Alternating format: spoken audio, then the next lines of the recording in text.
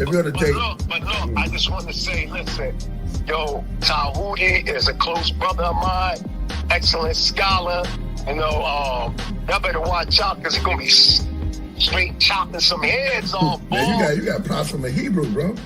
The oldest known spiritual book to speak on the afterlife.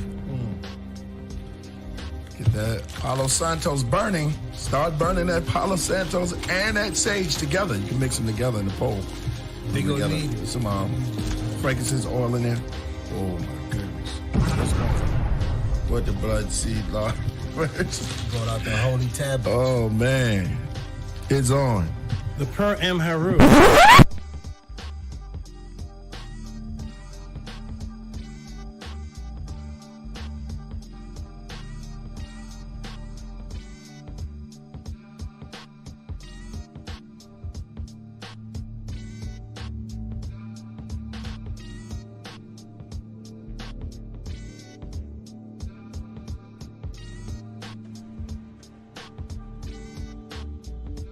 Coming to you live. He has been teaching for over 20 years. A 9-0 record in official public recorded debates.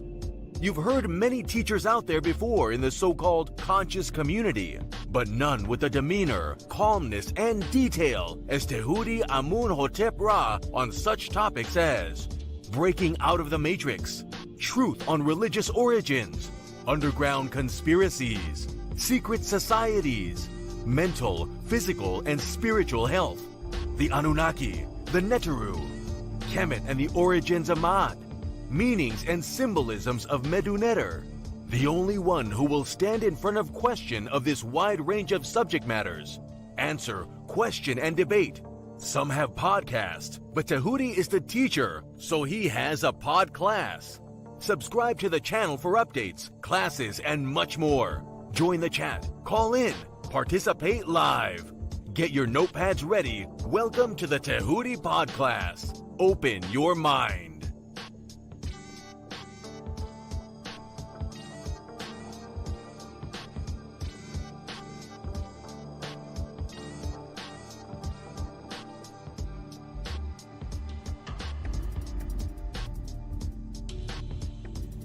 He has been teaching for over 20 years. A 9-0 record in official public recorded debates. Correction.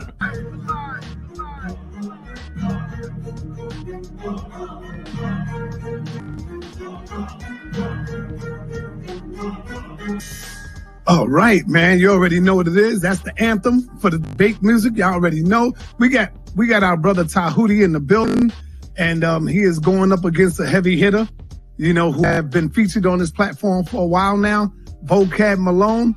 I don't think Vocab, I hope Vocab put in his homework. I hope he knows a little bit about Tehuti and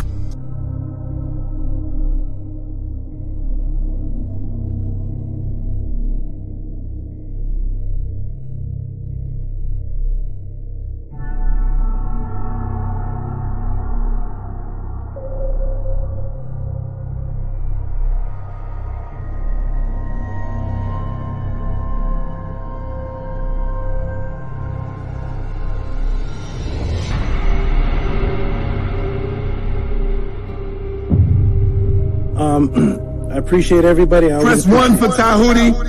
Press 2 for JJ, y'all. Yes, I appreciate always being here. It's fun, it's educational. It's good to hear all these crazy views and just hear where people are coming from. Peace and love, everybody. Check me out every Friday, 7 p.m. Pacific on the Tehuti podcast on YouTube.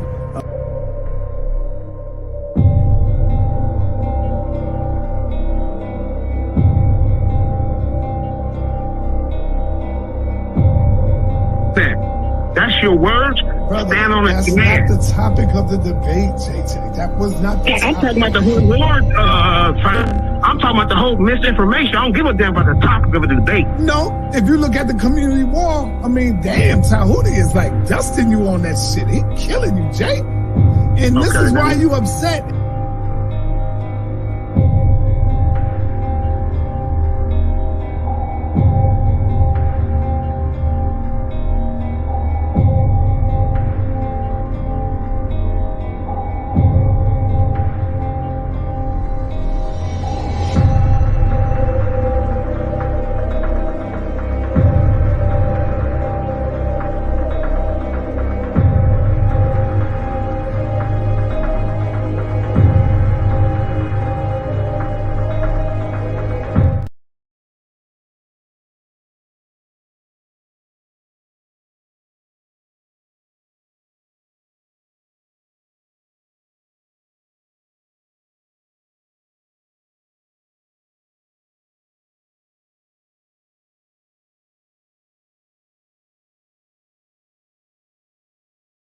Correlation of her not being a literal person with having the sun on her head. I'm trying to link in why you're bringing up the sun is on her head.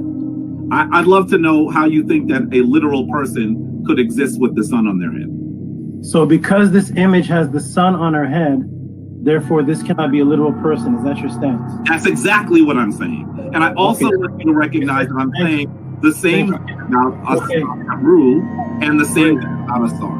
Okay, great. Can I screen share, please? Yes, sir. So it's the brother Jabari. Remove Jabari. Sorry. Okay. The brother Jabari stance is that because this image has a woman with her son on her head, her stance is that that makes this woman not real. When I asked him if that was his stance, he said yes. I'm going to screen share, please.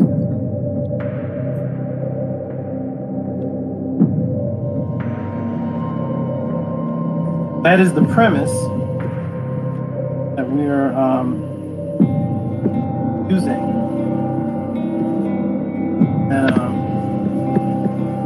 I want to know is was Anksenamun a real woman, Jabari? Yes or no? Anksenamun, or was that a myth?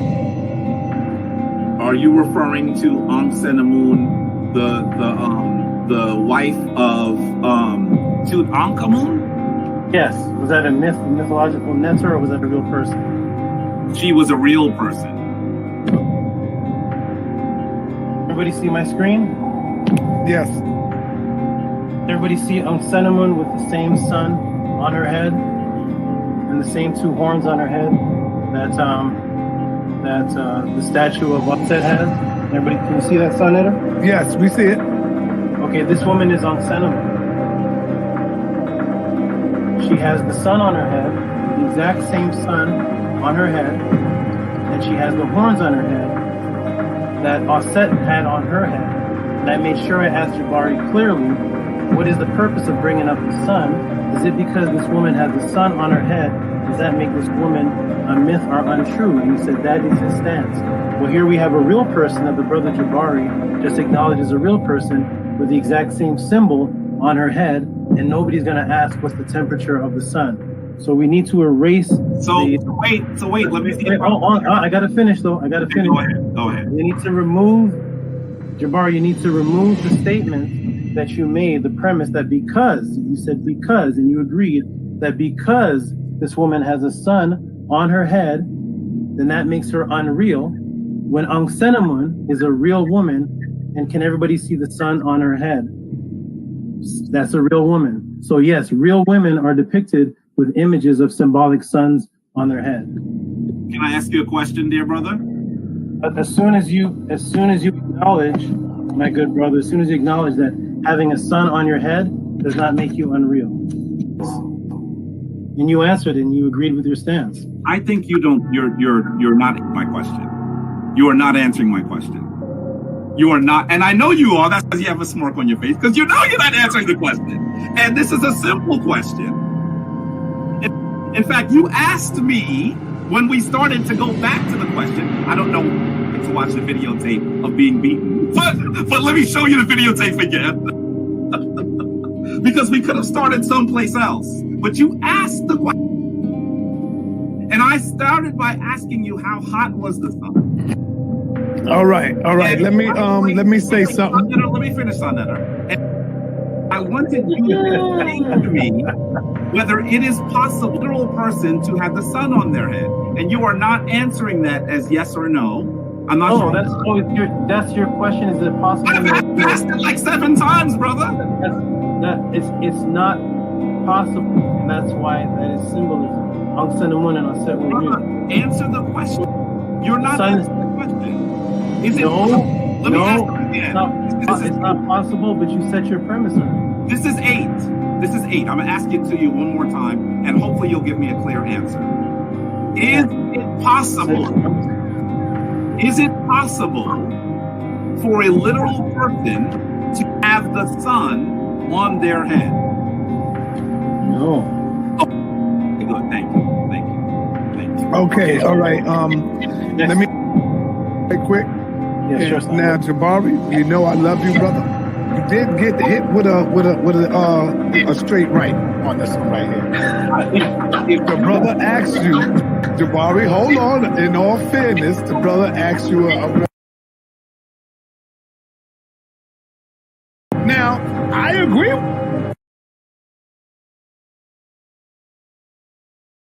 But because of the answer to you when he asked you the question, you definitely said the woman have a sun on her head. She can't be real.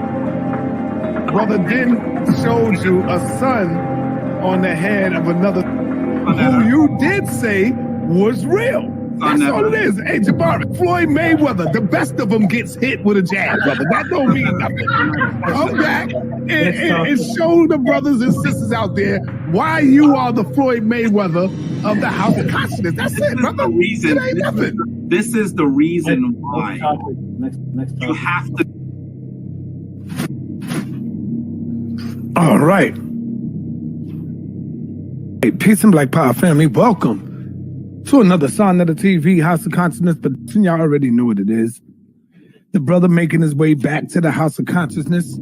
He is now official House of Consciousness member.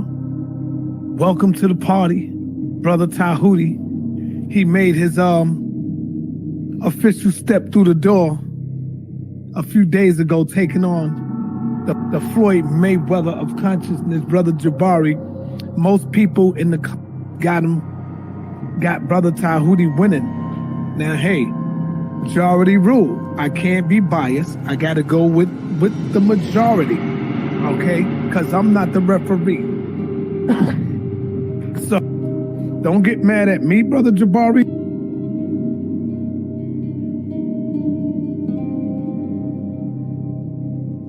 Oh, man.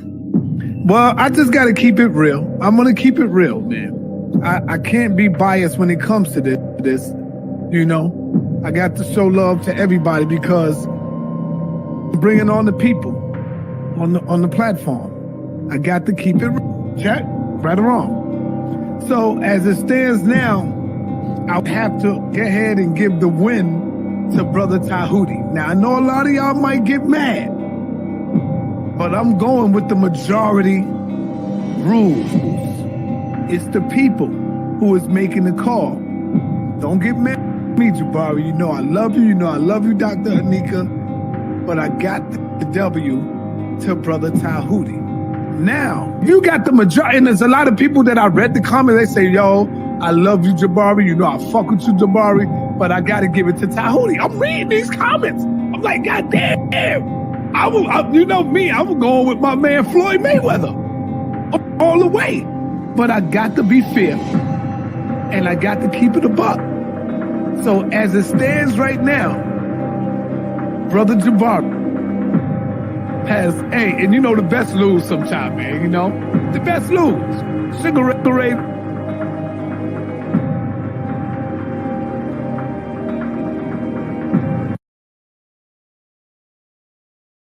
See, when you look at Floyd Mayweather, in order to beat him, you got to knock him out. In Tehuti's, you gave Jabari a little knockout hit. You know what I'm saying? Because you caught him. I'm going to be real. You caught Jabari in that opening argument when you asked him about the son. I got to give you that. And then you caught him again later on when you asked him about something else. I'm giving you that. How could I be biased? Everybody know I fuck with Jabari. See, when you look at Floyd Mayweather, in order to beat him, you got to knock him out. In Tehuti's, you gave Jabari a little knockout hit. You know what I'm saying? Because you caught him. I'm going to be real. You caught Jabari in that opening argument when you asked him about the son. I got to give you that. And then you caught him again later on when you asked him about something else. I'm giving you that. How could I be biased? Everybody know I fuck with Jabari. I just gave Floyd Mayweather his first loss to this brother.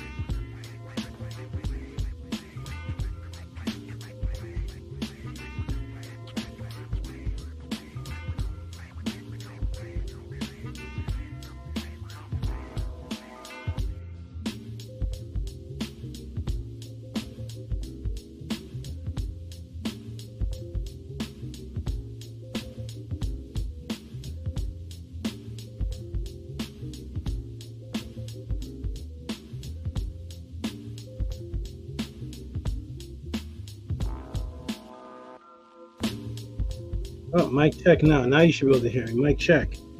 Now you should be able to hear me. Mic check, mic check. Press a 9 if you can hear me now. Press a 9 if you can hear me now.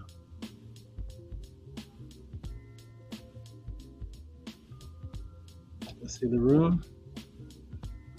Okay, can you hear me now? Press a 9 if you can hear me. Okay, press the 9s. Nice. Okay, there we go. We got the mic up. Wonderful. We're ready to start with another good one. Let me give a shout out to the people in the room, and then we will start.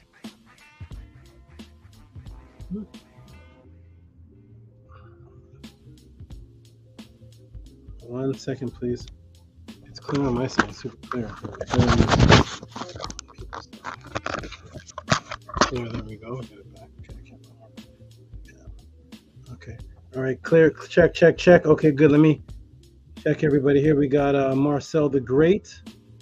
We got Stephen E. Shout out to Marcel the Great. Shout out to Stephen E.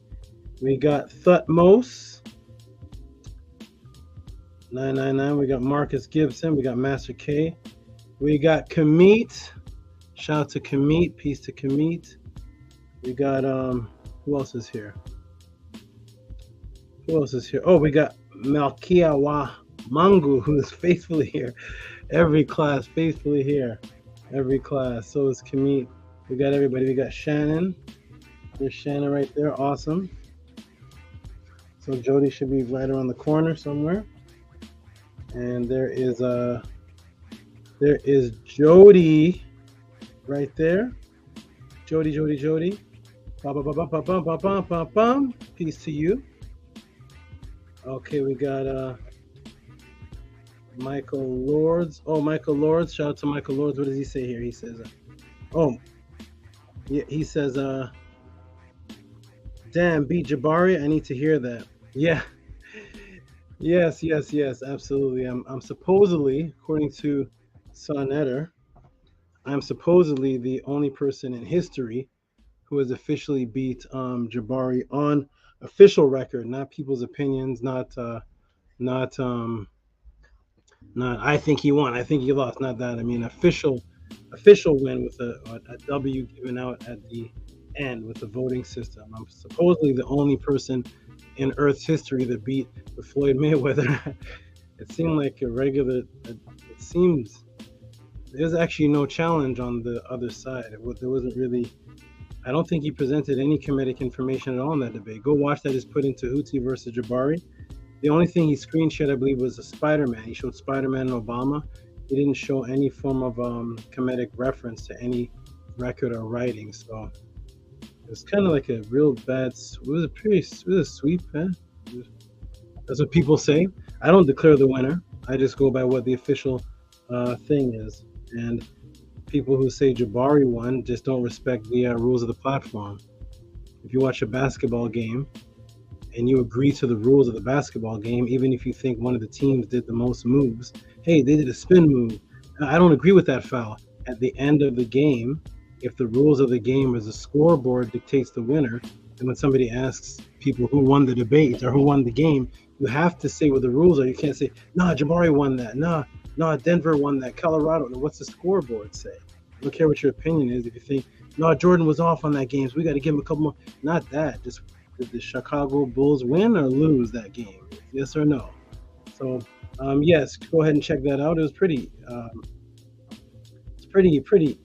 easy, actually, pretty simple. Shout out to everyone there. Shout out to hey Nema. Shout out to Nema. And by the way, that's the first time and the only time I believe in recorded history in the Kemetic community that debate has ever taken place. That I've seen since the days of Dr. Ben, Dr. Clark, to Ashar Kwesi, to Bobby Hemmett. I don't believe, or I've not seen in history, there's ever been an official debate on were the netters real according to the people of KEMET. I believe that was the first and only one and done. Sonetter wanted part 1, part 2, part 3, season 4, season 5, episode 8. And I was like, no, I won and it's over. On to the next debate, on to the next topic.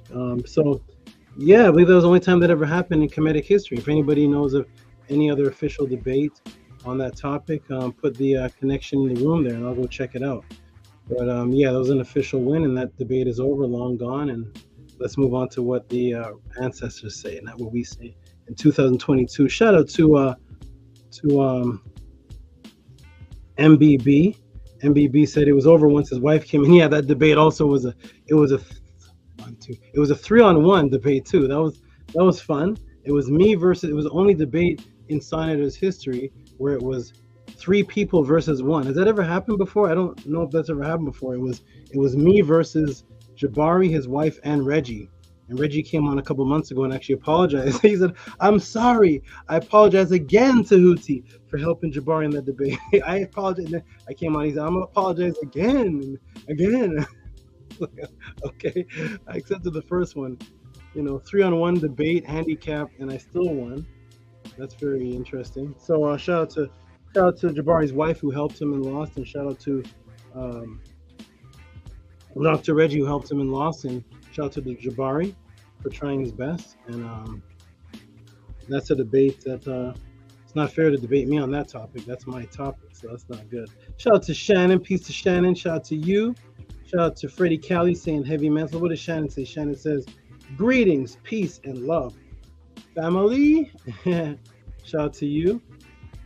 Shout out to KEMETE who says, peace of mind and ka to SABA Tehuti, moderators, and the entire pod class. That's right. Shout out to you. We got, who's this? Who's this person here? Oh, Vinny, official beats. I can't really see everybody in the room. My eyes are very tired from doing a lot of work and putting things together. Peace and love, family. At all the way from South Africa. Shout out to you, all the way from South Africa. We got Harassed Did For Ye Culture. Shout out to you. We got FSK who put something, I don't know what that is, but shout out to FSK. Shout out to RPM. Take a Kepara, you're going to love this one. It's another one. It's another one. This is it. This is it. This is going to be really, really, really good. Shout out to Stephen E who says, Uncle Jasaneb, everyone. Glad to be back here waiting for class. I'm glad you are back.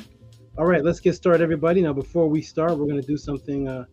Shout out to Salute Champ who came in first time and asked his question and then missed the answer opportunity for me to answer a couple of times and then came in and got a great answer that he liked and appreciated.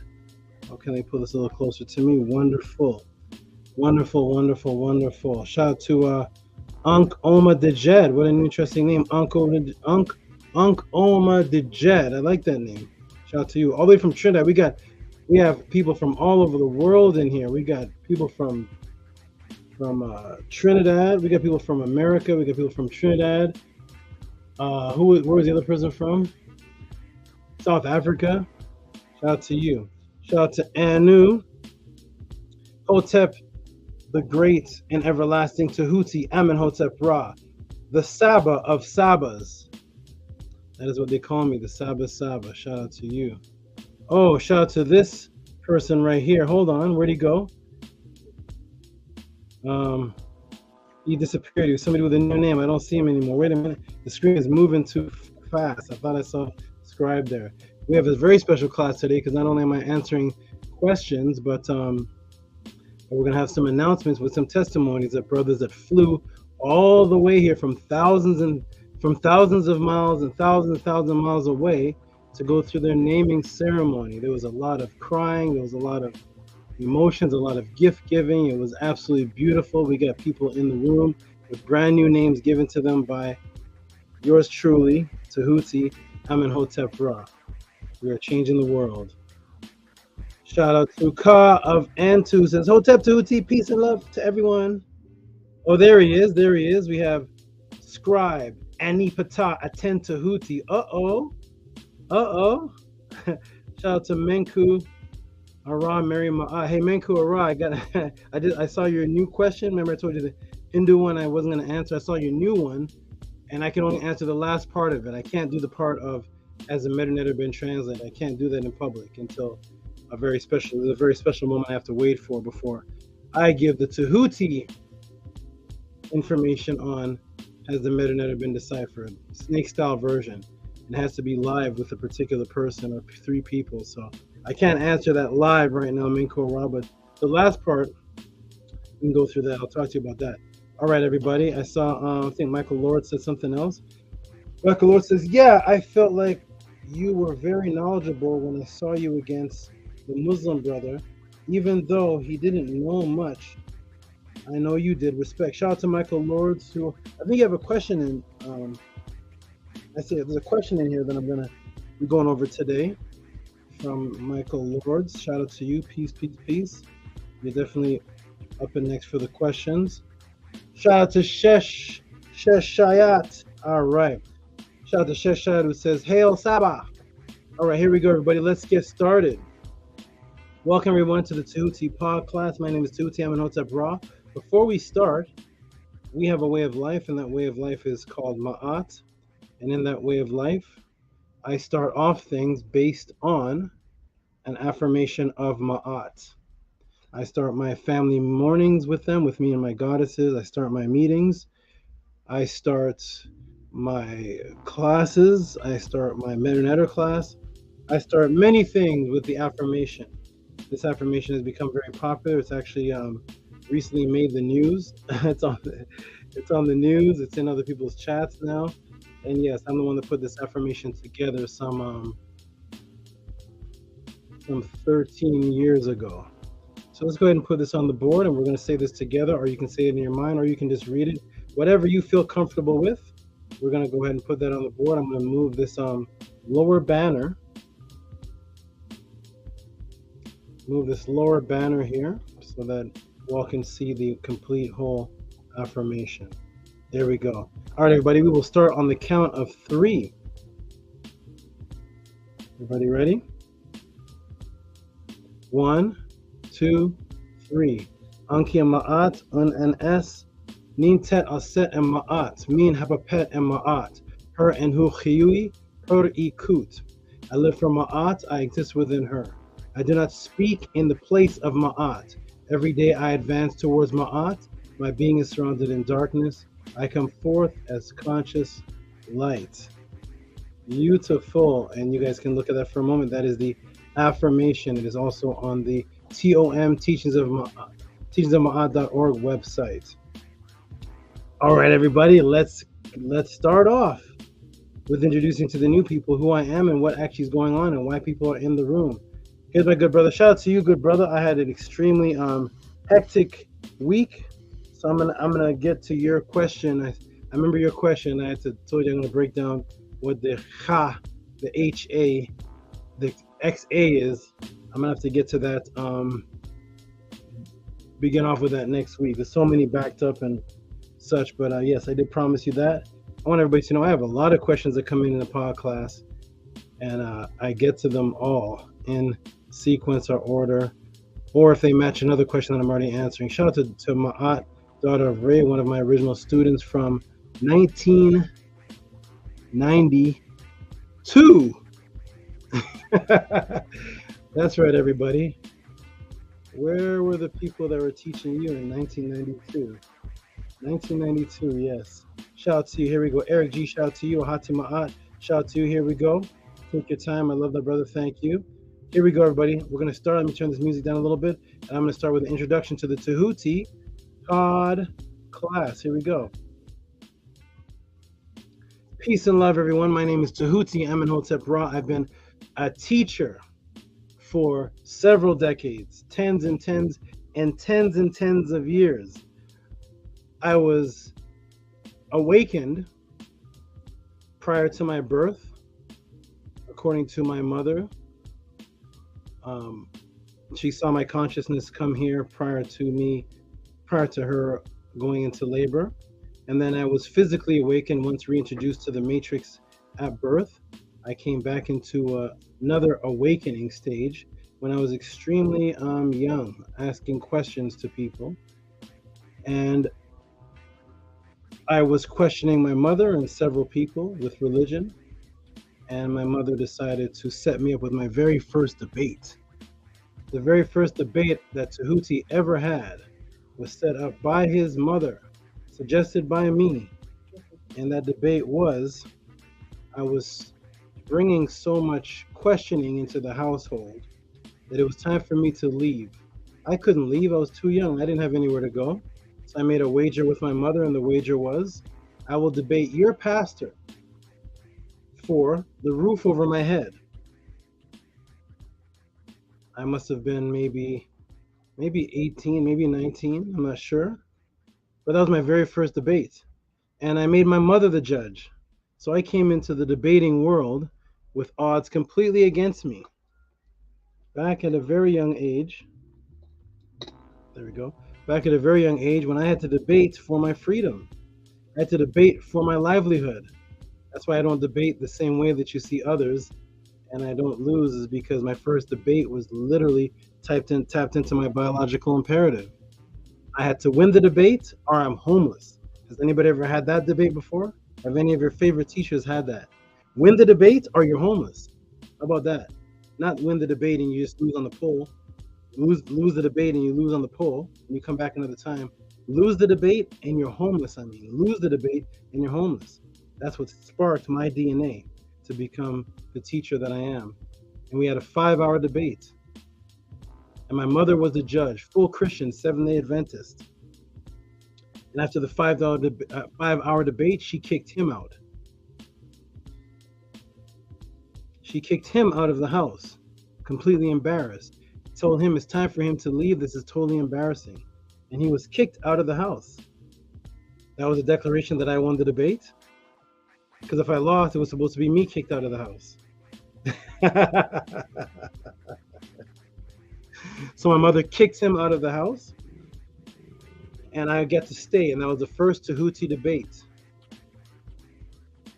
And then I was legally removed with a restraining order from all Seventh-day Adventist churches and property within a certain vicinity, with a legal notice from the courthouse and a notice of restraining order on my door from any Seventh-day Adventist property from the judge, issued by the pastor that I beat.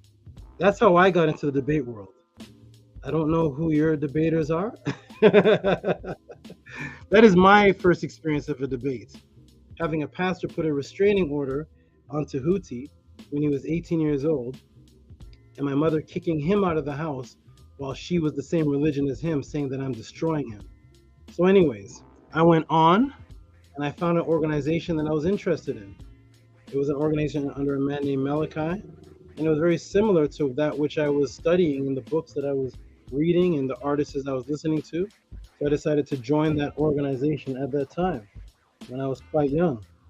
I joined the organization and I became, I accelerated extremely fast to becoming what they consider the best teacher, announced by him.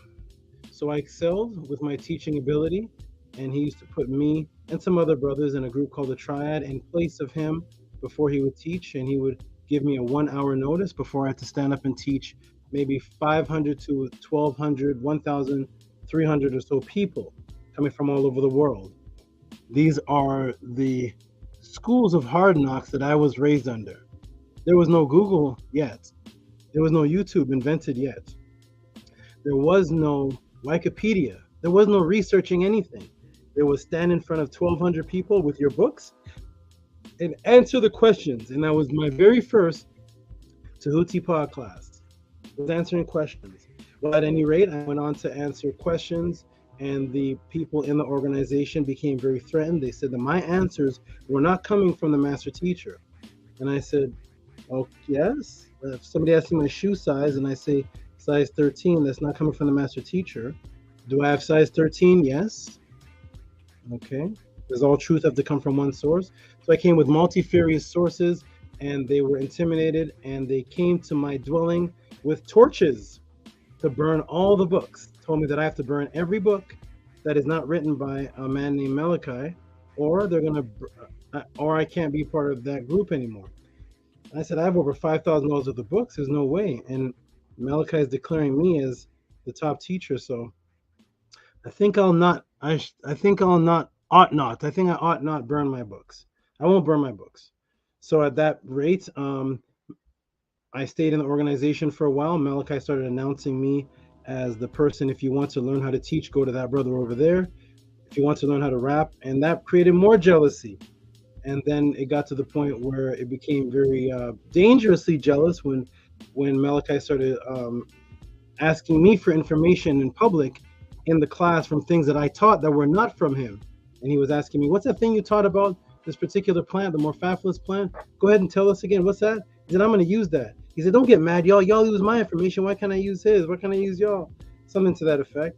So he started openly taking from my class, and that became very, very strange in the organization. And then the final straw was, he said, he discovered that I have the snake style back in 1998. And he said, hey, Amenhotep Ra, go ahead and ask me the question the way that you ask questions. Go ahead and ask me how you ask questions. And I started asking a question to him. He put one arm up like this. He put another arm up like this. And then he put his head to the side and he said, see, he's crucified me. He said, a student gets to a point where he outgrows and passes the teacher. How can I answer these questions? Something to that effect. And so that made me know that I was just a visitor. I'm not meant for an organization of such. I was already enlightened, and I surpassed what was happening there. So I left. And when I left, I started teaching the brothers finance and business. I started teaching finance and economics. I started taking my knowledge and putting it towards studying bodybuilding supplements and vitamins. And I went onto the boards, onto the bodybuilding and fitness boards as a guru, as Tehuti'S the guru. I was Pharaoh Flex, and I went on there and started answering everybody's questions as if I was a doctor. They got faith in me, and they wanted to order supplements from me. I had nothing, so I created a list based on other people's lists, and I sent it out to 100 people. People started making orders, and I had no product. So I had to create a situation where I had to find who has the products, who has the access to these companies, how can I get them? And one of the people on the chat board said, he trusts me, he feels my vibration through the computer. And he met up with me, and he dropped all the jewels and gave me all the access to supplements where I can get them, the wholesalers, the ones that aren't even here yet, all type of things. And he told me that this is for his family, this is for him and his circle. And if he finds out I reveal any of this information, he met me up on the docks with all the steam and all that. He said he's going to put me in the docks with the cement shoes on. And I said, okay, you look like Steven Seagal. So I pretty much believed him. He definitely let me know that he was weaponed up, and his name was Hitter the Hitman. He said, why do you think they call me that? I said, I'm not sure if I want to know right now. You tell me from a distance. So anyways, met that hitman there, and he gave me access to a lot of things, and I took that business mind and I went back to the organization, started teaching them business, learned real estate, started teaching them on business. I said, I'm not going to teach you information anymore, but I can teach you on how to come out of living in your car and how to come out of poverty. So I started teaching them that, and then eventually they did a bad deal and they robbed me with the sister of the master teacher. Ended up robbing me on a real estate bill. So I cleaned my hands of them. I said, I can't deal with you all. You're intimidated by the knowledge, and I can't bring you finance. So I went into complete seclusion away, and I started just teaching my goddesses and my family. Anyways, what happened after that? I moved. I was in Atlanta. I went on this thing called Pal Talk, and I was debating and talking to Hebrew Israelites, and then they started threatening my life because their women wanted to join my family. And I said, well, I'm just here to teach. And so I came out of that, and I moved to Canada, and then I moved to California. And when I came to California, I was pretty much secluded. I only taught my goddesses, and I taught a couple people on the beaches until I came across a brother who's probably in the room right now still. His name is Ahati Ma'at, and I came across him. He was an ex-Hebrew Israelite or a Hebrew Israelite, and he started asking me questions because he saw my paraphernalia, heard me breaking down some things, and I started teaching him ever since. And I was teaching him privately. I would not go into the public. I was just teaching privately. And so one day Ahati said, you know, there's people on YouTube that are just, oh, they're off. Yo, Tehuti, they're nothing like you. You need to come on YouTube. And I said, well, I will. But I said, I want to get a program where I'm in different boxes. I didn't know there was StreamYard yet. I said, find me a program where I can go on different boxes and I'll talk to people, maybe debate or discuss with them. And so he came to me eventually and said, hey, there's a group out that has that. They're called the Lions Den, and they want to actually interview you. So I went on an interview with them, and in the interview I got challenged to a debate with their champion. They set a debate for me to lose, 4 Christian believers, 4 Bible believers, and 1 Kemetic, and the debate was Kemet versus the Bible, with 4 Bible believing judges and 1 guy into Kemet. And I was supposed to win that.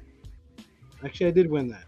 So I ended up beating him, became the champion. I didn't even know I was there for a debate. I was there for an interview. I became the champion of that Lions Den, and they kept bringing me different people. They were trying to bring Hebrews. No Hebrew wanted to debate me. The owner was like, listen, we got a Kemetic man on the throne, and we have 30-something thousand people in this group, and none of you Hebrews want to take him off the throne, and none of the Hebrews wanted to debate me. So they started bringing me other kinds of people, and I said, you know what, bring me more. Bring me some give me some variety. And I ended up beating, according to the rules, not according to my opinion, not according to your opinion, according to the rules, ended up beating everybody they started bringing to me, all the West, all the guy named Commission, there's some guy named Truth Minister, had something with him. I don't even remember what happened with him, but that was pretty embarrassing. And then they said, we can get you a guy named Jabari. And I said, I don't even know what that is. I had a conversation with Jabari. I was like, cool. And then Sonetta wanted to interview me. And then I went on an interview. And when I went on the interview, the Cheers Jabari comes on the interview and challenges me to a debate. At that point, people, Sonetta people like, this is Floyd Mayweather, man. I don't know. You're brand new. You just give it. I think I was the first person to come into the House of Consciousness, and my very first debate is Jabari. Did that happen before? Do you come into the House of Consciousness? I don't know, but I come to the House of Consciousness for an interview, and my very first debate is the Floyd Mayweather. So I ended up debating him, beat him. They brought me Zion Lex, according to the crowd, beat him. I had West, beat him. Vocab Malone, beat him. JJ 7000 challenged me after vocab, beat him 84 to 16%. And I was just beating everybody. Then I went on to the Killer Priest podcast, and that's what's going to start the Tehuti'S podcast. I went on to Killer Priest for an interview. And after the interview, Killer Priest gave me his show to do the next day. He didn't show up. He said, you go ahead and do it. I did it and interviewed Mighty Hebrew. And I was the host of the Killer Priest show the second day I was there. That was interesting. And then after that, the person that's his partner challenged me to a debate. I was like, oh, all these debates, people haven't challenged anybody. Okay, everybody challenging me. Russell challenged me to a debate. Had the debate with him. According to everybody watching, I beat him.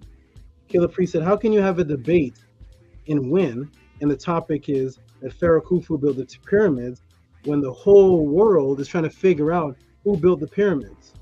So the whole world is trying to figure out what this mystery of the pyramids, and you have the answer. If you have the answer, you should be on National Geographic. You should be the one. The pyramids should not be a mystery anymore. If Rasul knows how the pyramids were built and Anquest knows how the pyramids were built, there should be no more mystery now because they have the answer. So obviously that was a wash.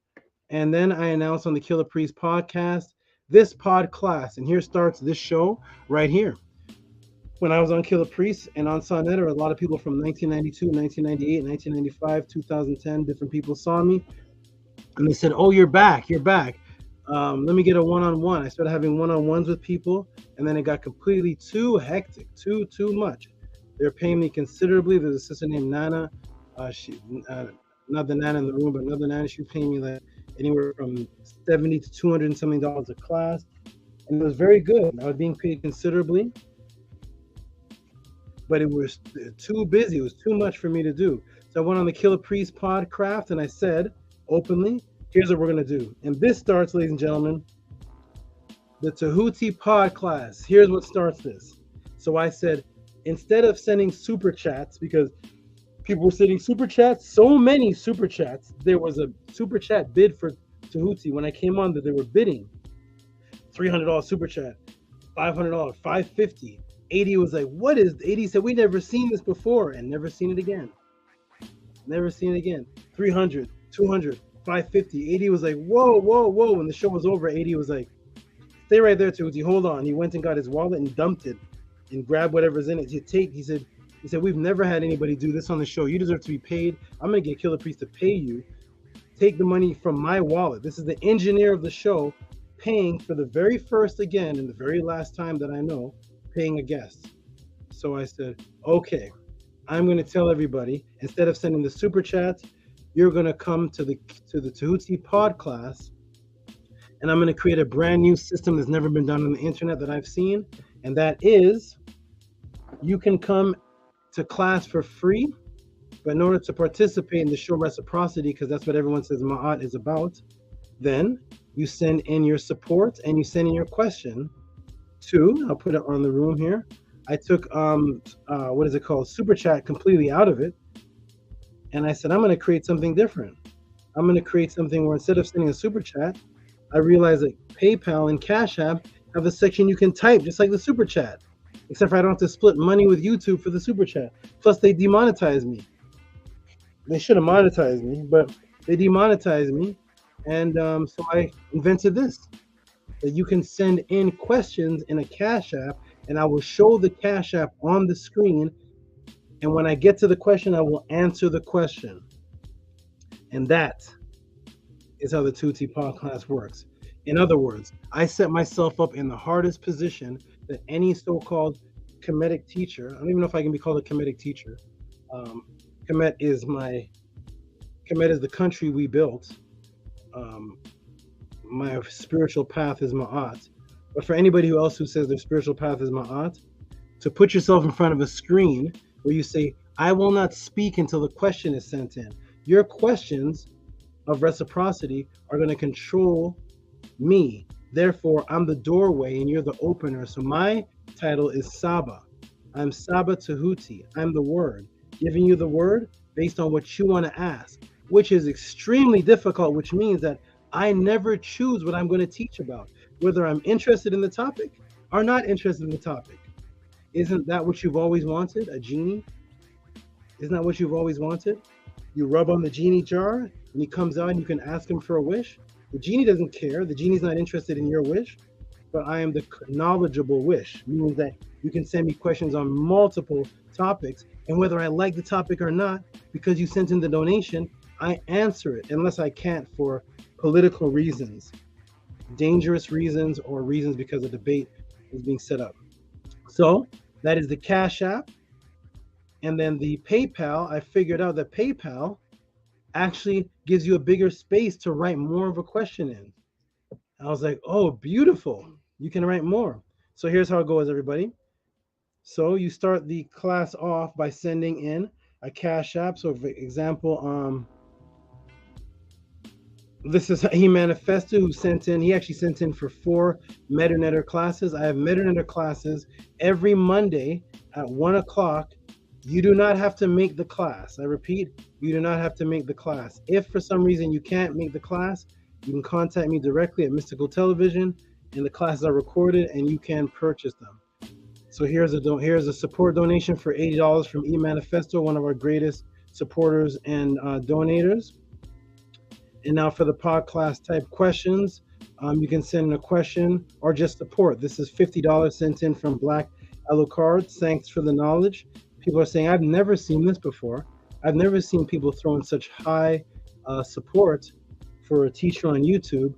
For the new people that are in the room, such as Salute Champ, who didn't know who I was, such as Michael Lords and people, Malika Y. Mungu, who didn't know who I was. When you see me answer a question, you can let the other new people in the chat know this is not what you've seen before. The quality is completely different. So people send in support because this is all I do, and I do it for you. So for example, here's one, $20. It's from eManifesto again. And it says the importance of totem poles. So you can see the wide variety of questions asked, questions about totem poles. What's this one here? Oh, just for being the superior teacher from Nito Campbell. Always donates in sets of 9s. This one here, who's this? This is $10 sent in from an anonymous person. You can send in a request to be anonymous. Who's this? This is Stephen E. This is Raphael Gary, who sent a question in. Look at the variety of questions. The last one was on the totem pole. This one is, does the white man come from a black woman or monkeys? Like I said, you all control me. I am your servant. You send in your Cash App, you send in your PayPal, and I answer the question. I answer the question as if it's my specialty, and I've been studying it for years. That is how I answer these podcast questions. So that right there is Raphael Gary. Okay, Beged Leisure sends in this long one. I found it on PayPal. You can actually send in even more words. You can send in full paragraphs. Beged Leisure sent in a donation, and he originally started asking me about out-of-body experiences and how to become immortal, how to not be stuck in the physical world. His mother passed in his arms while he was talking to me, texting me. This is a brother that got attached to my teachings watching the Jabari debate. He watched the Jabari debate and he said, I'm with him. So his mother passed, rest in power, move around in peace. And he wanted He said that's his only person he's close to. He did not want to cut off connection. Tehuti, can you teach me? Can you show me how to reconnect with my deceased mother? I said, we set up one-on-ones, and we shall do that. Other people say, that's pseudo. Pseudo is a mythological pseudo. There's pseudo-mythologicals, and whatever they say. And as they're yelling pseudo-mythologicals, I'm actually having people contact the deceased, having people have out-of-body experiences, quadrupling people's income. They get pseudo to pseudo to pseudo. And so I had my one-on-one sessions with him, and lo and behold, he found a way to have his mother contact him and come into the room and have experiences with him. And he is a completely happy, changed man. And now he doesn't have to cut off his communication and connection with his deceased mother. That is what we do here at the Tehuti pod class. Okay. So there it is. Shout out to Robert Williams. What show was Raphael Gary's question? I don't. He has one tonight. He asks questions every week, I think. Every week he sends in a donation, or he used to. One time he sent in eight in one day, I think, 8. So you send that in, and that starts the Tehuti pod class. Now, you will see some people, some beautiful people. These are the people that I trust. And there are people in the room with wrenches. And these people in regular chats, they would be called moderators. Well, thanks to the brother, I think he's in the room right now. His name is Stranger. He should be in the room right now, yelling out SABA ranks. Thanks to him, he created a new word, and that word is from the word ma'at, and that is the ma'atarators, which is Nania Setmer, Ankia Ma'at, Ahati Ma'at, and the scribe, who will be announcing his new name for everybody. And this is the brother here that I helped contact his deceased mother. He says, Tua Saba Hotep always. Absolutely, brother. I'm so glad you can continue your relationship with her. And I want you to know that the Netra are real, the deceased are real, all of our ancestors are real. None of them die. None of them are gone. Understand that. They are conscious beings, and they are here in multiple different forms. That is what I teach, and that is what I've proven and shown through my students' testimonies. Okay. Tiger, nice grip. You are super strong. So I have my animal guides before we start. This right here is Tiger's Eye. I'm going to put him on the screen. Shout out to the moderators. So I was raised around animals. That is one of the ways that I obtained my teaching debating ability, was being raised around animals since I was about 7 years old.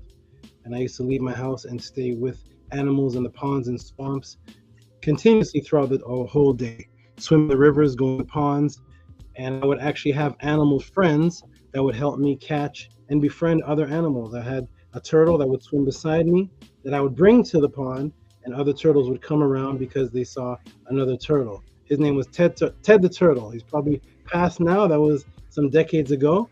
But I have animals that are my energy points, and they also keep me calm. It's very important to keep calm around these particular animals, because if you're not calm, they won't be calm. And if they're not calm, things aren't good. So this is Tiger's Eye. You can see he's designed with the shape of what people call the Tiger's Eye. I will be releasing his Kemetic name soon. And this is the same print that you see the Kemetic priests wear, which is actually the caracal cat print and the panther print. I can do a class on that if you send a question in. And that's why snakes are called Pantheropus, their scientific name. Some of them are Pantheropus from the word panther, because their print is actually cat print, and from opus from a pep. All Kemetic, the cat print from the scribes, and the priests, and who they were fighting a pep. And from there came Pantheropus. All right, so you can see the beautiful design of the panther and the caracal cat on Tiger's Eye. There he is right there on my hat. This is Charlotte. She's almost the size of the hat, and yes, she's absolutely real, and she represents subatomic string theory, which I've done many classes on that. The webbing goddess, webbing energy that you can't see, which we may be talking about today. So let's get good brother. Here's a new brother. Melkia says, wow, absolutely amazing. Israel, Egypt says, I got box turtles. Those are my first favorite land turtles. Those are my first favorite box turtles. Yep, those are my first favorites. Box turtles were my first amazing favorites. The sweat? Okay. All right, so here we go, everybody. We're about to get started with the Tehuti pod class. Press a 9 if you can hear me. So everybody, once again, send in your support.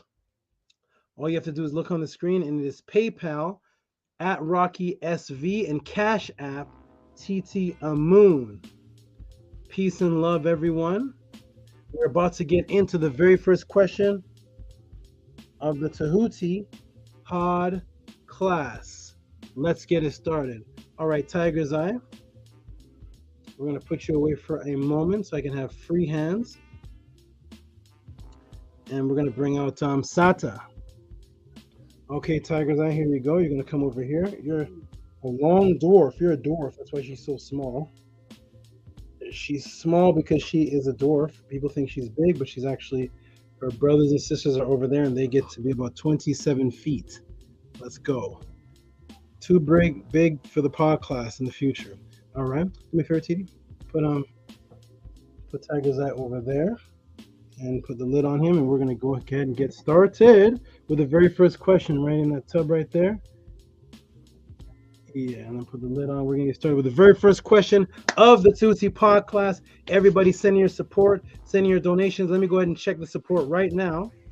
And new people, if you're new in the room, press 8. If you're new in the room, press 8. Press 8 if you are new in the room. What's up, JP? What's up? What's up, Ninty? What's up, people? If you're new in the room, press 8. Do we have any new people in the room today? I want to know. I want to know if any new people are in the room today. Any new people in the room today? Okay. Everybody ready? Here we go. Marcus Gibson, you're not new. You're not new, Marcus Gibson. I don't know. How new are you? I've seen you a couple times, but shout out to you, Marcus Gibson. Maybe I'm just used to seeing your name. Who knows? Shout out to you. All right, everybody. We're about to get into the very first question of the Tehuti pod class. I'm going to check the inbox, see the donations that were given in the support. I see a couple so far, just a couple so far. I see a really big one. So everybody, I'd like you to know again, not too new, yeah. Nice. Not too new, but new. Okay, everybody, here we go. So the support again. And I know after I answer this first question, you will definitely be sending in your support. Let's get to it, everybody. Okay, is Raphael Gary in the house? Is Raphael Gary in the house? I believe he has the very first question. Is Raphael Gary here? He's usually in the cut, and he usually comes out when I mention him. He doesn't type a lot in the room. He saves that for the other chats. Is Raphael Gary in the house? Let me go ahead and put the question in from Raphael Gary. Let me put that question in. The very first question of the Tehuti pod class. New people, if you've come in the room, when you come in the room, the PayPal is at Rocky SV and Cash App is T.O.M. And here is how Tehuti answers questions. This is reciprocity. I tell everybody in the room that your waiter does not have to ask you to tip him. You tip a waiter for walking 25 feet to bring you food that you paid for. You paid for the food. The chef makes it. The waiter walks 20 feet towards you, and you throw a 20 or a 10 down for the waiter.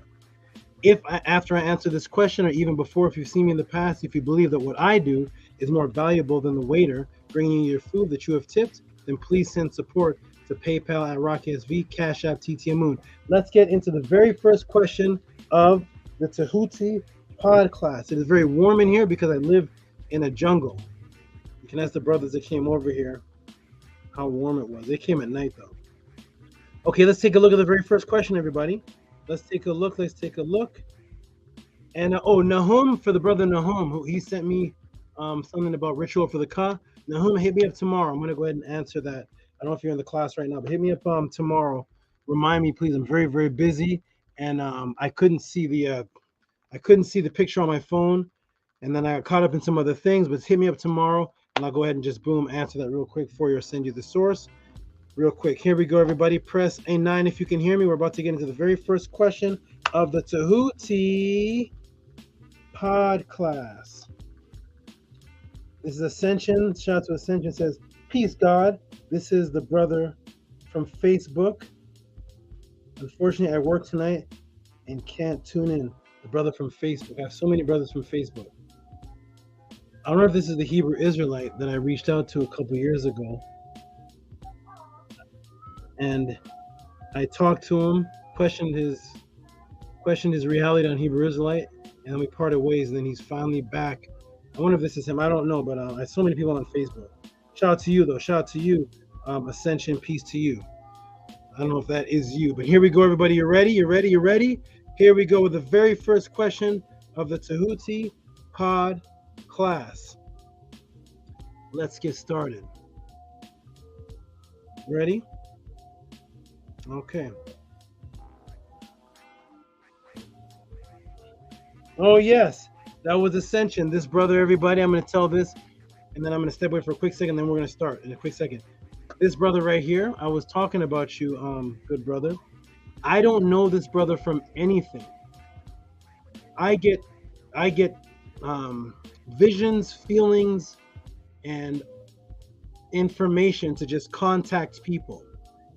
So one day, I was just looking through Instagram at hundreds of Hebrew Israelites. There's hundreds. And I said, this brother, I'm going to send him a message. I'm going to talk. Me and him are going to talk. I'm just going to send him a message. And I started talking to him. I didn't know him from anything. He's not an old friend of mine. He's just a random person on Instagram. Talked to him, challenged his beliefs. He, of course, challenged back and then questioned and came back and haven't talked to him that was about 2.5 years ago. And he just contacted me recently, said he became a captain of the group, and now he's all for wanting to learn about KEMET. Give him a round of applause. This is Ascension, who was a Hebrew Israelite that I just randomly scrolled through. I do that sometimes, everybody. I pick people. I just pick somebody and say, that's the person. It may not be when I talk to them now, maybe 2 years from now, 5 years from now, but I'm going to plant a seed in that person just randomly, like that guy called The Greatest that comes on TikTok and just throws money to people. That's me in the conscious world. So here we go. Shout out to the brother. And here he is. It took 2 years. It doesn't matter. He's here. Tehuti planted the snake seed, the seed in the mind to grow, and boom. Shout out to you, my good brother. Catch us whenever you have to go back into work. Catch this on the rebound. Here we go, everybody. So the very first question of the Tehuti pod class. Here we go. We're going to go on share screen. We're going to go to Windows. Which window is it? Who are we? Let me actually take it off share screen and see which window I'm going to be showing. No, not that one. Not that one. KEMET. No, not that one. The KEMET have legal system. Not that one yet. RAFAEL Gary.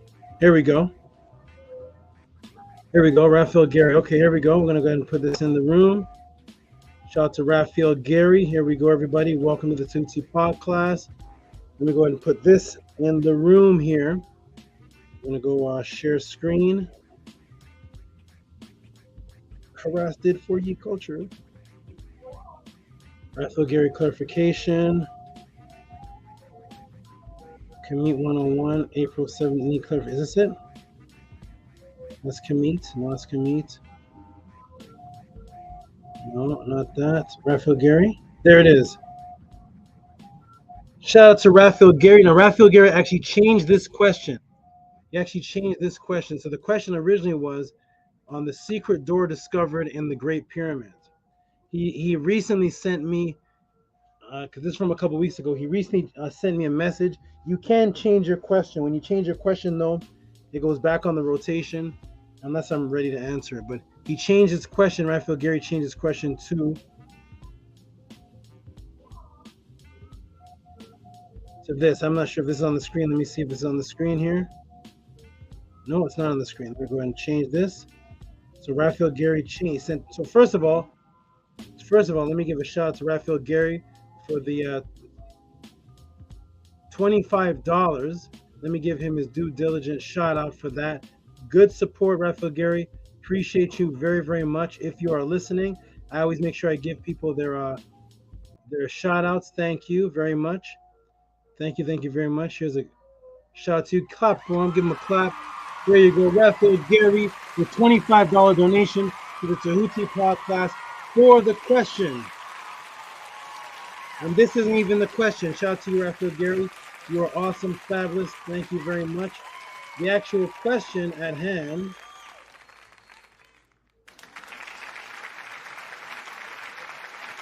is this right here.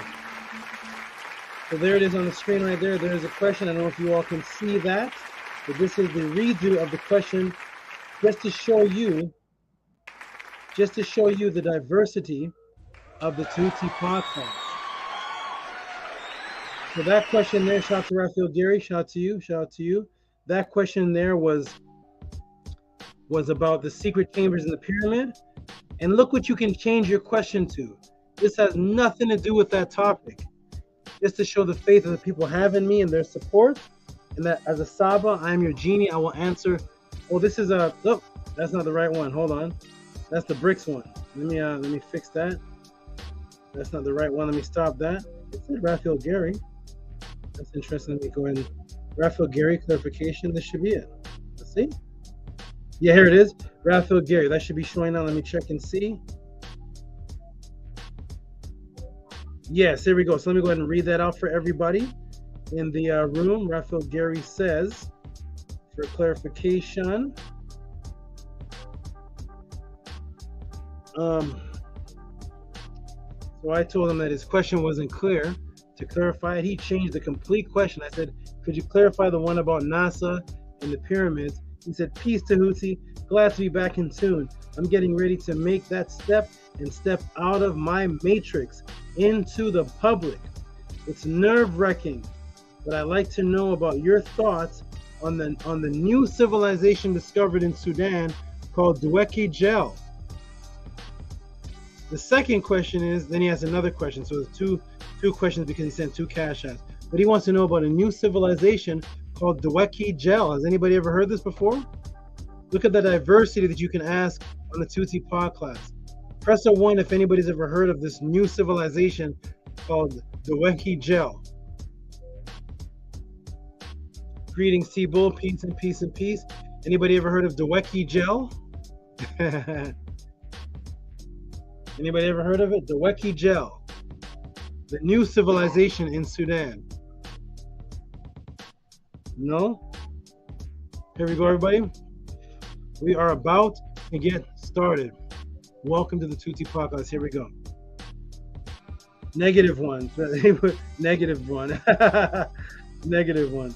Never heard of them. That is a diversity. One moment, everybody. Hold on. I'm going to stop the cam for a second.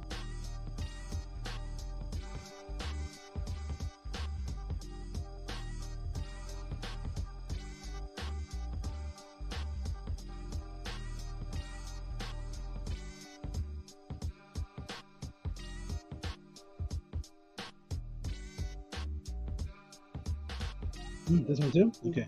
Here we go, everybody. We're about to get started. You all ready? Here we go. I'm going to come to the screen in just a moment. On momentum. Never heard of them. That is awesome. Here we go, everybody. Doukii gel. What in the world is Doukii gel? Raphael Gary, I don't know if you're in the room. If you're watching, press a 9 if you can hear me. Doukii gel. Angela Gates says nope. Strainer says never heard of them. T-Bull says -1. Anybody heard of Doukii gel? Here we go, everybody. You ready? Thank you all. Let me come back to the screen. Thank you all for the faith in having me as your SABA, because you can send me a question and not even know if I've heard of it.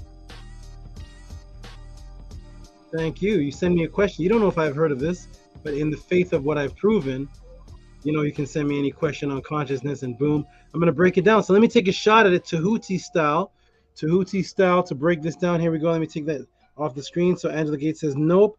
Carolina Mencia says peace. Sheshayat says ready, Saba. Here we go. Welcome to the Tehuti pod class. Let me go entire screen share. Entire screen. And here we go. Boom. Everybody can see the screen. You can hear me. Press the 9 just for the last check, because once I start, it is on. Once I start, it is on. Press the 9 if you can hear me. I'm going to come off for just a second. Put this. Press the 9 if you can hear me. I'll be right back. I'm putting the screen up. Press the 9 if you can hear me now.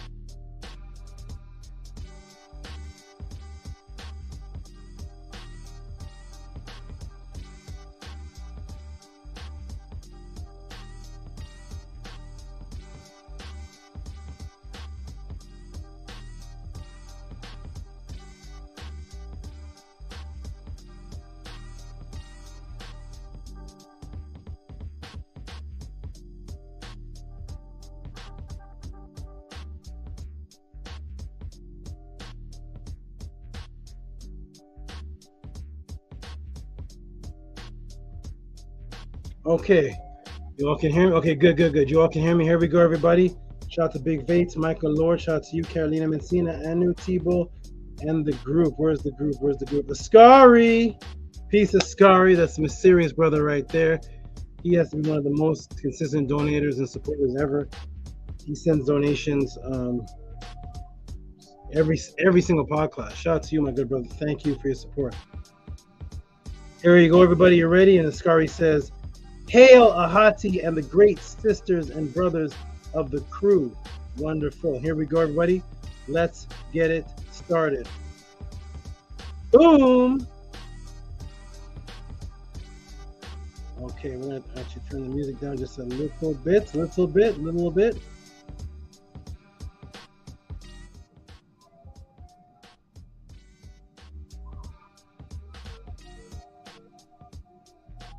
Here we go. Ready? Boom. A very interesting question. A very interesting area has become a focus along the Nile. This has recently been called Doukii gel. Let me show you one of the many topics of diversity that can be sent into the Tehuti'S pod class. Let me show you. Here we go. Here it is. Doukii gel. Looks pretty normal. It's an area in what people through slavery call the Sudan right now. It's pretty normal. It's okay. See some trees, some grass, some dirt. Okay. It looks normal, but as we take an aerial view, we will see the actual technology and intricacy of the design. Let's go skyward. Let's take an aerial view, and now everything changes. Boom. That was completely different, doesn't it? That is what people call Doukii gel. And Raphael Gary's asking about this new civilization. Tell me about the new civilization in Doukii gel or Doukii gel. Doukii gel in the Sudan. Here we go, everybody. Ready? There it is. Okay. And even further back. Let's go back further. This area is humongous. We go back further. Look how big it is. There it is right there. Full plateau. Doukii gel in the Sudan. What is this? What are we looking at here? And of course, only here at the Tehuti'S pod class will you get the explanations of intricacies, technology, and the echoes double symbolism you are looking at here. So only here you're going to get the information on the technology, the intricacy, and the echoes of double symbol, duality symbolism that you're looking at here. But first, let's get into this name history and the timeline of the site. Get your pen and your pad out. Welcome to Tehuti'S pod class. Let's get into the actual history of this site. Let's start off, of course, with the name. Doukii gel. There it is. Wonderful. Now first, this very interesting name, Doukii gel. What is that, Tehuti'S? Well, right off the bat, we see the letter L in the word. And as I've taught you on many occasions, The letter L is a recent addition from the Greeks to replace the letter R. Thus we know this is not an ancient Medu word, but a modern word used by modern tribes in the area. This was an area where the ancient people produced offerings of bread, beer, and meat. It was a food offering, celebration, ceremonial area. The loaves were made in terracotta molds, the remains of which eventually formed a hill. So after the terracotta molds, they piled it up, and then they formed a hill. Terracotta is naturally red, so the modern people call the area the Red Hill. When you say the Red Hill in their language, it's Doukii Gel. Boom, there's the first. So right off the bat, right from the very beginning, let's deal with the name that they're giving you. Is not the original name, but is a result of what was left from terracotta pottery that was used to mold bread from people that were there before, and recent people saw it and they called it the Red Hill. But obviously the original people that were there for their cultural and spiritual reasons wouldn't call it the Red Hill, because they were the ones working on the pottery. They weren't setting this place up as to stack up terracotta. It was set up for their spiritual religious ceremonies, which had nothing to do with the Red Hill. Okay, so here's an example now. We go into what do we go into here, everybody? So first, let me do this. For the new people in the room, if you are new in the room, I want to let you know what we base things on here. One of our mottos here at the Tehuti'S pod class, which everybody should know by now, and is one of the differences between this pod class and all the others, is I go by ancestral artifacts over your religious opinion. Ancestral artifacts over religious opinion. Ancestral artifacts overrides and is over religious opinion. Okay, understanding that, let us continue. Welcome to the pod class. Here we are with the ancestral artifacts. We're going to go back into the Livorno Museum, E number 17499. We're going to go into 1997 BC, not the 1997 when Ja Rule came out, but the 1997 BC, and we're going to go to the tomb of Mechech. Okay, the tomb of Mechech, high official of the King Unas at Saqqara. This is 1997 BC, preparing bread for the feast in the Louvre, and this is now in the Louvre Museum in France, 17499. So here you can see the pottery,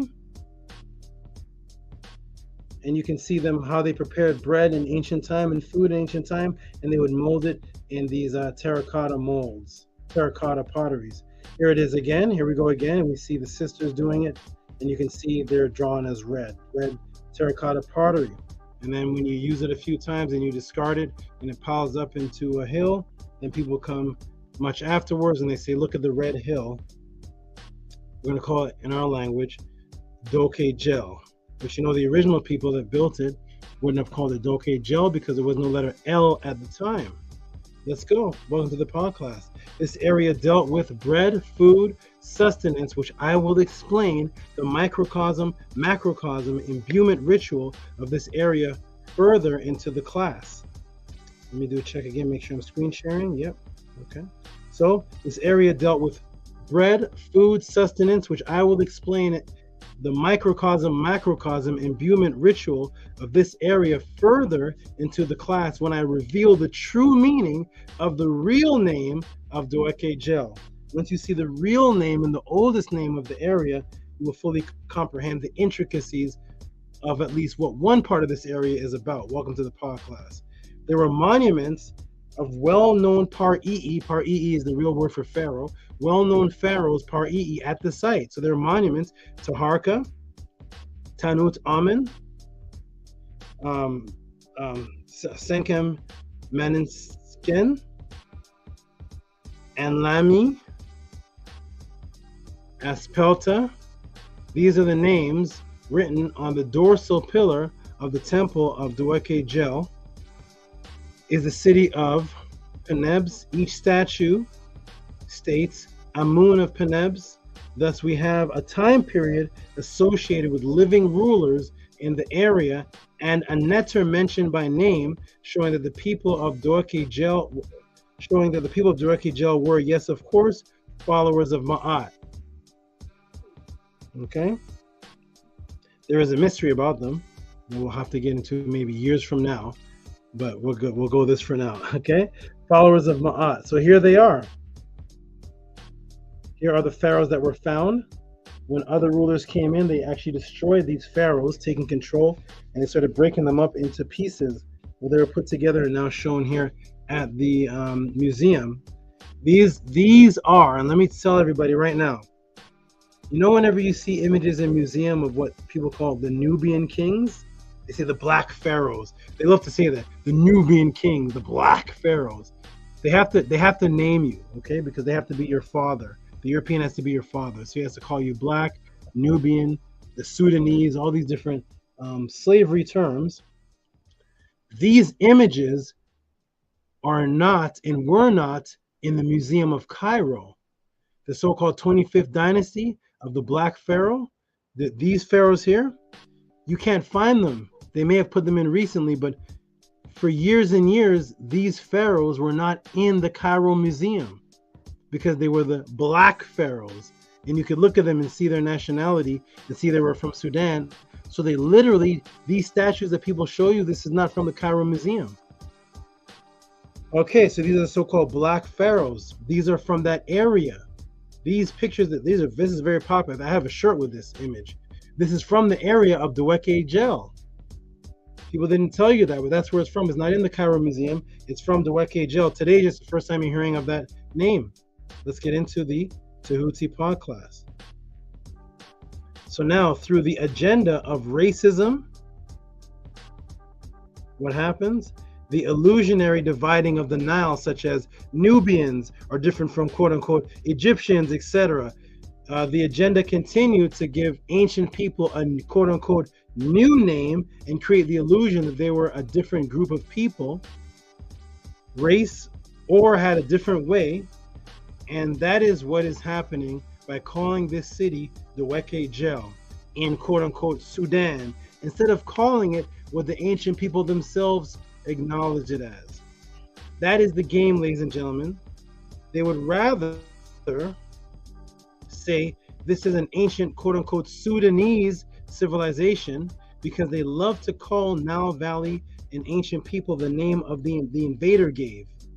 Whatever name the invader gave you, that's what you go by, because he has to show his supremacy. It gives them, the oppressor, it gives them power. Who are the invaders? The Greeks, Europeans, and the Arabs. That's who invaded the Nile area. The Greeks, other Europeans recently, and the Arabs.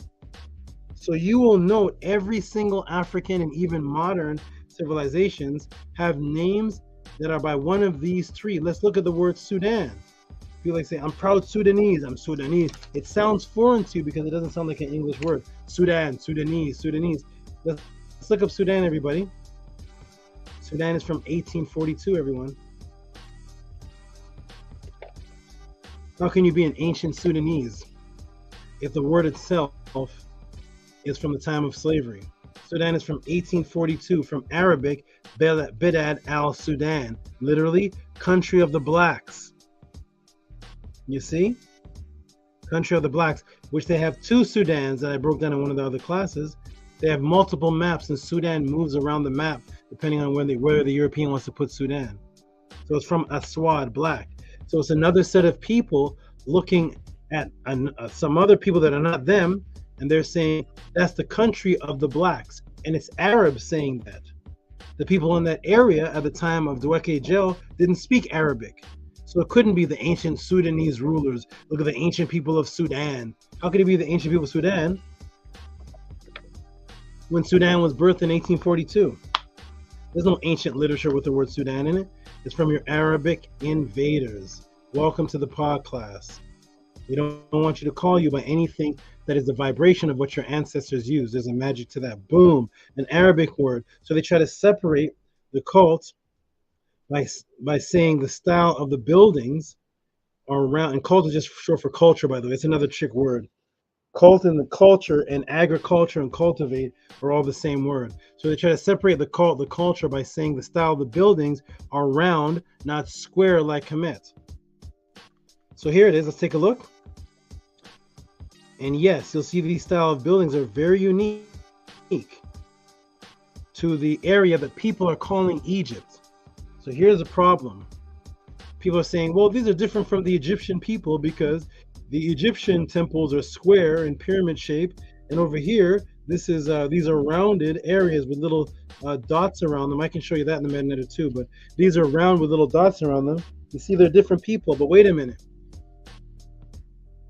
KEMET is the Nile Valley, and this area here, before you called it Sudan in 1942, is in the Nile Valley. So if we have buildings in one part of the Nile Valley that are square and pyramid shape, yeah, we do that.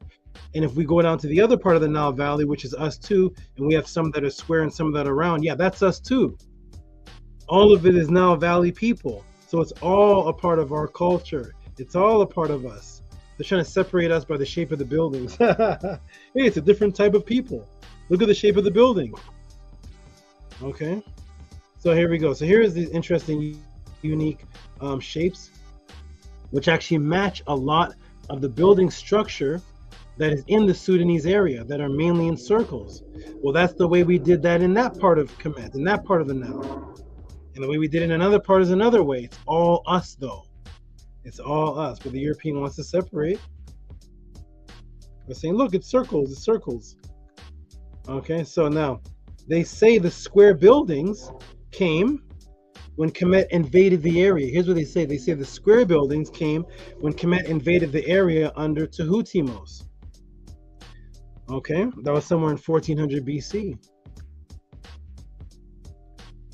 But this has been an ongoing study under the archaeologist and professor Charles Bonnet in the University of Geneva in Switzerland, member of l'Institut de France.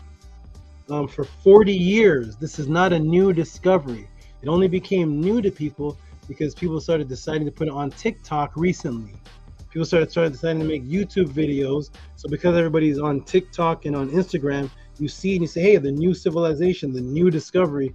Professor Charles Bonnet has been studying this area and the people in the area for over 40 years with a team of people from Switzerland and from France, studying this for 40 years. He's 78 years old now. He's around 78 years old, still around for 40 years. You know what he says?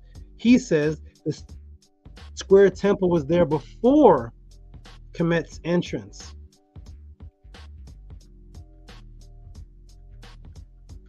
Here is an actual clip from one of his classes where he put the words under the imagery. So these are his words here. He says, before Christ, just before the arrival of the Egyptian. So just before the arrival of the Egyptian, he said this temple was already here. This one. This is just before the arrival of the Egyptian.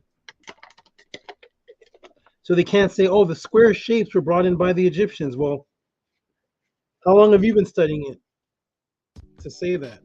Because Charles Bonnet has been studying it for over 44 years now. It was 40 years at that time. He's 76 now. So about 44 years. And he is an expert at this, where most people never even heard of this word before. And he says, before Christ, just before the arrival of the Egyptian, is this square shape temple. Okay. This square type of temple was rebuilt many times. He found it kept getting rebuilt, and it was preserved by Tehuti'S when he arrived, Hatshepsut when she arrived, Taharqa he restored it and preserved it when he arrived. Why?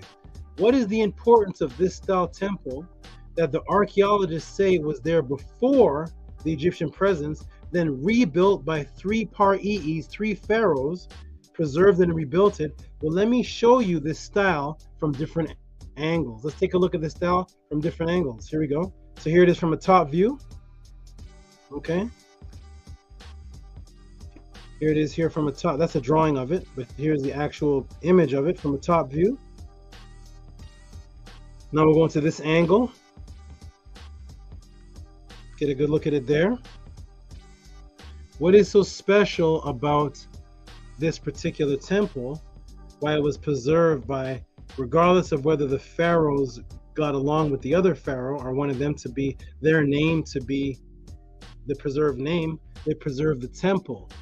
Why did they do this? What is so special about this temple? Now, this area is massive, and most of the circular structures are still being unearthed. They find at least every 20 meters, they find a new one. They keep going down, because every 20 meters is a new one. They're finding several of them.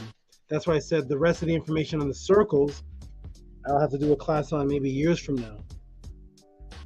They withhold a lot of information, but I'm going to do what I know about the structures that I have been teaching about for at least 20 years. 23 years, here we go. So this isn't new to me. This area, Sudan, what it's really called, and the structures there. This area is massive, and most of the circular structures are still being unearthed. And at this point, they are not revealing any writing or inscriptions attached to the circular temples for us to decipher. So we can't speak on those. But this theme style structure has a deep microcosm, macrocosm symbology attached, and was there, quote unquote, before the Egyptians arrived, and rebuilt and preserved multiple times by different pharaohs. As a matter of fact, 3 have been found over 40 miles from each other, 40 miles from the other one. They found 3 of these with the exact same structure. And they were found miles away from each other, but they were in the same area, the same so-called Sudanese area of between Karma and Doukii Gel, and there's 3 of them that look identical, and all of them keep getting preserved. Let's take a look. So here we go. There's one in Tabu, then there's one in Kawa. You see how they look the same with this particular structure? Notice here as I move the mouth, notice they're kind of thick right here. Okay. And then we're going to go over here. This is an old image here from Jabal Barkal. And here we zoom in, old image here, and there it is right there. What is it about this image? What is it about this structure style temple that we find? You can actually see them here. You see them? They're miles apart. Look how far, look at them. But you see one here. You can see one over here. You see one here. What is it about this structure that's found at Doukii Gel? How does it tie into the terracotta pottery? How does it tie in to its original name? Let's get into it. Welcome to Tehuti'S podcast. The Temple of Amun is the archaeological site at Jebel Barkal in the northern state. So this was called the Temple of Amun in the northern state of quote unquote Sudan. It is situated about 400 kilometers, 250 miles north of Khartoum near Karma. The temple stands near a large bend of the Nile River, the Ituru River, they call it now, in the region that is called, in quote unquote, Nubia, in the tongue of the indigenous people, Ta-Nechisi. So this is in Ta-Nechisi, and we find the same temple over there, same shape style that they found in Doukii. It's supposed to be a new civilization, like the brother RAFAEL Gary says. It's also about the new civilization they discovered. It's the same civilization. This was there 1500 BC. Let's take a close look at these temples of Amun in the Doukii Gel, and I will show you the depth of what is the shape of what the shape represents, which will take me to reveal the importance of the real ancient name of Doukii Gel. I like these classes, everybody, because everybody says, man, Tui's like you're taking us on a story. There's like suspense, there's like a build-up, and then we get to the point, you're like, oh my goodness, boom! That's exactly what I am doing for you. So here we go. Let's take a look at the image. We're back to Doukii Gel. There it is right there. Here it is right here. The same image over here in Jebel Barkal. We'll go back up here. Boop, boop, boop. Here it is. So you see it over here. Jebel Barkal, that one right there. That's the same image I just put down here, just to show side by side that it is the exact same structure of the 2 temples, many miles away from each other. Okay, and now to the oldest microcosm, macrocosm university on the planet. Let me go in the chat room a second here. What is the oldest university on the planet? Let me check the chat. What is the oldest university on the planet? It must be a Hebrew Israelite one, right? Gotta be. Gotta be a Hebrew Israelite. Has to be. It has to be, because God of the Bible brought civilization to man. So the oldest colleges and universities and schools must be, there must be a Hebrew Israelite one. Gotta be. What is the oldest microcosm, macrocosm university? Does anybody know at all? At all. What is the oldest? Somebody put, oh, this is KEMET. Timbuktu. Look at everybody putting Timbuktu, Timbuktu, Timbuktu. Uh-oh. I got, uh-oh, Temple of Luxor. Uh-oh, who's Jonathan Robertson of the woodwork? Okay, Timbuktu, that's what they tell you, yes. Everybody who put Timbuktu, type the date that you were taught Timbuktu was. What's the date of Timbuktu? The actual archaeological date. Anybody know? What's the date of Timbuktu? You can easily Google it. Look on Wikipedia. What is the date of Timbuktu area? Just type in a number there, and I'm going to show you something. The oldest microcosm, macrocosm. Let me turn this off.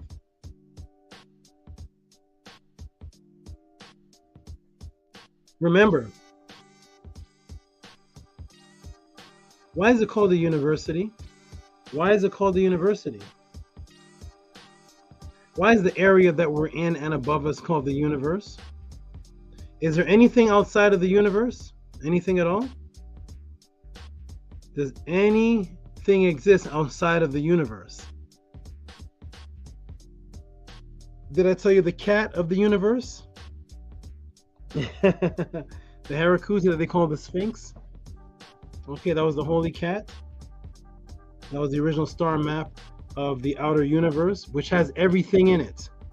Universe means everything all included. It represents the number 1, and it represents things moving and interacting with each other. Uni from Asar's name, and verso, verses, vice versa. Things versing each other. Okay, but the universe is everything in existence. So they call the school, but only one particular school, a university. Because the original school, did anybody put Timbuktu's? There we go. Timbuktu is 1100 AD. There we go. 1100 AD. How long ago is that? 1100 AD? Is that 900 years ago? Timbuktu is 900 years ago.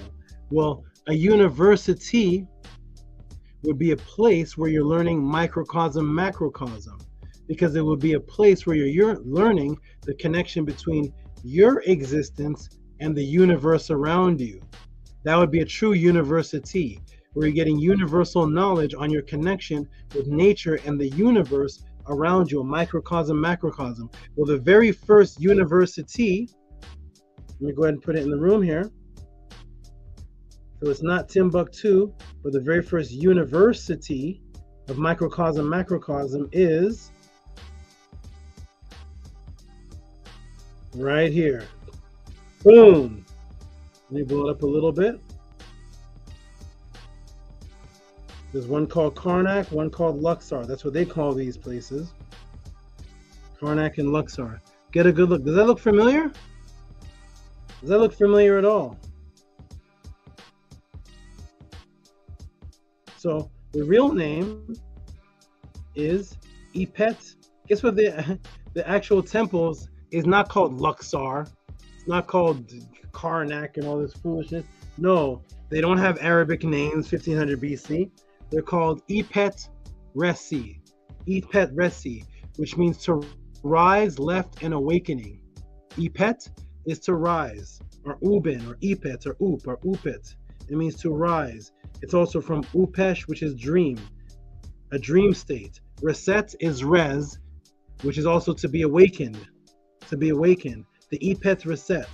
And it also is Apet, which is left. So it's rise, left, awakening. This temple had to do with something that dealt with rising, resurrection, awakening, and something to do with the direction of the left. Now why? Here is where the depth of Ma'at and the microcosm, macrocosm begins. Let me turn the temple up as if it's rising. Let me see if I'm screen sharing. Hold on. Let me go ahead and turn the temple upwards. So look at the temple right here. As you can see, This temple here looks just like, but it's three-dimensional because you can get closer on this one. Doesn't this look just like this one? Doesn't this look just like this one in Doukii gel? Except for this one, you can see more three-dimensional. But it means to rise, left, and awakening, that they translate to as south. Ipet Resi. Let me put him in the awakening position. Let me put him rising. Let me put the temple rising. Now get a good look, everybody. Uh-oh. What is that? Let's get a good look at it going vertical instead of horizontal. Let's look at the temple of Ipet Resit. Also in other places called the Temple of Amun, which the name of the temple is to rise left awakening. And let's rise him up and let's see what this looks like. What does that look like? What does that look like, everybody? Let's go. Welcome to the Tehuti'S pod class. Now look back. Again, you will see it actually has feet. Let me blow this up. Look at the bottom. See when it's standing? It actually has feet. You see how the Kemeteans, you see how the followers of Ma'at were? This was the microcosm, macrocosm university. Let me take a little break there and check the chat. Let me see if you guys are still here. It was the temple that when put upright has the body of a person and has actual two parts that stick out that are like feet. Let me go check the chat. Where's Rigo in them? Where are them seeing? Whoa, this is a temple that you would go into, perform your ritual, but you're inside of a man, which is you.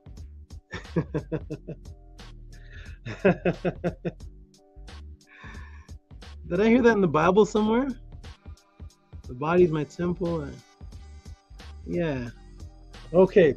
So you are the temple and the temple is you. So thus, the temple is going to describe your connection to the universe. This is the original macrocosm, microcosm university, which has 2 feet at the bottom. Here we go, everybody. Welcome to the Tehuti'S pod class. That's right. Ipet Resit. That's right. Let's go. Let's go, everybody.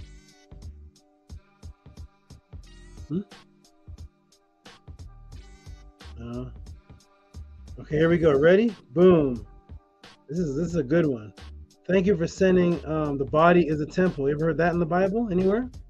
Ever heard that? They didn't get that from KEMET, right? No way. No. Jesus came up with that in 110 AD. Yeah, forget about 1500 BC. That's a Christian term. Here we go, everybody. Welcome to the Tehuti'S pod class. Here we go. So look, you look closely and you will see feet. Anyone ever pointed that out before? These are feet. Not only that, but the feet are positioned so that one is forward. Get a good look at the temple really close. Get a good look. Don't you see where the hips are? It's a little bit slanted. The temple itself looked like it was straight at first when you look at it. Look at the feet, angle of the feet, and look at it in proximity to the symmetry of the rest of the body. Do you see this at a little angle now?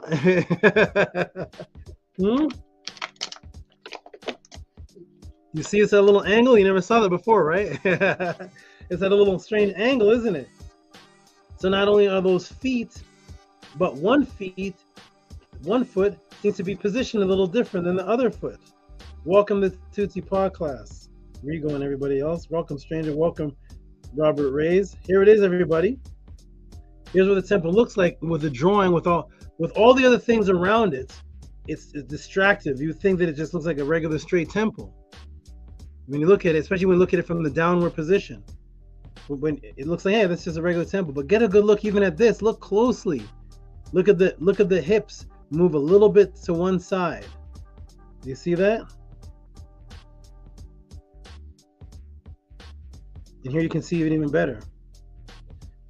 But there's a lot of distraction around it that has the eyes looking in different places. Let's take the distraction out and go to this image right here, where it's just on a white sheet of paper. And now you can clearly see where the hips are. It's slanted. Welcome to the Tehuti podcast. Let's check out this new civilization. Boom! Let's look at the temple superimposed now over a person with his or her foot forward. This was demonstrated by R.A., interesting, call himself that, RAFAEL de Lupitz. Long time ago. I was showing people this book I don't even remember how long ago. It had to be over 20 years ago. I was teaching about this, maybe 25 years ago. So RAFAEL de Lupitz put it, demonstrate. He noticed it, studied it for years and years and years, drew it, made diagrams, and noticed that, hey, the foot is slanted, something is off, and it looks like a person. Not only does it look like a person, but the symmetry, boom, matches the exact structure of a person. There it is right there. Putting him walking forward, what do we see? One foot a little bit forward, or slanted or tilted. Oh, boom. Guess what the word left is? Yes, it's Ebit. The word left is Ebit, this Ibit, the same name as the temple. My goddess is over there throwing her head back on the couch. They say no matter how long they've known me, it doesn't matter. They say no matter how long they've known me, it seems like there's something new, like they just met me or something. But look at that. Just got this book. Isn't that awesome, right? You're going to love it. Look at the synchronicities. Remember that last one with your name? Now this one, you just got the book, and here I am, Tehuti'S teaching on it. Shannon's like, sheesh. Woo-wee. Look at this, everybody. Look. See? So, Freddie Cali, peace and blessings to Tehuti. This is truth. It's why governments provide workforce-oriented universities, dumbing down the people. In the so-called education, the ancient knowledge is everything. That's right, Freddie Cali, one of the first people that have been here from the very beginning. Look at that, hey, Kepera. You just got the book, and here I am teaching on it because everybody's in sync. We are in sync here. Welcome to the Tehuti podcast. Boom. The word for left is the same name as the temple. Ebit, Abit, Ebit, all the same word. Let's go, everybody. So the temple is called left. So here it is. Left is Ebit, which is the same word for heart, which is the same word for temple, which is the microcosm of a healthy working body, and it's functioning within, which is why we see men and women of Ma'at with their left foot out.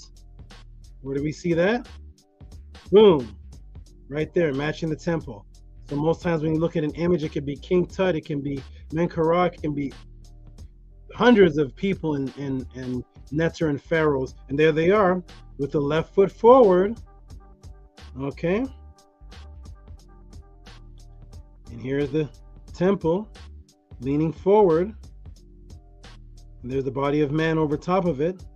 The microcosm, macrocosm, because it's a university. Not just any foot. Make note, it's the left foot. Let me take you to the Trinity of America, where he has two female protective rebirth neters beside him in the Cairo Museum. There he is right there.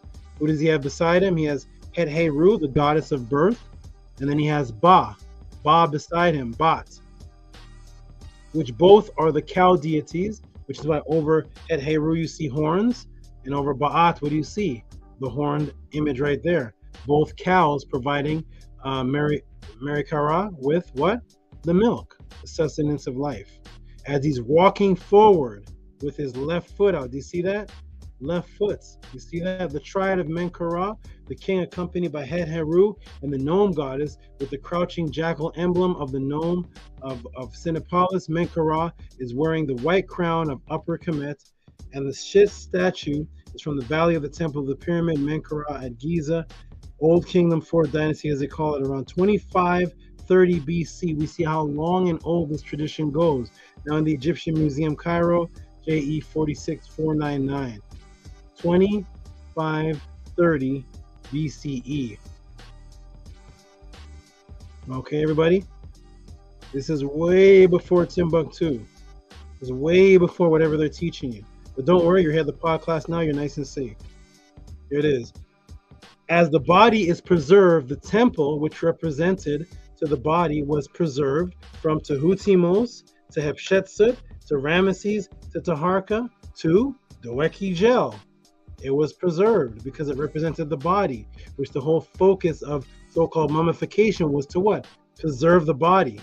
As you're walking with your left foot out on the path in the Per Am Haru and in the coffin text, walking with your left foot forward to move towards immortality so that your Ka and your Ba could be immortal, and even your physical body was preserved because it represented the temple, so that they must preserve this temple over and over again because it represents the man and woman on their path to immortality, aka preservation. Boom! Welcome to the Tuti podcast. If you all are getting this anywhere else, put the link in the room. If any of your other Kemetic teachers, or you see this on any YouTube channels or anywhere, if you're seeing this, ask the moderators, give them the link, and then we'll put the link in the room, and we will visit there and see if you're getting this type of information from a mere question. Hey, what's this new civilization on Doukii gel? Here we go. Boom. And there it is right there, and there it is right there. See that? That's one of them. Remember, there's many. Remember, everywhere this style was, it was called the Temple of Amun. What is Amun, everybody? It's called the Temple of Amun, right? What is Amun, though? What is Amun? Let me go into the chat. I like to interact with everybody. What is Amun? What does the word Amun mean?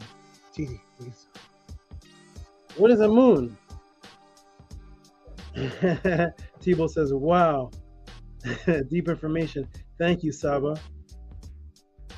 Yep, Michael Lords, all things lead back to Kemet. Yep, Michael Lords, left foot. Remember, right foot, left. Right, they start off with the left foot. Right? Boom. Okay, what does Amun mean? Anybody know? Type it in real quick. What does Amun mean? These temples are called the Temple of Amun. What does Amun mean? Let me take a drink of water and see if anybody knows what does Amun mean.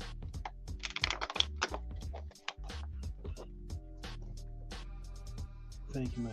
Here. Great. Get a moon. Great. Keep moon. Yep. Thank you. There we go. The hidden one. Robert Ray says the hidden one. Shannon says the hidden one. Hikepra says the hidden one. So this is the temple of the hidden one. And it's a temple that represents your body walking through the afterlife. But the body that's walking through the afterlife is not this one. Nope, not this one here. Not this one here. It's the hidden one. The Ka and the Ba is what's walking through the afterlife. Your physical body stays mummified on earth. The Ka and the Ba that's hidden within you, that energy that's inside you, that consciousness, that's the one walking. These are the Temple of Amun, the temple of man, with his left foot forward, because the left foot is not your left foot here in the physical world. It's the left foot of the Ka and the Ba moving in the journey towards the afterlife, the inner self that you can't see with physical eyes unless I teach you how to see your ancestors. Here we go. Welcome to the Tehuti'S pod class. Here we go, everybody. Here we go. If you all like what you're seeing and you all enjoy this information, oh, it came off. If you all like what you're seeing and you enjoy this information, definitely send a tip to T.O.M Cash App or PayPal at RockSV. If this is worth more to you than your waiter bringing you the greasy steak. Let's go, everybody. Welcome to the Tehuti'S pod class. Here we go. Are you ready? Boom, boom, and boom.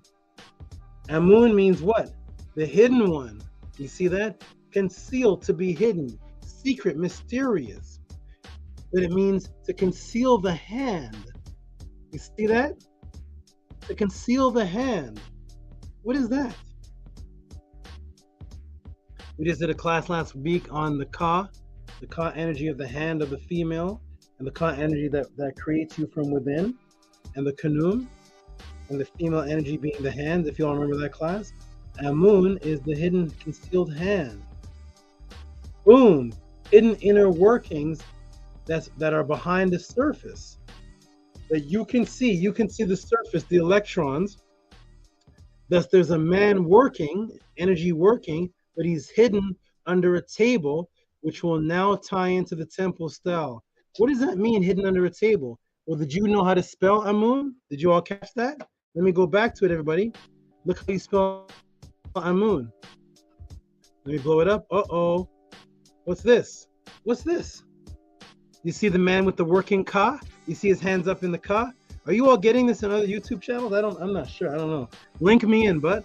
Here we go. Welcome to class. Are you all seeing this? The man is under there, but he's under a table, so people above the table can't see what's going on underneath. And underneath, he's working with his hands up in the ka position, because it's the ka that's underneath the physical realm that's working that you can't see, and it's concealed and it's hidden, and that's the invisible thing. That's the amun, but it's always working. It's always organ. The word work comes from org and organ. It's organ energy, the ka energy that is within, that is seen through Kirlian photography that they just studied at the University of California. It is the Kirlian photography light energy that's underneath, and it's always working. It has to work, because if it stops working, you die. There's the man right there with his hands up in the ka, and he's underneath a table, so anybody standing here can't see him because he's hidden, but yet he is working and creating in a hidden realm that you can't see. And that is the Amun. Boom. So therefore, the hidden inner workings that are behind the surface that you can see. Thus, a man working, but he is hidden underneath the table, which will now tie into the temple style, to the hidden workings of the body, so I can reveal the Medu word of the real name of the Weke gel. Let's go within. Let's analyze the part of the legs that connects to the joint, that is the longest bone, giving you the ability to walk. How can you walk anyways? How do you walk? What's the joint that causes you to walk attached to the longest bone? Yep, it's hip. And what is the actual bone that's connected to the hip? The longest bone in the body. The longest bone, let's analyze the part of the leg that connects to the joint. The longest bone, giving you the ability to walk. The femur. The femur, let me show you how imbued our ancestors were, and we should be too. Let's get a look at the femur bones. Here it is, everybody. Boom. Look at that huge bone. Look where it's connected to. Right there to the hip. Look at the joints. That's how you walk. Without this, you cannot walk. It's connected to your hip moving forward and your knees. Without the knees and the hip, you can't go anywhere. So the leg was very symbolic in Kemet, and it's this huge bone called the femur. Well, let's go. Let's go to Very Well Health, and let's look at what the femur is. An anatomy of the femur. What does the femur do?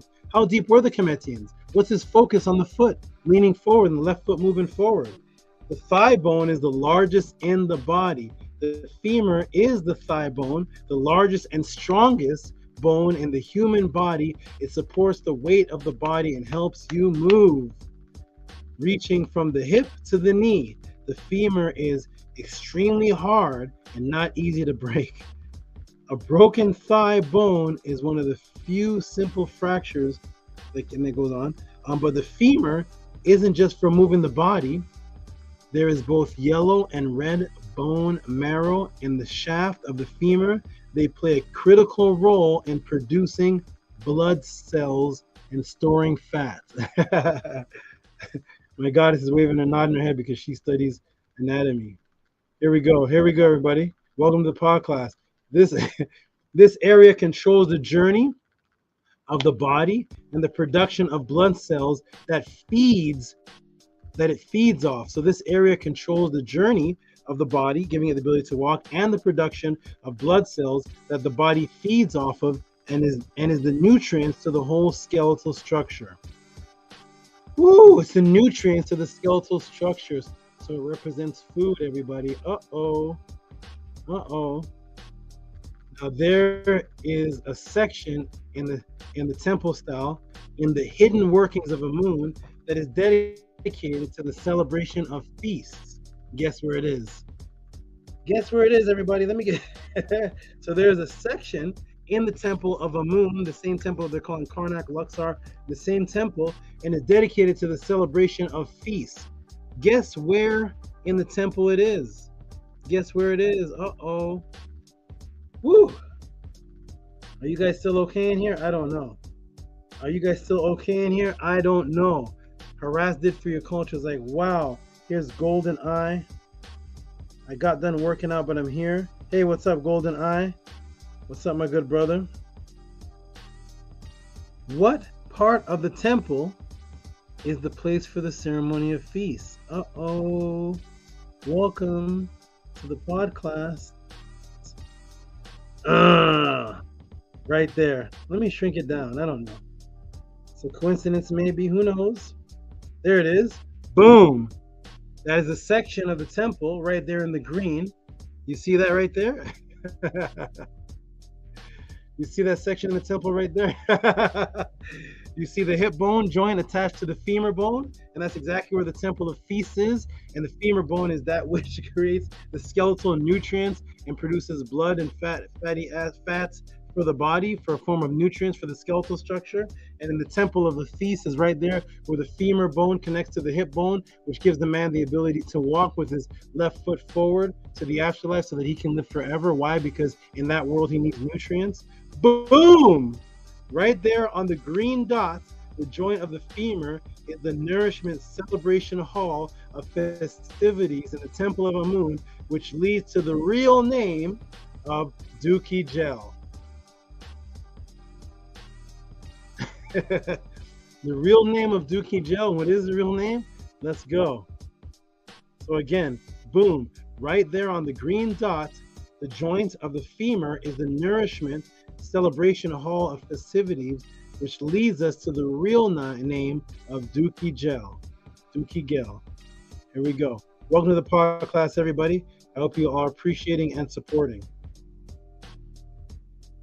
Okay. So I have taught you that this temple represents the inner healthy workings of man, your journey through the left foot and the inner ka that feeds you so that you cannot see. Thus it's Amun. Here's the femur bone again. Here it is. I put it right beside the temple right there where the femur connects to the hip and the joint. It's right there where the festivity, food, celebration, nourishment celebration is. See it, everybody? Boom. That's how serious we were. We didn't have time to argue with Christians. Now remember what Doukii gel means and why, everybody? Remember what it means? And this will all come to a full circle. It means red hill. Because of what?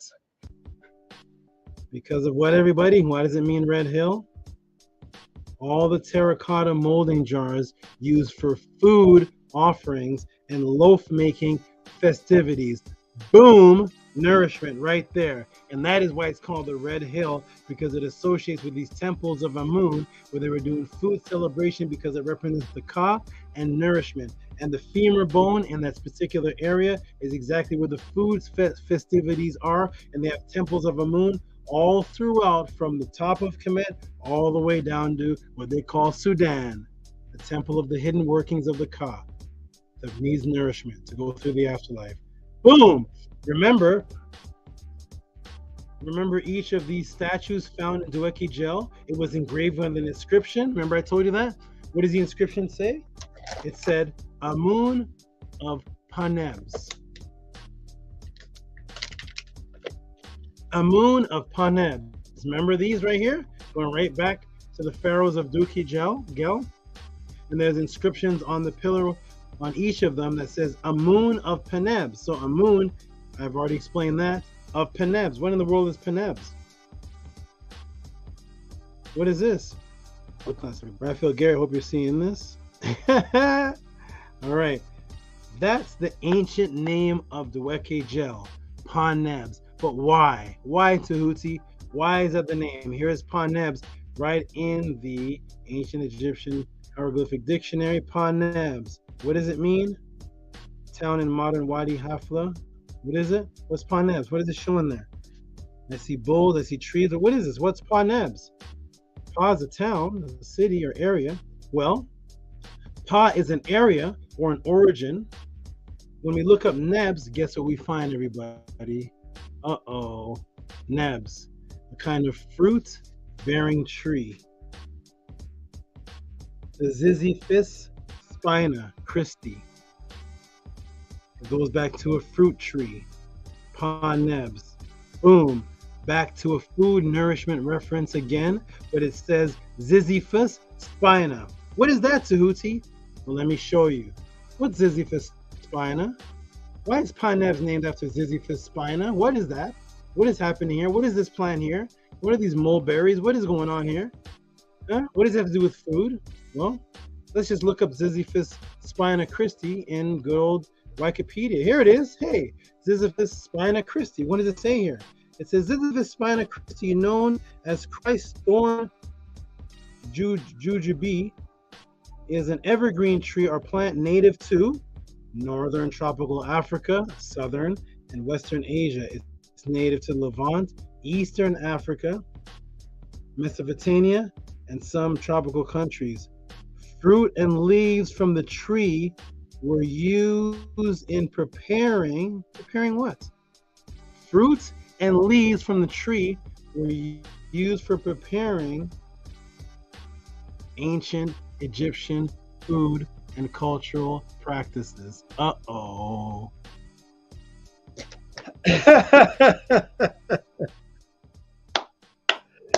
Welcome to the Tutti podcast, everybody. Welcome to the Tutti podcast. Like I said, if you see this anywhere else, please put the link in the room, please, so I can go. I need to take a break and go learn from some other people. But if you don't see this, appreciate it, and please show your support. The whole city is named after the Ziziphus spina Christi. That's the original Meta word for this particular plant, because this plant was the plant used for preparing ancient Kemetic foods and cultural rituals, which was what the Temple of Amun Femur area was all about, which is what they found when they got to the area and actually named it Red Hill because of the terracotta that was used for bread making, and it piled up as a red hill, so they called it Doukii gel. Welcome to the podcast.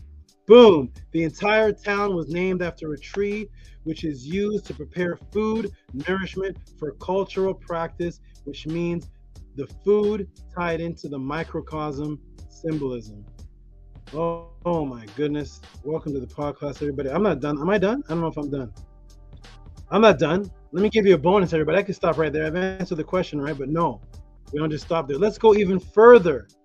Do you know, this is like there's 5 questions asked. Do you know what the word for man is in person? What's the word for man in person in Meta? Guess what it is, everybody? It is Sa. Sa is man in person. It's also your body. Man, person, body. Ooh. And the followers of Ma'at were so imbued in the microcosm, macrocosm principle. Guess what else Sa means? Guess what else Sa means, everybody? Let me go in the room. So Sa means a person. What else does Sa mean in Meta? Take a wild guess. What does Sa mean in Meta? We know it means a person or a son, like Sarasun Seti, Sa Netter, Sa Ra. What else does Sa mean? What could the ancient followers of Ma'at, what could the Natiru, when developing this language, have 2 words, 2 meanings for 1 word? And we only know the man part. We only know Sa is the son of, or a person. Sat is a daughter. What does the word Sa mean that they're not telling you about? Are you ready? We got food, nourishment. Okay. What does it mean, everybody? Remember what the theme of this whole thing is about?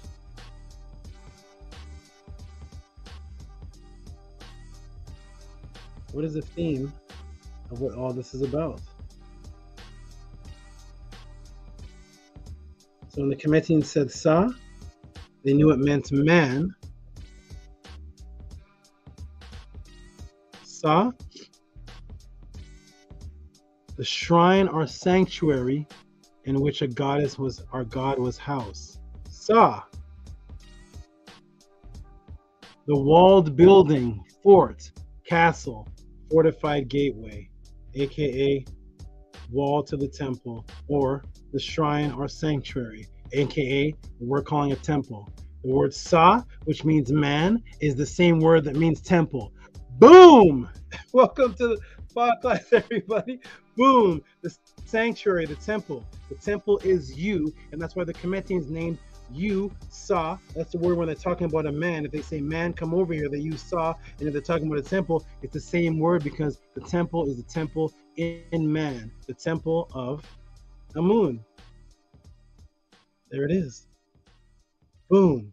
A microcosm, macrocosm aspect echoes all throughout the Nile Valley, from the top of Kemet all the way down to Sudan. Doukii gel Ha-Nebs, the city of nourishment, of the unseen force of Amun, and the purity of the Ka and the Eb, needed to make the journey with the left leg that contains the femur that sustains the blood cells in the heart. I am done.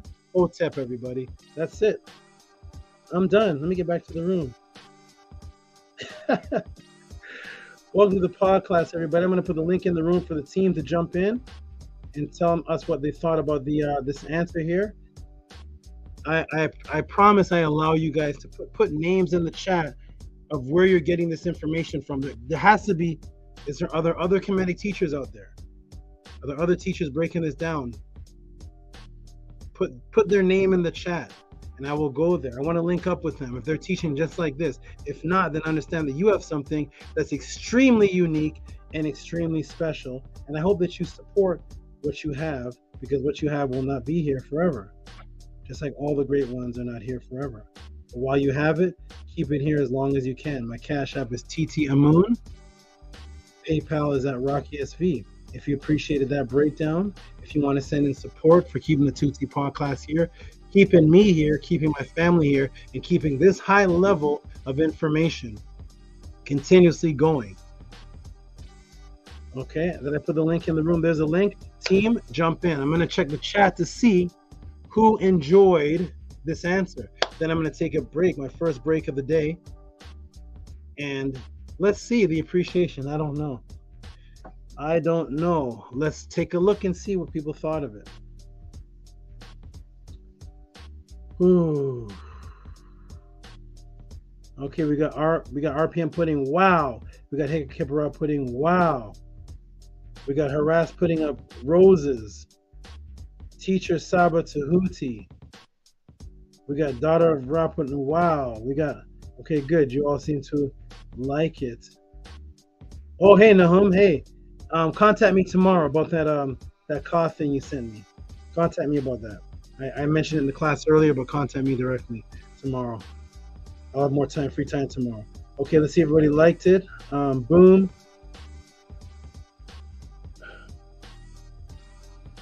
Robert Reyes put fire, fire, fire. Big Vase put hand claps. And here's Amun himself. Amun, here's Amun. Here's Amun. Let's see what Amun thought about the breakdown of his name in the temple. Amun Rasat Atum is here. He approves of this message. Okay. Saba Tehuti'S, the screaming hail, hail, hail. Okay, good. Where is the team? Maliki Wamangu put phenomenal. Magma knowledge. Robert Reyes put up I appreciate it. I think that's what that is. Ooh, Shannon put up fire. Where is the team? I put the link in the room. They should be ready. Team, where are you? Where is Ani? Where is Atef? Where's Menkara? Where's Ahati? I put the link in the room. Maybe they didn't see it. You all pay attention and get ready. I remember my teacher. Oh man, it's a different world, man. I remember my teacher. I'd be up doing construction. He said, "Yo, I'm in Hotel Pra. What time is it? 10 o'clock. Yo, 11 o'clock. We got 15 people. Go jump off, get your clothes on, and you're about to go teach. There's 15 people coming here. I don't know what they're gonna ask. Get ready." That's what raised up Tehuti'S. Here we go. Brothers jump in the room. Where are all the brothers at? Where's the team? What's happening here? I don't know what's going on. Okay, I got to take a break, everybody. I'm waiting for the team to come in so I can let them in. Scribe can let people in, but if not, they can't come in unless I let them in. So here is number one. And these brothers will talk. There he is. Hey, come join us. You came and joined us. All right, good. We got, okay, there's Annie. There we go. There we go. They're coming in. They're coming in. And where's Menkara? Where's Ahati? Well, Scribe, you can let people in, right? Yes, I can. Okay, good. So I'm going to step off right now. I'm going to go nourish myself for a moment, get refreshed, eat some of the good goddess food, and come back new. And you guys talk about your great adventure and what you thought of this answer. Oh, look at, hey, Tef, look at Scribe backdrop. I can't see it, but I see the colors and I know what that is. I know what that is from the colors. Hey. I got it. Hey Saba, can I show my video? I got like some pictures I want to show for my name to the chat. Do you mind if I show that? You can do it all, my brother. I'm going to take a break. You guys got about 8 minutes or so. Rock it out. Do what you have to do. Family, these brothers here, a very special occasion happened over the weekend. That's why I'm so busy and behind on podcast questions. Very, very busy weekend for me. We had a very beautiful event happen here in my home, and these brothers are going to talk all about it, and they're going to break down their new rant. They're going to break down what they thought of the answer. I'm going to step off. Arcade, you have permission to show whatever you want, brother. Just no new pics. Thank you. Say no nude pics?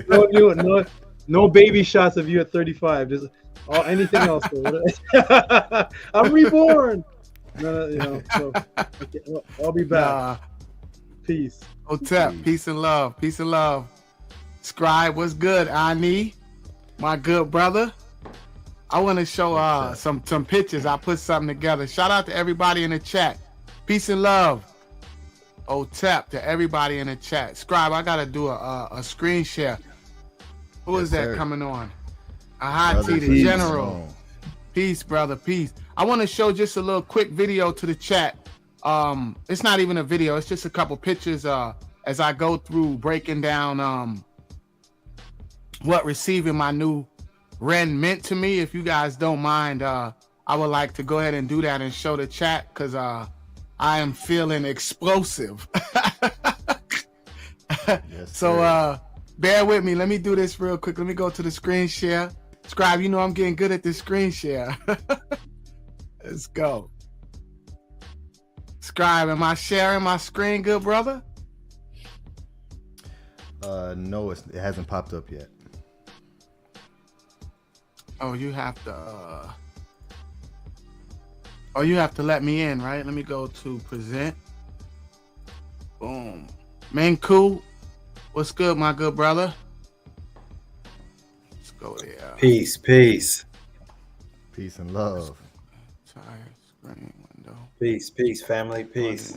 Boom, boom. All right. Are you have you made it home yet? Or are you still en route? I'm still en route, good brother. I'm still en route. I'm in Richfield, Utah right now. Nice. Okay. Nice. All right. Am I sharing my screen? Yes, I'll share your screen. There you go. So peace and love, everybody. Yeah, I know I got this. Shout out to the best teacher on the internet. I'm finna stop playing with y'all for real. Shout out Hail SABA Tehuti Amahotep Ra. Hail Teachings of Ma'at. Hail Ani. Patah Aten Tehuti. Hail Ahati Ma'at. Hail Minku Ara Mary Ma'at. I just want to share with everybody ancestral artifacts over religious opinion. Y'all know I got the best teachers, so I have to show y'all. So I'm going to show y'all. So here's Ren right here. This is in the Wallace E. Budge Dictionary. And this is Ren. If y'all could see, it says name right there. And y'all could see the quote unquote glyphs right there, the R. So Ren means divine name. Or it also means a curse name, right? So you could have a good name or a bad name, right? So this is how important this was receiving my my Ren, right? So real quick, if John raped my mother and my mother had a baby and we named the baby John Jr., and John Jr. grew up to find out who his father was, and he decided that he wanted to change his name, that he felt like his father was a creep, and he wanted to change his Ren, right? No one would be mad at him for that. So this is how important this was for me. Shout out to the best teacher on the internet. So that's what a Ren is. So let me see. Oh man, look at this. Okay, so that's a Ren. So this is what I had to go through to get on my trip. So before I flew out, I'm in Fort Lauderdale. It was flooded. The airport was closed. It was flooded. But I was determined to go, and there was no doubt in my mind. My goddess told me earlier in the year that we was coming into this new year with no doubt. So even though the airport, y'all see it's water, that's the airport. It was flooded. It was completely flooded, but I was still destined to go. I was determined to go. And this is what I left. I had to leave my children. I woke up late. I didn't even get a chance to to wake my children up to tell them that I had to leave to catch my flight. So early in the morning, this is what I left. I left my beautiful children sleeping. And this is my plane ride. I was on my plane ride, and I decided to take brother Atef. Yes. You're only showing, it's still showing with the REN. So if you're showing pictures, we don't see that. Oh, it's not showing, brother. How do I get to the... All right, let's try this one more time.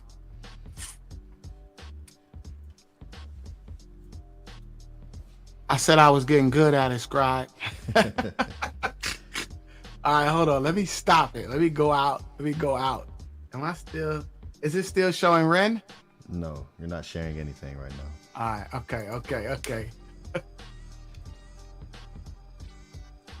All right, let's go back to window, REN audience. All right, right now is it showing? Showing Fort Lauderdale Airport? Yes, you're up. Okay, so Fort Lauderdale Airport was closed, guys. I couldn't even get to the airport. This was 2 days before.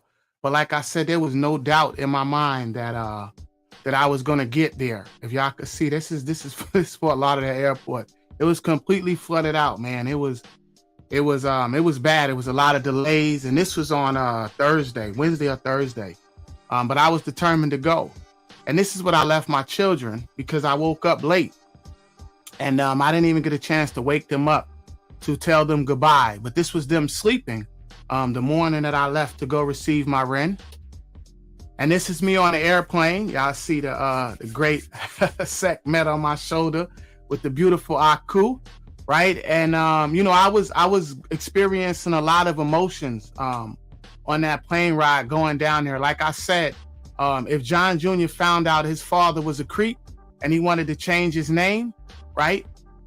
These are some of the emotions that I was feeling, and it overwhelmed me. And you know, I was on the airplane, and you know, I was man, I couldn't help it, man. I was so excited. Those are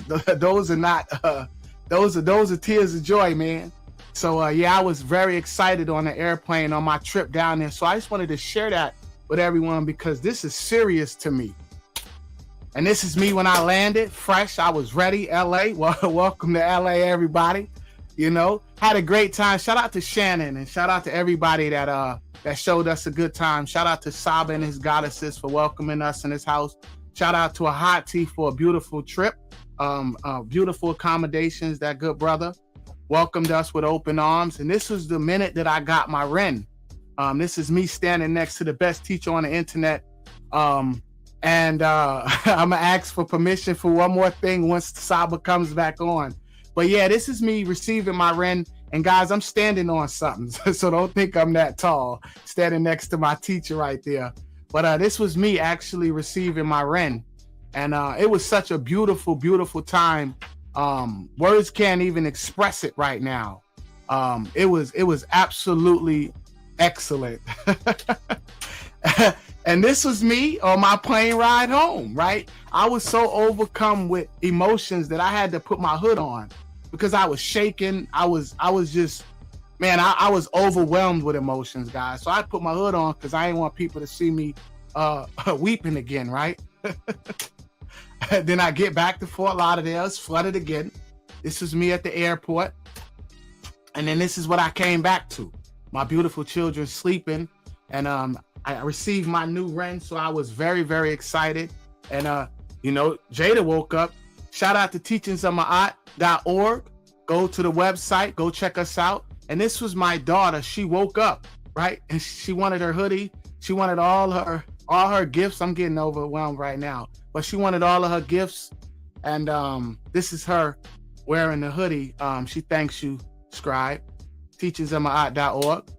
And this was me on Tuesday, man, after I received my REN and I was processing and I was just going through the emotions, and it's still a very emotional journey for me as well. So I just wanted to share that with everybody. And as I introduced to everybody, the mighty Atef Rem Kim Ma'at. Welcome everybody. Man, listen, it's a new day, guys. I'm just telling y'all right now, it's a new day. So Let me break this down for y'all real quick. A Tef means father. Those of you that are familiar with the Metal Netter, it also means something else. Rem. Oh man, Rem means weeping. Rem means weeping. Saba, how did you know, Saba? Kim means found, and of course everybody knows what my aunt means. So yeah, I ain't gonna hold y'all because I was doing my screen share and I messed up. But welcome everybody to the teachings of ma'at.org, Tehuti'S podcast, the best teacher on the internet. Hail Saba Tehuti, Amenhotep Ra. Saba, I'm finna stop playing with these people, and I'm finna to I am going to introduce the world to ma'at, and we are finna crush Isfet. So I just wanted to share that with everybody.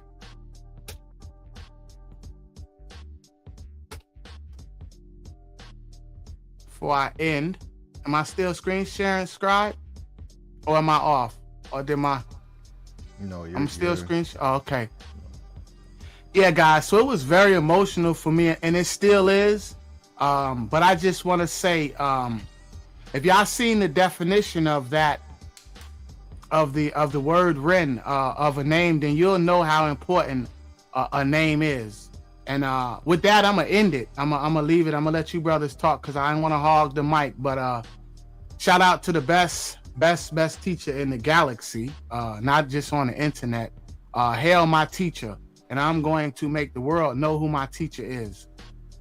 Saba Tehuti, Amenhotep Ra. Peace and love to the chat. Peace and love to you, good brothers. And I could change my name right here on the little thing. Mm-hmm. Yeah, that was beautiful, good brother. Tua for sharing that with us, and giving us some imagery of your journey to and from. So that was beautiful, my brother. So Tua to you, great brother Atef, Rem Kim. I love it. So yeah, this past weekend or last weekend was absolutely amazing. It was amazing on so many levels. Flying in, and the great sister Shannon, she definitely accommodated us, and it was beautiful. So we definitely give super gratitude to you, sister, for picking us up from the airport, and we spent the day with her, me, Minku, Atef, and Shannon, and we spent the day going and looking at some places. We went and looked at some nice venues to see about this in-person meetup that we're working on for everybody. So that was nice. That was excellent.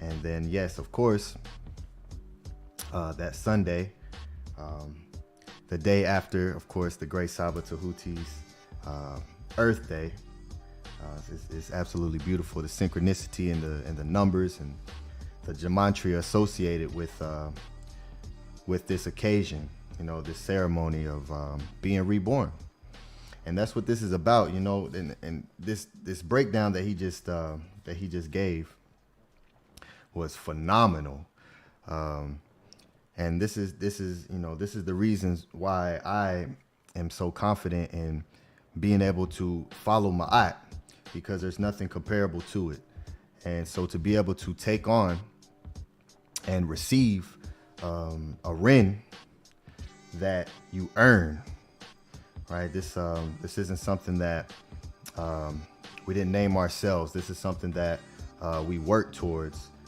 put in a lot of time and discipline to attain these sound vibrations that we walk with, that represents who we are, and it's just absolutely beautiful. To be acknowledged and to represent that and to receive these sound vibration from the great Saba Tehuti, who we see doing what he does, just from visible, what we can see, and it's absolutely beautiful. So yes, when we went to his home, he welcomed us with opened arms, and we got to experience and share some great stories, and we got to experience a nice birthday feast with him. So that was absolutely phenomenal. Tu'a to you, Great Saba Tehuti, for allowing us to join in with you on that. That was very special and sacred. So Tu'a to you for that. And yeah, this journey is very real, you know. So to be in the consciousness of Ma'at and study under the Great Saba Tehuti is an honor. It's an absolute honor. So to receive a sound vibration from him is, as the brother Ark has said, I mean, it's overwhelming. The feeling and the emotion that comes from receiving that and being reborn out of the matrix is absolutely overwhelming. And it completely alters your entire consciousness on, you know, your perception of reality. So as the Great Saba said, as he was presenting to me my Ren, you know, I'm the scribe, so my Ren is a reflection of that, right? So I'll share my, cause Saba presents and makes these beautiful images for us to show and represent what our names are. And he prints it out as you've seen a picture with Brother Arcad, and you know, I have mine right here with me too, but I'm gonna show you all mine as well so I can give you a quick rundown. So let me make this full screen so you all can see. All right, so Ani Pata Atin Tehuti. All right, a very beautiful tone, and I am so honored to receive this. So we study, of course, the papyrus of Ani. If you're not in the Medunetter Monday class, get in that. I don't know what anybody is waiting on. We talk so high about that, and so many people share their testimony about Medunetter Monday and how it changes your life, learning and understanding the mindset and the consciousness of the ancient people of Ma'at. So yes, we study in the papyrus of Ani, who is, of course, when you read it, it says the scribe, and which also comes from the word as you know, Saba Tehuti broke down with the university, the Uni being one, coming from Asar, the one who brings forth into existence. So that's what this represents here. The one who brings things into existence through writing, right? That's what the scribes do. They bring things into existence through writing. And Ptah, you know, we're very familiar with Ptah, and he brought forth a new meaning for me that, and probably most of us, that we haven't been made aware of. And it means the engraver, right? We know Ptah is the opener, the bull, the one who opens up, but it also means to engrave. So the literal carvings on the walls and on the steles is Ptah. So to carve something is Ptah. So it's also the one who opens new realities with sound. And this is something that I have been doing. This is something that I have been doing since I took on the duty of projecting my voice in a way to allow people to resonate with the frequency that I have to heal, you know, through my spoken tones, right? Spoken words. Some people may call it rap, poetry, but I like to call it spoken frequency.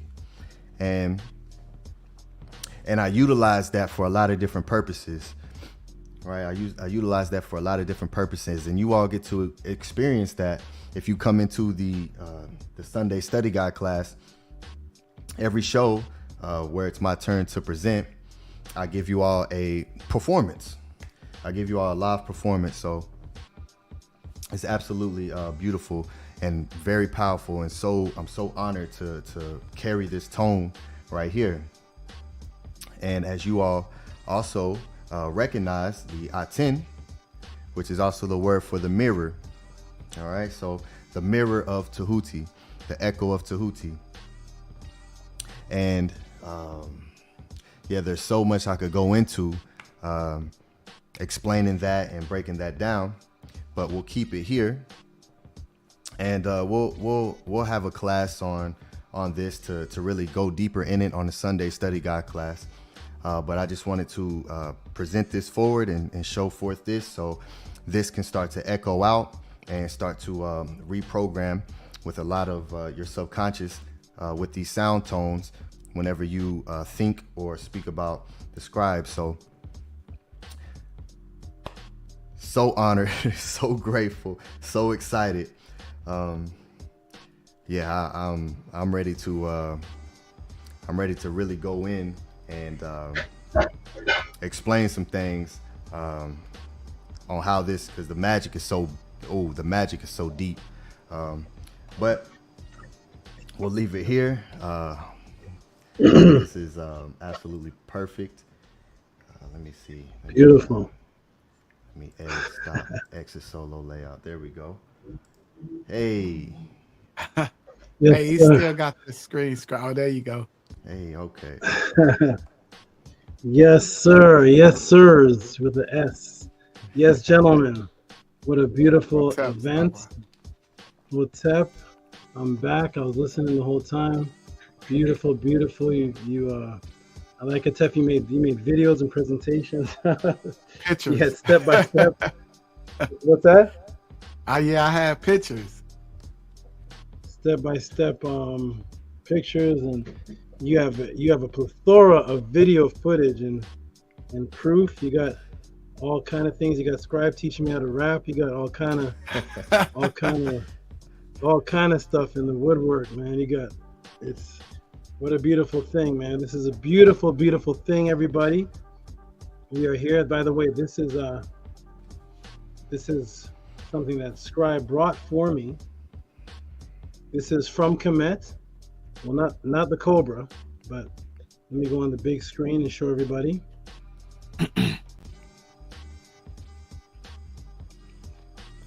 So this is custom made in KEMET, and it is something that was personal to the brother that was actually wrapped in this beautiful, beautiful thing here.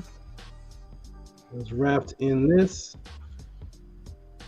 beautifulness, and it would be placed under the ground for rituals, and it is actually a custom-made import from KEMET. If you look at the bottom, it has one of the things I taught on, which is the tuning fork. And the beautiful thing about this is the bottom actually comes off, and inside of the tuning fork is this little $300 stone. What's it called, Scribe? It's called Moldavite. Moldavite. That's right, the molder. Let's go. So we got the Moldavite here in the green, and it's a little stone right here. Beautiful. It goes inside of the tuning fork. I'll put this here. Put it back on here. And Sata likes this, Scribe, as you can see. Sata loves this. He's like, I remember this. I remember I used to be on this in KEMET. I remember this 4,000 years ago. Yeah, this is what we used to do. We said, yeah, I remember this. This is old memories. So it's not the staff of Moses, but it's where the staff of Moses came from. But thank you, Scribe. The brothers came. They gave their donations and support for what they felt it was worth. I got some very good gifts. Maybe I'll grab my axe the next time. The brother Mankorah brought me the netter axe. One of the things Mankorah used to always ask me about was the netters, and he brought me the netter axe. He brought me the actual axe. I may give him another class on something else the axe is too, but shout out to the brothers. This is awesome. Thank you, everybody. They all came over here. It was beautiful. Ahati was here, my goddess. I've never had so many people in my vicinity before, ever in my life. You're just surrounded by animals, but we had Ahati. The goddesses were here. One of the children were here. The brothers were here. It was a beautiful thing, and the brother that Mankara got his snakes, and it was just a beautiful thing. I believe he's still traveling, Mankara? Yes, I'm in Richfield, Utah. Tomorrow I'll be in Denver, and just having fun along the way, heading home. Wonderful. Well, okay, guys, almost 9 o'clock. So what we're gonna do, we're gonna do the shout outs. I don't know who's spoken, but we'll get whoever is not spoken on the next lane. But we're gonna go ahead and do the shout outs. We're gonna go ahead and go into the shout outs, and then the next question coming from Michael Lord. Did the KEMETians have a legal system? Did the KEMETians have ankle bracelets and lawyers and attorneys? We're gonna find out if the KEMETians had a legal system after this. So let's go ahead and do the shout outs to the donators. We always have to support the donators who support. Let's see what the support is like today. Let me scroll down and see. This is Metanetter class. Metanetter class. Shaka versus Tazariak. Wait a minute. Pod class. Oh, here we go. First donator of the pod class is the good brother right here, Nito Campbell, who actually donates before every pod class starts. Him and Anthony Drain. Anthony Drain is probably somewhere in the donation section right now. Let me go ahead and put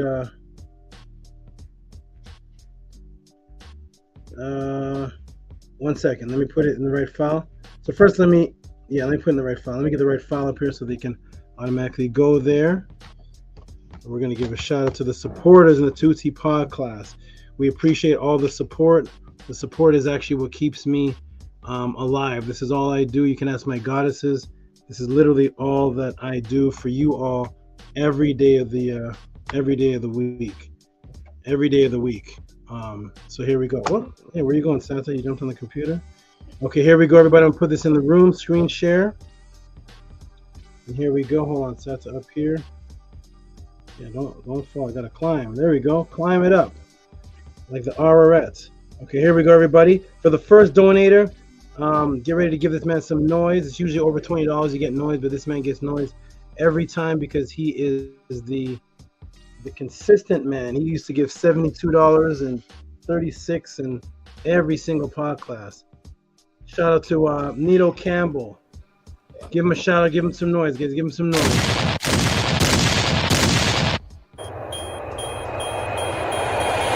Nito Campbell.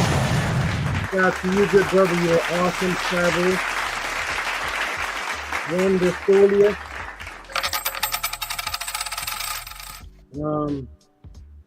Shout out to you. Shout out to here's somebody new. I've never seen this person before. Oh yes, I have Nook Punuk. Shout out to this actually sent a little earlier. Oh, he sent me a lot. He sent me a lot of different donations. Shout out to Emmanuel Nook Punuk. If he's in the room, shout out to you, brother. Thank you, man. Is that shown on the screen, gentlemen? Yes. Give him a hand clap because he sent me about 4 of these. 4 of these are coming up. Thank you, Nick, for Nick. 4 of these definitely came over $20. Nick for Nick. Emmanuel Rodriguez. Shout out to you. Hotep Thunk you. I like Thunk you, Ma'at. Thunk. Okay. Shout out to you, good brother. Emmanuel Rodriguez. Okay, who else we have here?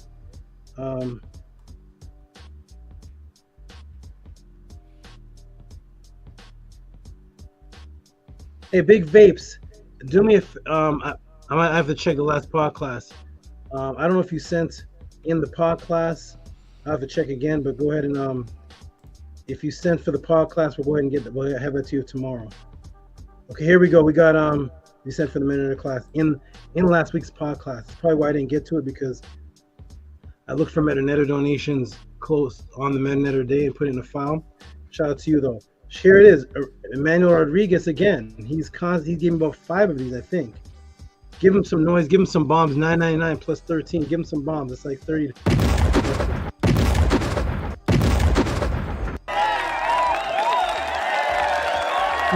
or so. He's not done. He's not done. He's not done. He says, oh, it's a question. Hetep Saba Tehuti is Ma'at in Tai Chi Qigong. If you're listening, my brother, is Ma'at in Tai Chi Qigong? That's an interesting question. We may have to talk for a little clarification outside of here, because if you're talking about the teachings of Ma'at specifically by Ptah-hotep, Kemwesi, Amenemopi, are they in the teachings anywhere in Tai Chi? That's an interesting topic. Or are you talking about just Ma'at, the truth, an aspect of your connection to nature? This could be many different things, but thank you for the question. I'm going to go ahead and put this, I'm actually going to save this as a question. Let me go ahead and save this as a question for maybe some clarity. Are you talking about the teachings of Ma'at? Are they in the teachings of anyone who teaches Tai Chi? That's an interesting question. Let me go ahead and rename it. What's it? April 21st from April 21st. Okay, we're going to cancel that. Shout out to you, good brother. Shout out to you. Who's next? Who's next? Who's next? Emmanuel again. Emmanuel Rodriguez for Ma'at. Who is Emmanuel Rodriguez in this chat? Who are you, good brother? Who are you? Nook Poo. You're an awesome donator. You are donating consistently. You do like how Sarah Broomfield does. A bunch of them. Thank you. Give him some noise. Give him some noise. Give him some noise.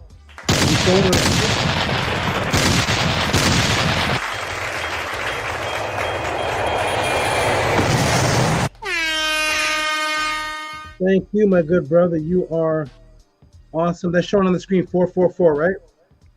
Yes. Hey, dancing the moon. All right, cutie. What's that? What's going on? Put that down. Okay, what's next? Emmanuel Rodriguez again. Who is Emmanuel Rodriguez, everybody? Who is Emmanuel Rodriguez? Who is this? Is this? Who is this? Again, is this 5? Is this 5 donations? Let me fix this one. Emmanuel Rodriguez. The fourth one. Emmanuel Rodriguez. Let me put him back on the screen. Shout out to you. Give him some noise again. This is definitely over $30. Shout out to Emmanuel Rodriguez. Don't kill him.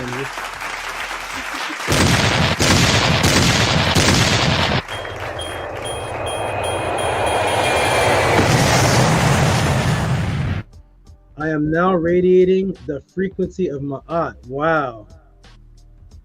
Shout out to you, Emmanuel Rodriguez. Shout out to you. He's now radiating the frequency of Ma'at. Awesome, awesome. Awesome, awesome. Who's next is, Netzer Unk Hotep L. He, for my birthday. Thank you, my brother. Some people don't get to see the pod class live. They see it. Last week class was my birthday, so some people catch it on the YouTube, and those honorable people who appreciate what I do, they send me send me a birthday because they watched it and couldn't catch it live. It's one of those honorable people. Thank you. Netzer Unk Hotep L. Happy, as in the God happy. The Nets are happy. Happy belated born day, master teacher. Thank you, thank you. Do me a favor, TT. Plug those out. So turn one as an off switch. Shout out to you, my good brother.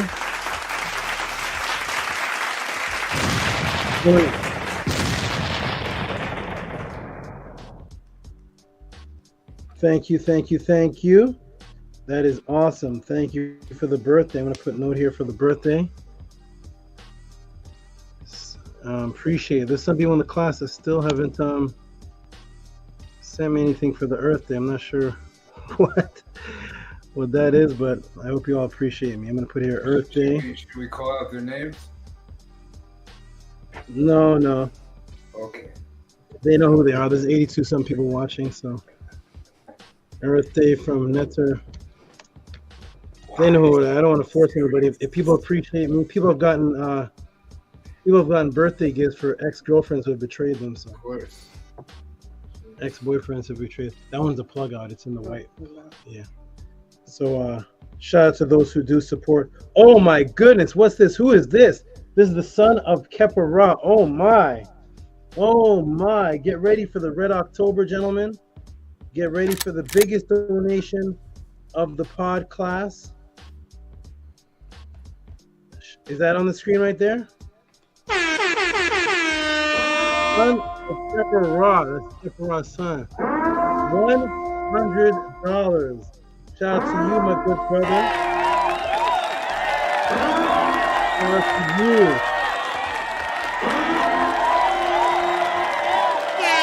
Shout out to you. That is awesome.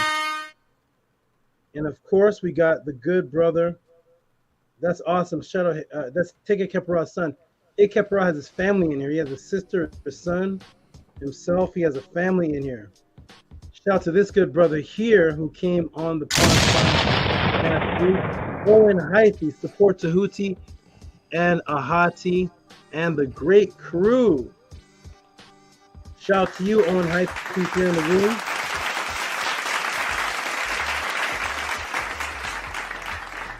Support Owen. Shout out to you, Owen Haithi, and also I've got a backup. I got a question from you. I think it's about the Underground Railroad. That's coming up too. That's coming up. So many questions I have in here, and we have. Oh, I like this. I like it when this happens. Here is Higa Kepera, his father, the father of the brother who just gave $100. Here's Higa Kepera, who gave an extra $10 tip for the Doukii gel. Thank you, my brother. Thank you. I appreciate the fact that you appreciate me more than the waiter that you all give tips to. Appreciate you, my brother. I appreciate you. You're part of what keeps me around. Thank you. Give him some noise, gentlemen. Give him some claps for the tip.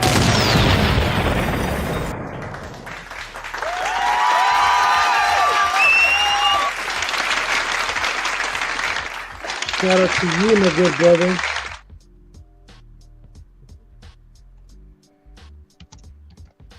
Extra gel. Thank you, Higa Kepera. And I'll do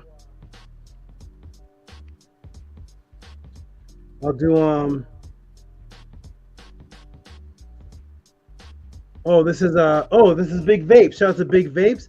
Big Vapes. Oh my gosh, Big Vapes, you wanna? Oh man, I don't know. Oh my gosh. Look, he wants the They Live movie breakdown. Nice. I'll give you about 3 minutes of it because these movie breakdowns is too. I'll give you a little bit. Because that's the movies are. The Matrix movie where Rigo gave like $100. That was 3 parts, and I only broke down about 10 minutes of the movie, and it was like 1.5 hour breakdowns each. So They Live. Yeah, we'll see. We'll see, my brother. But wow, I have not been asked about this movie in about 30 years.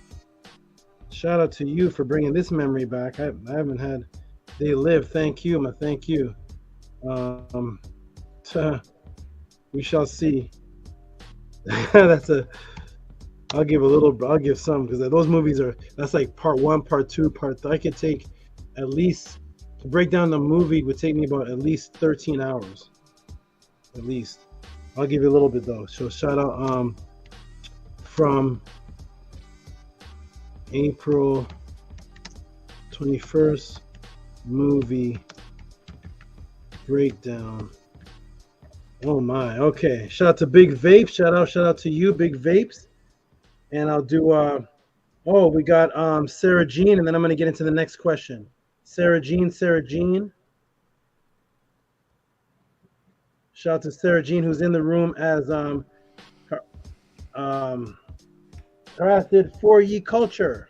I have to change my voice to say that. Harassed for ye culture. 1111.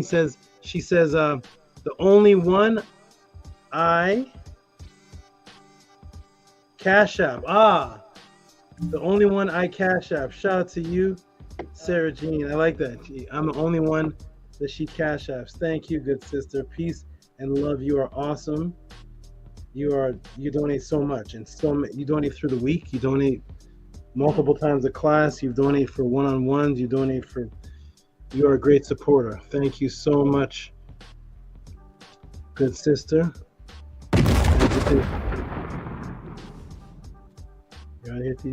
Okay, everybody.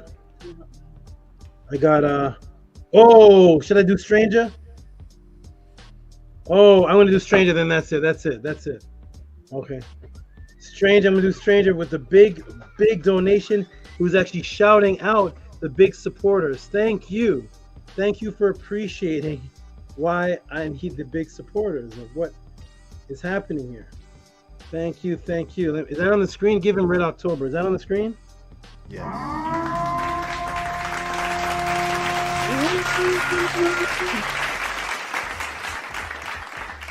Stranger, the name of the moderator. Woo! Louder. What's going on? Submarine's coming closer.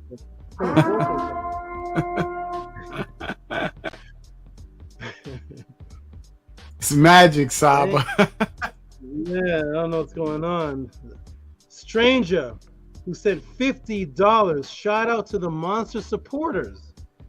I want to stop right here. Saba, please do he's asking me something. Please do a breakdown of the understanding and mastery of animals and the utility. Oh my goodness. What?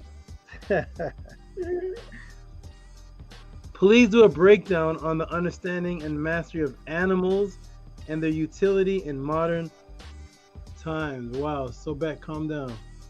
Okay. Wow. Let me save this. Oh my goodness, I am questioned up.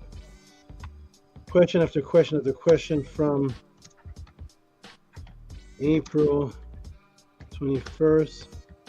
Stranger animals. Oh my goodness.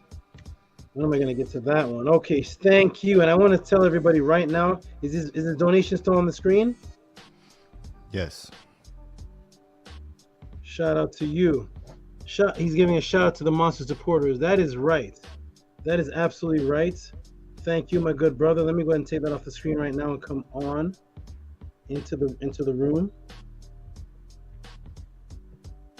Thank you, Stranger, for giving a shout out to the monster supporters. Let me ask you, Scribe. Scribe, are you happy when I get support and big support? Does that make you happy? Absolutely, I love it. Atef, does it make you happy when Tehuti gets big support and you promote they should support more? What do you think? Absolutely. If you support the truth, then you support Ma'at, then you support our SABA. Period. Point blank. Thank you so much. You know, there's almost over $1,000 of support. Well, let me get Minkora. Are you happy when what do you think of people giving me big support? Do you promote it? Do you push it? Or do you think we push it too much? What do you think? I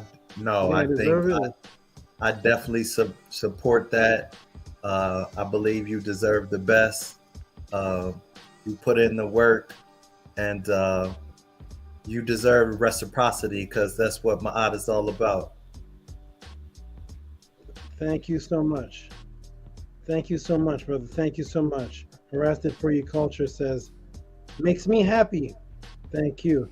Hati Ma'at, what do you think? Do you think we should continue to keep pushing the support? Do I get the support I deserve? Should I get more? What do you think, Hati Ma'at? Oh man, you get way too much support, man. You get too much. Oh no. That's what I'm being told. You're gaslighting the public. You're gaslighting the public by making them believe that we're supposed to be donating to you on top of you already getting answers for questions. And I want to tell everybody right now, one of the big reasons I wanted SABA to come here is because I know he would get the support that he's getting now and more that he's going to get into the future. That's one of the main reasons I asked him to come on YouTube, because I knew there were people like you in the chat that were going to support him. And anybody that's thinking different than that, you can hit the door. You can bounce. You can leave. I don't know what to tell you. You got something inside of you need to work on. This is all about energy. We're a family here. These brothers came thousands of miles without us providing any type of financial means for them, on their own intuition. You don't know what it's like until you sit on this panel. And I know that's cold. I don't care if you hate me, but that's the truth. If you're thinking that this man, I go to these other channels, these other so-called teachers get $300, $400. I've seen $500 one person donated.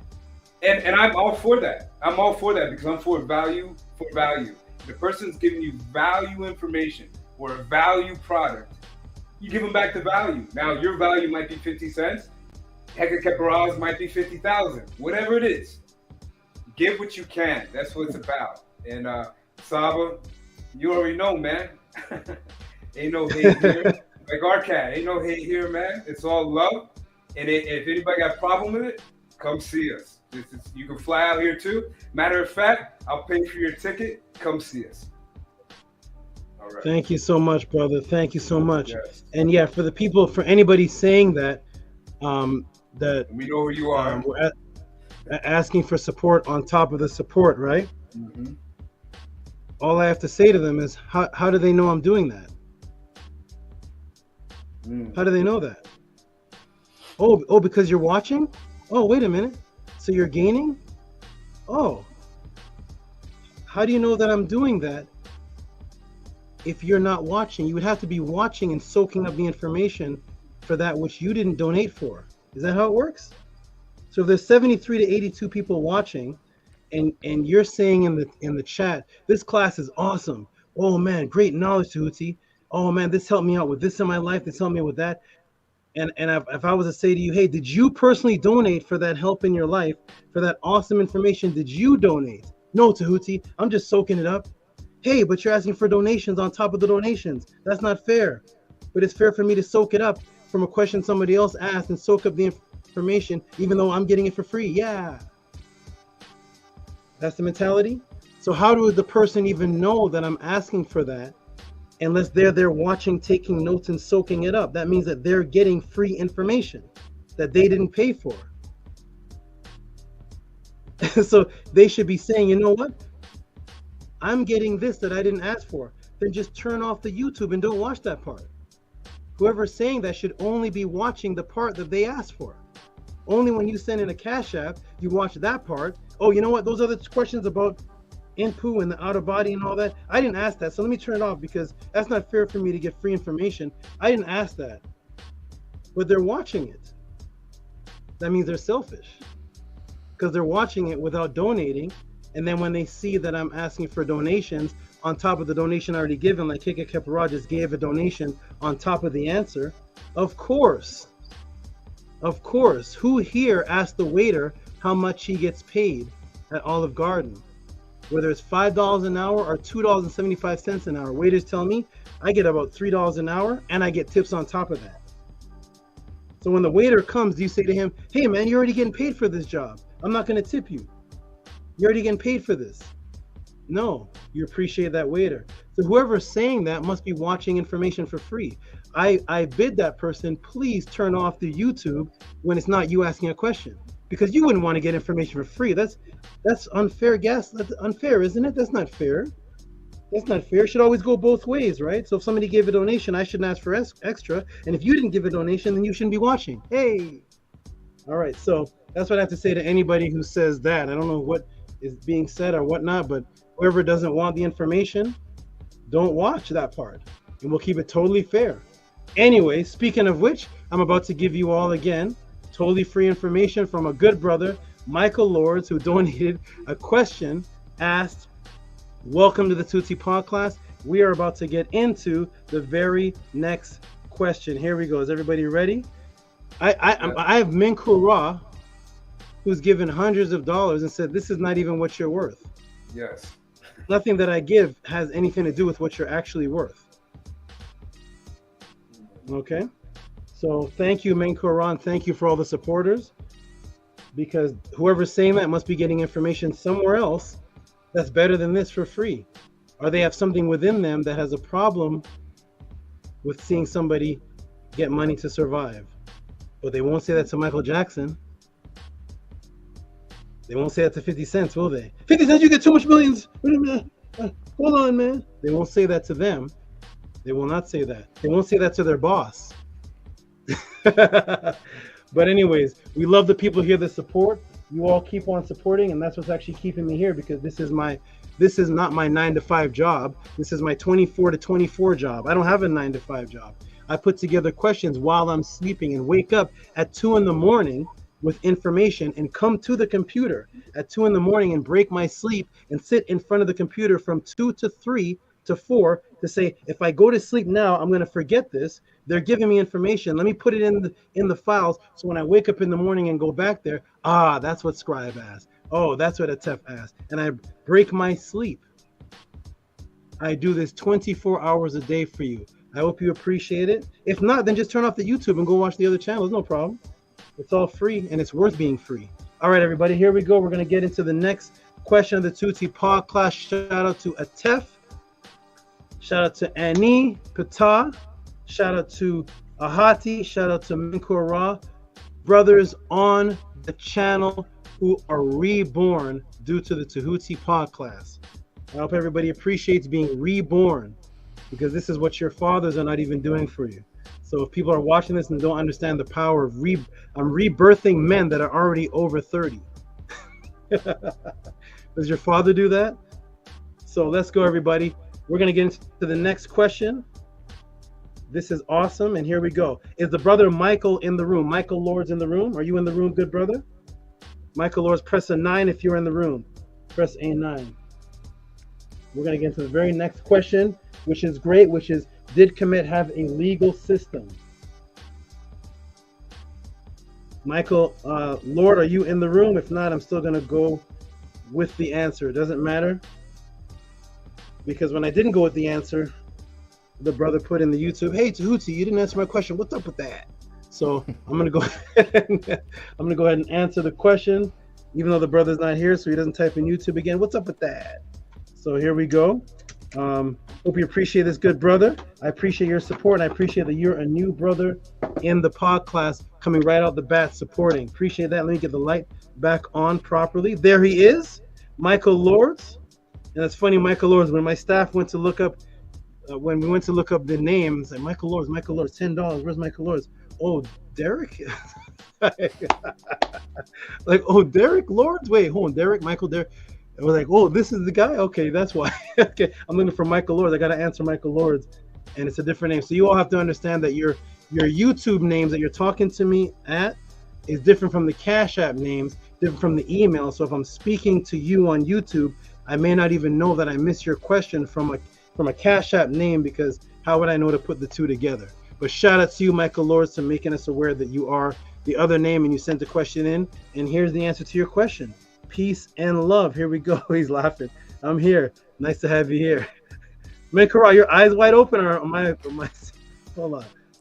Are your eyes like this? Oh, he's frozen. Oh my God. Oh no. He's trancing. He's trancing out. Minku Ra, it was nice knowing you. Uncle Josh Seneb into the afterlife. I don't know what's going on. He's going to the next world right now. He's in the Netzer Kurt. He'll be back, or he will resurrect like a SAR soon. I don't know what is going on. I thought he was just in shock because people were complaining about donations. I thought he was like, really? But I was like, no, he's there for way too long. Okay, here we go, everybody. Here we go. Let me get him again. He moved. No. The Matrix spoke for you. Hold on. Is he moving? Yeah. My internet, the internet at this hotel is not good, so I'm sorry, That's Saba. plastic. I'm making a poster out of that. That was a classic face. Oh my God. Okay, everybody, here we go. Everybody, enough fun. We're gonna get into the question. Brothers, I'm gonna see you in the chat. I'm gonna break this down, do another break again. And actually, you know what? Hold on 1 second. 1 second. 1 second. 1 second. Menkara, say something to the audience real quick. I'm gonna be right back in about 30 seconds. I'll be right back.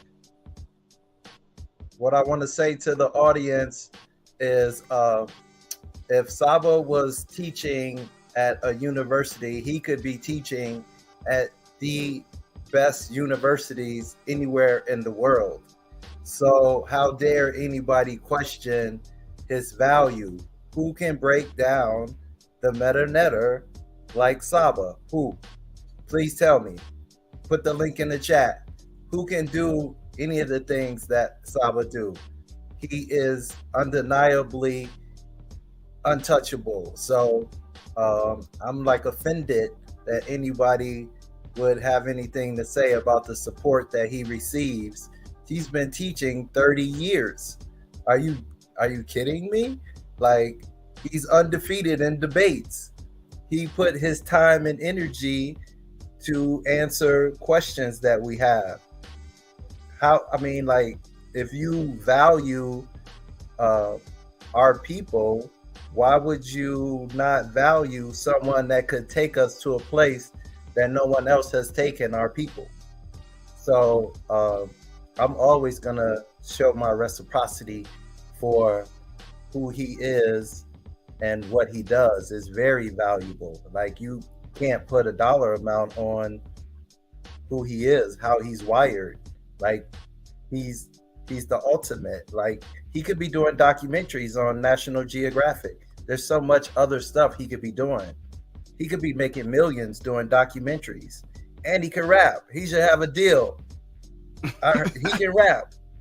He went on Killer Priest. He went on Killer Priest show, and he outdid all the artists. He outdid all the teachers. Like, Menku, what about the rap he did for us? Wait, let me finish. What are we talking about? Y'all joking me? Come on, y'all, like, stop it. Please stop. Just, there's nobody that can touch him, not even come close. Like, so like, he should be, I ain't gonna even, it's crazy when you think about all the other channels. When it comes to KEMET and Ma'at, and it comes to knowledge, the conscious community, he's so even beyond that. He into the science. He good with the animals. He's majestic. Like, he's straight up.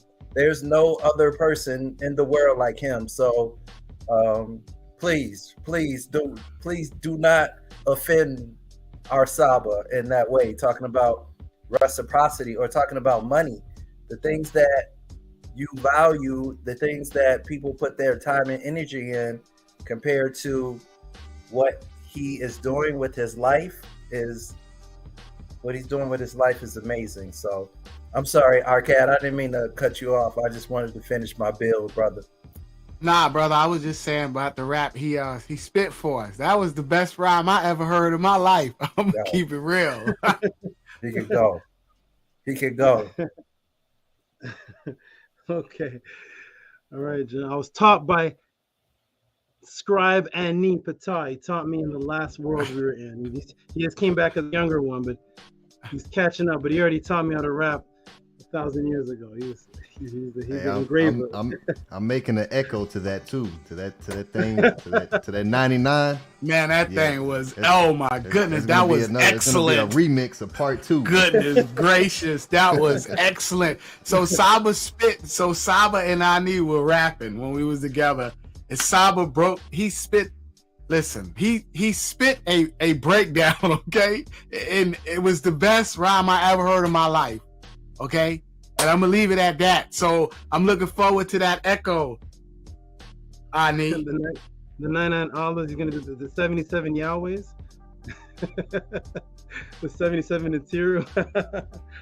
Okay. All right, gentlemen, I'm gonna get into the next question. We're gonna get this in here.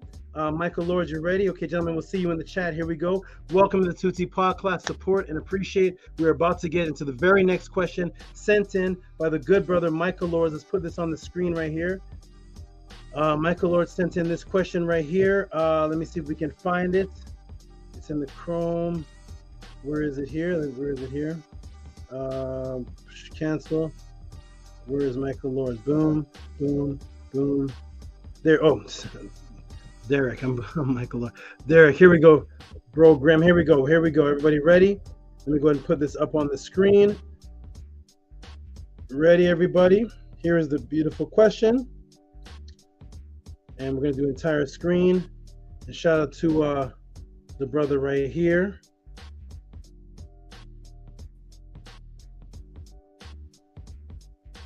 Where is he? I don't know where he went. There it is. Okay, there it is. Shout out to Michael Lords, who was also Derek at CF program. Did KEMET have a formal legal system? That is a good question, my brother. Shout out to you. Thank you for your support. Appreciate you. Did KEMET have a formal legal system? Shout out to Michael Lords. Did KEMET have a formal legal system? Shout out to you, good brother. Shout out to you. And let's yes, he did record. He has a recording of all of it. Shout out to you, good brother. Here we go. Welcome to the Tehuti'S podcast. We're about to get into this next question here. Did KEMET have a formal legal system? Here we go. Entire screen. Boom, boom, boom. Okay. This one's going to be a little quicker than the others. Here we go. Did KEMET have a legal system? Well, first, what is a legal system, everybody? Does anybody know? What is a legal system?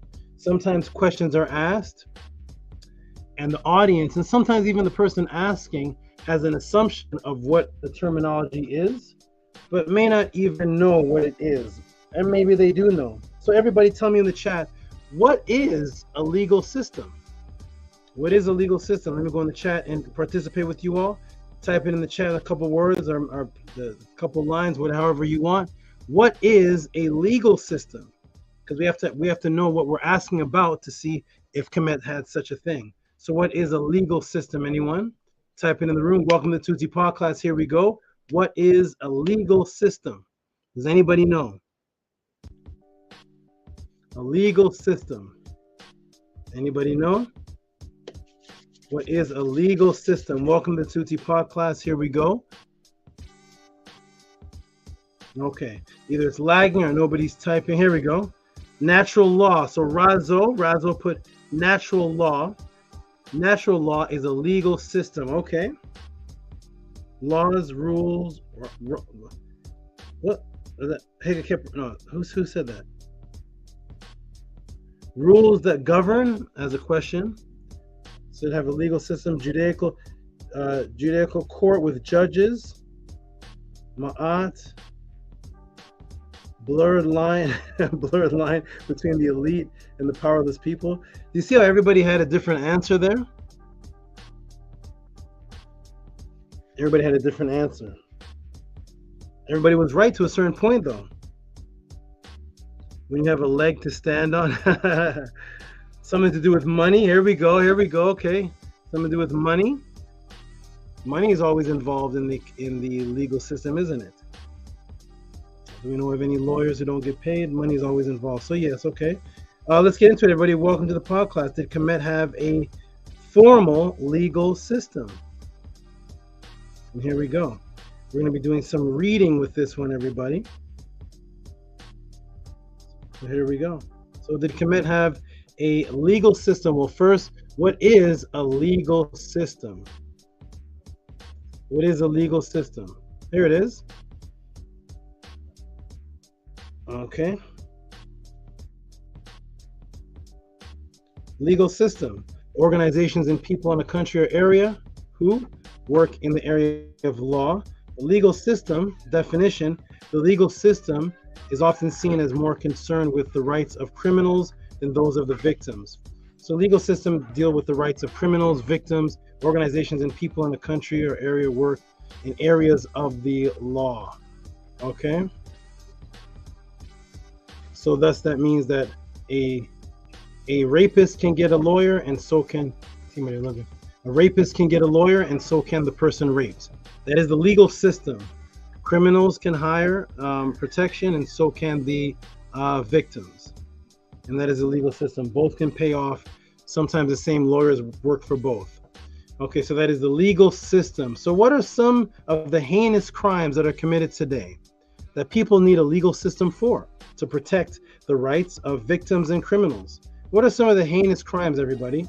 Why we would need a legal system to protect the rights of the victims and the rights of the criminals. Criminals in this country have rights as well.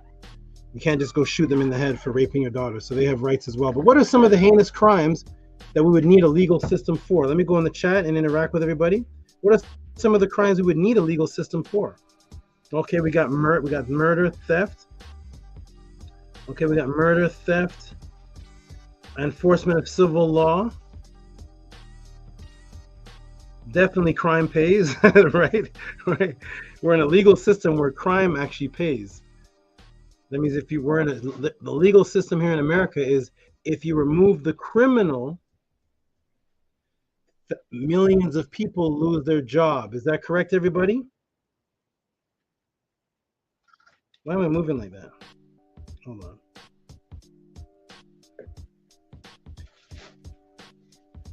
I am not moving in accordance to the voice. Hold on, everybody.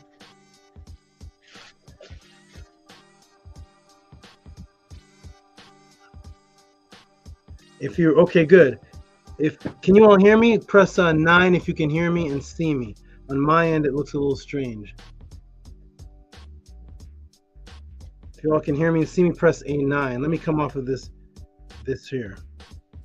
Okay, now I'm moving normal. If you all can hear me and see me, press a 9. So a legal system in America has it so that it actually needs the criminal. There is no legal system in the Western Hemisphere that doesn't need the criminal. That means that in this legal system, people's livelihoods actually depend on the villain. Is that correct? People's livelihoods depend on the criminal, and that actually is the legal system. Because without the criminal, there's no system in place. Is that right? If everybody was doing right, there would be no system, right?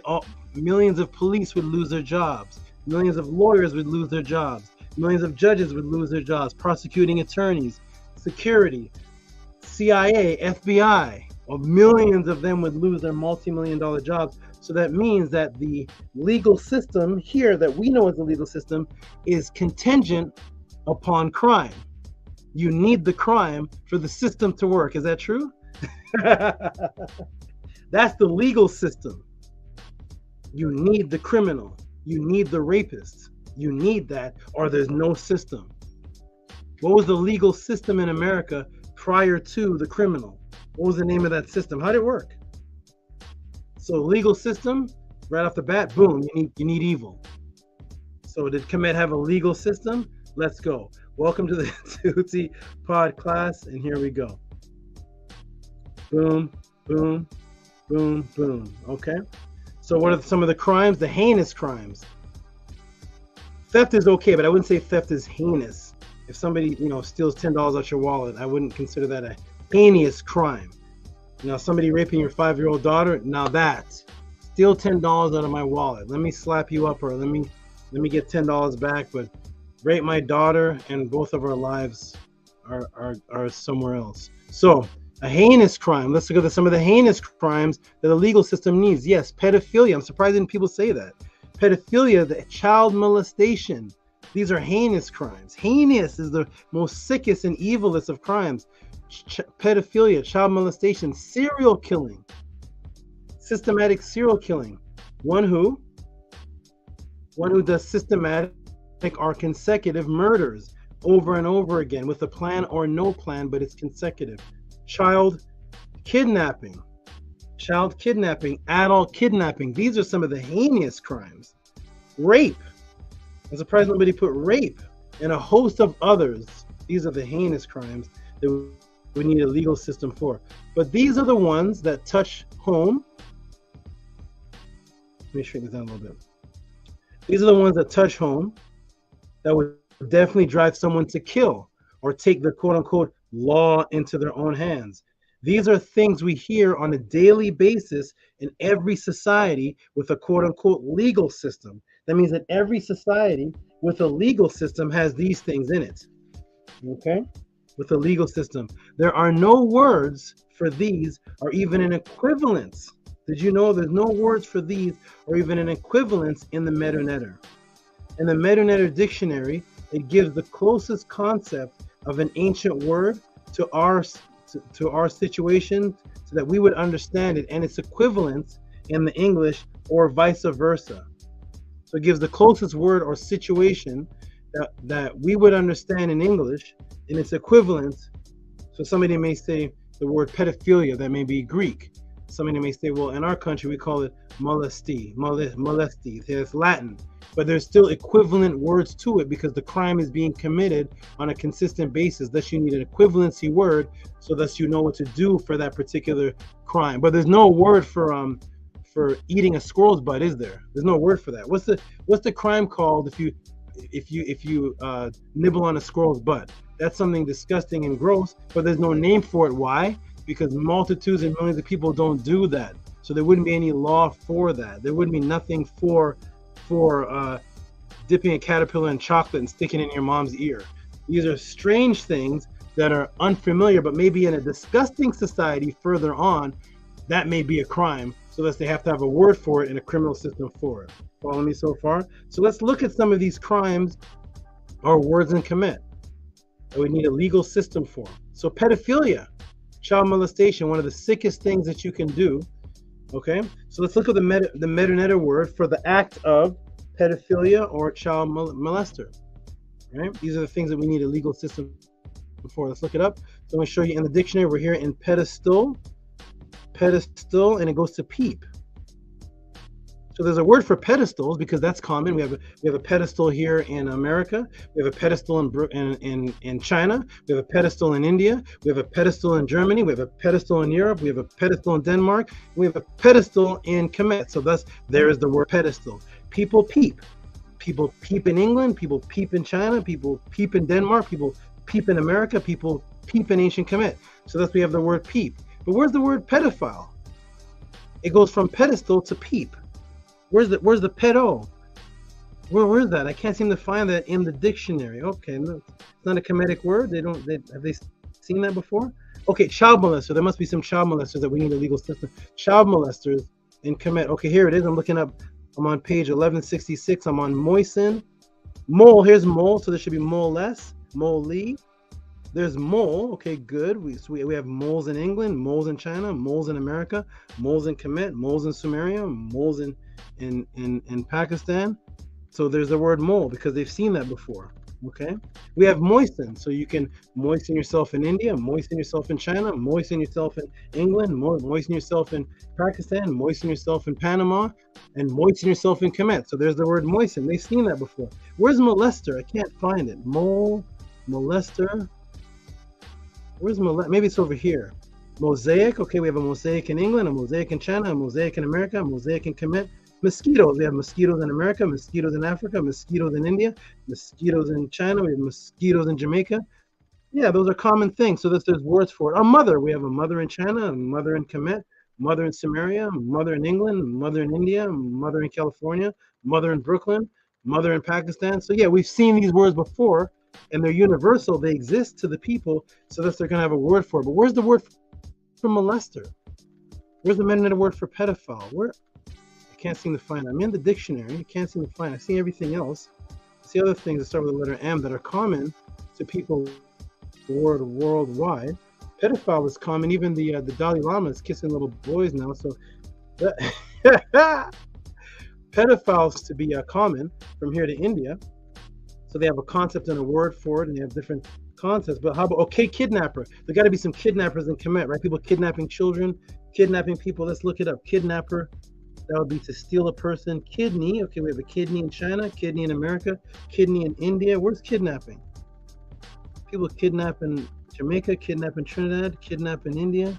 Where's kidnapping in KEMET? I can't. It goes from kidney to kinsman.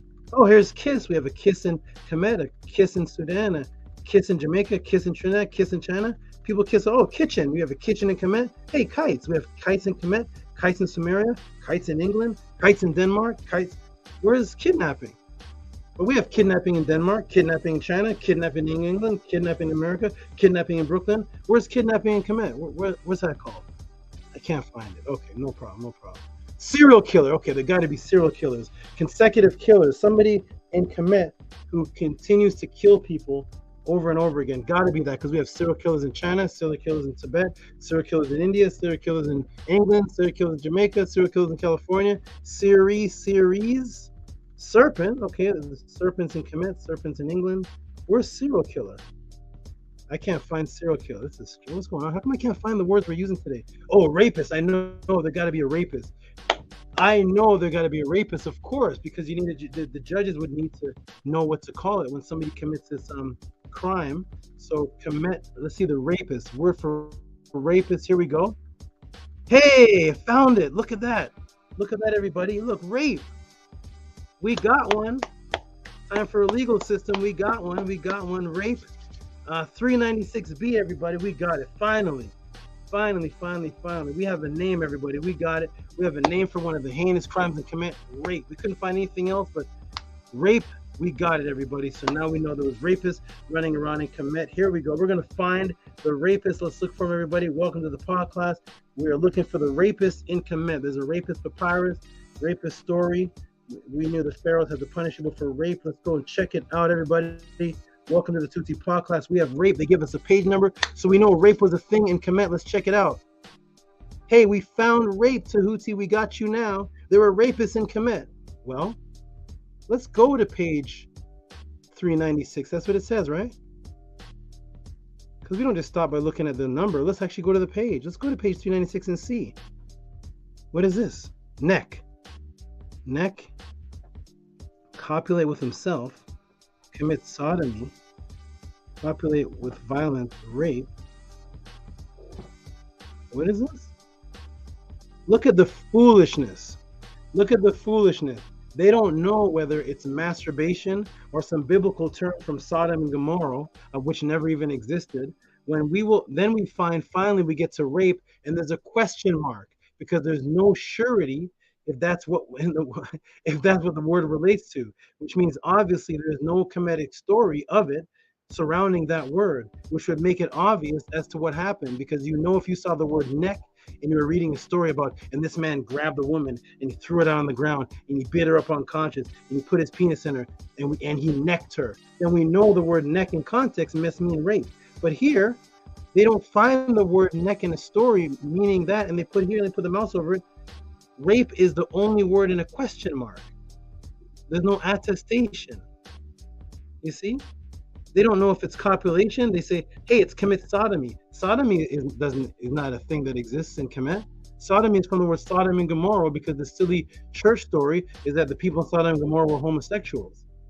But there was no Sodom and Gomorrah, so there couldn't be any such thing called sodomy. You'd only believe there's a thing called sodomy if you believe in the Bible, because sodomy is from a fictitious story of Sodom and Gomorrah, I wish there wasn't one homosexual in the whole story, but that's another thing. So here, rape is a question mark. Interesting. Okay.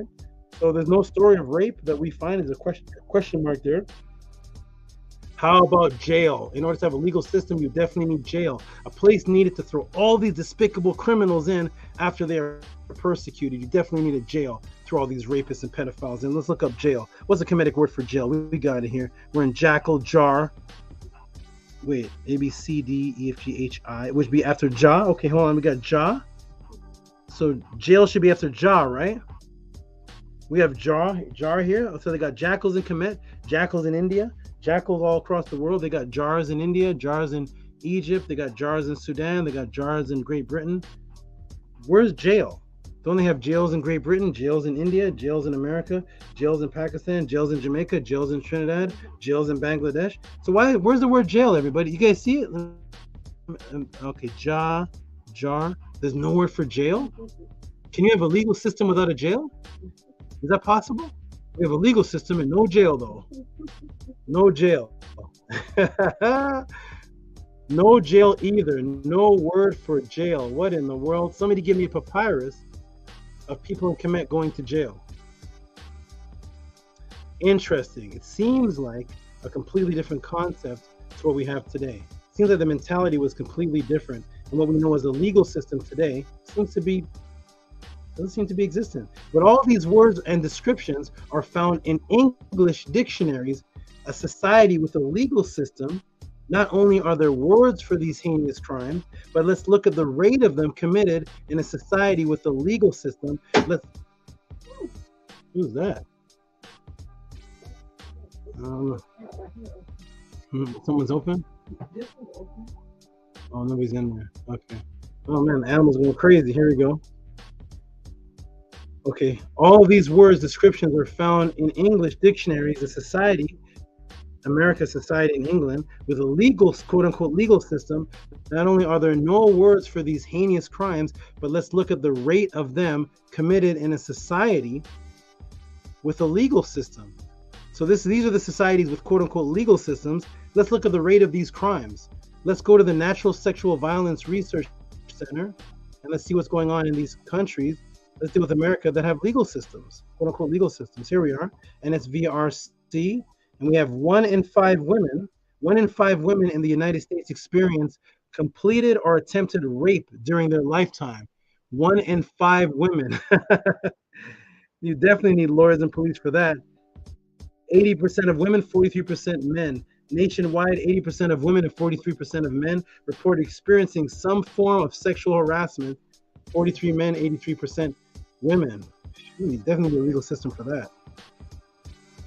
It's estimated that 734,630 people were raped, including threatened, attempted, and completed rape in the U.S.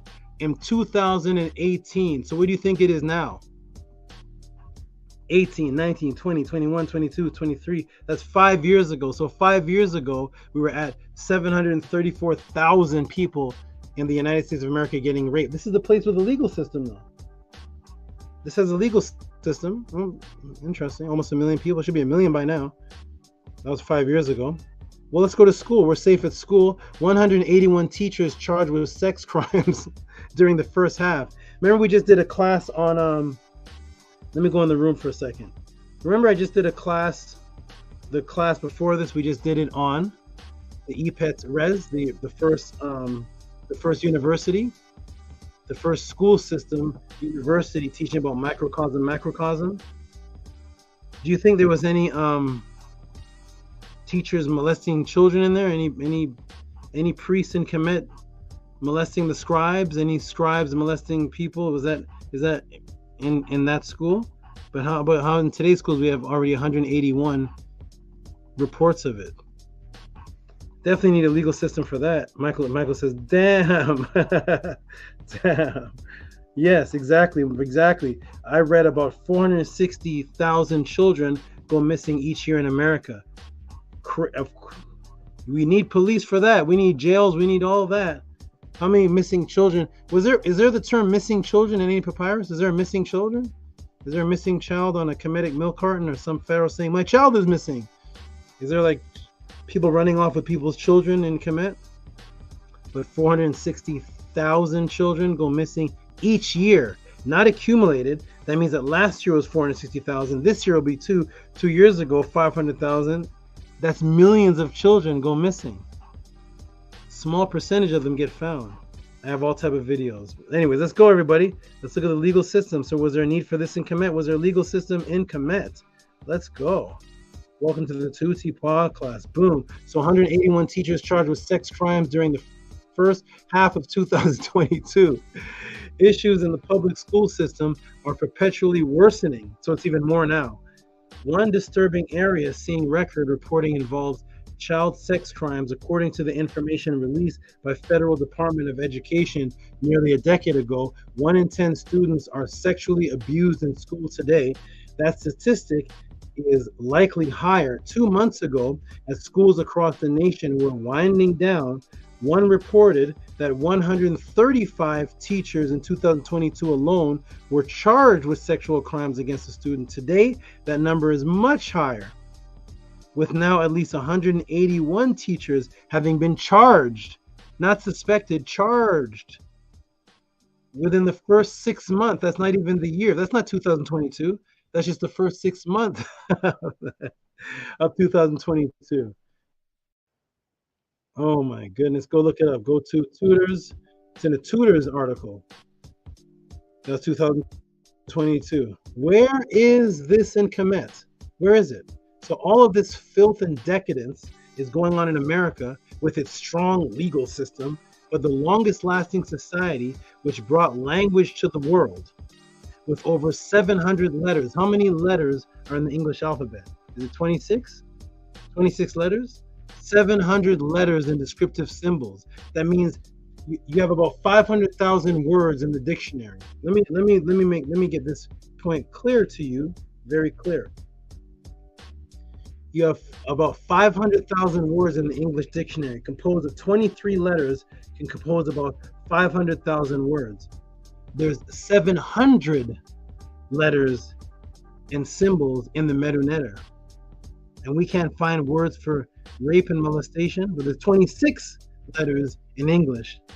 And we find rape, serial killing, and all pedophile, and all these. And pedophile is not even an English word; it's a Greek word. That means they had it in Greece first. It was called pederasty. It was a part of their religion, coming from Apollo and Hyacinth. So pedophile is a Greek word. They took it from the Greek. So the Greeks existed at the same time as the Kemetians.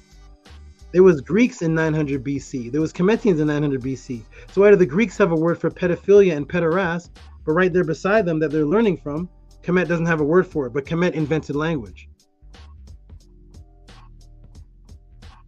KEMET invented language. The Greeks are learning from the Kemetians, but Greeks have a word for pederasty, pedophile, and the Kemetians, who they're learning from, who was around thousands of years before them, who have 700 letters, and you got 26, they don't have a word for it, but you do, but you live right beside me. Hey, let's go, everybody. Welcome to the Tehuti'S pod class. Here we go. Here we go. Let's break this matrix. Let's understand how advanced we really were. All right. So 700 letters, descriptive symbols, and have absolutely no words for these acts recorded. That system seems to yield much safer results than today's quote-unquote legal system society, doesn't it? Seems like it was much safer without police and lawyers and attorneys and sheriffs. It seemed a lot safer. Okay, so what are some of the jobs? What are some of the jobs that become available when you have a legal system? Because everybody in these job situations, job positions, would actually lose their family earning income if there was no crime. Take away the pederasty from KEMET, take away the child molestation from KEMET, take away the all the rapes in KEMET, take those away, and guess what? Nothing changes. Everybody still lives their regular life because they don't know of it anyways. Take it away from the Dogons, nothing changes because the Dogons don't have words for it either. Take it away from America, and billions of taxpayers' dollars are redirected somewhere else and out of the pockets of the so-called legal system. And billions of people lose their job, and police and attorneys and lawyers and judges become homeless on Skid Row. How come they won't become homeless on Skid Row if you take those jobs away from the ancient Kemetians? Because they never had those jobs to begin with in the first place. Boom, everybody, let's break the matrix. Welcome to the Tehuti'S podcast. So police, lawyers, detectives, prosecutors, COs, wardens, runners of the jail, bail managers, parolee officer, FBI, CIA, attorneys. Did KEMET have any of these? No. So how did we deal with crime in situations? For an example, I will take you to the tale, the story of the eloquent peasant, now in the British Museum, number 10274.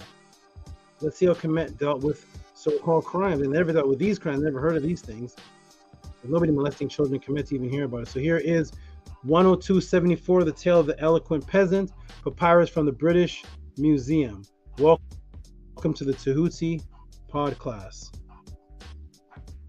Here we go.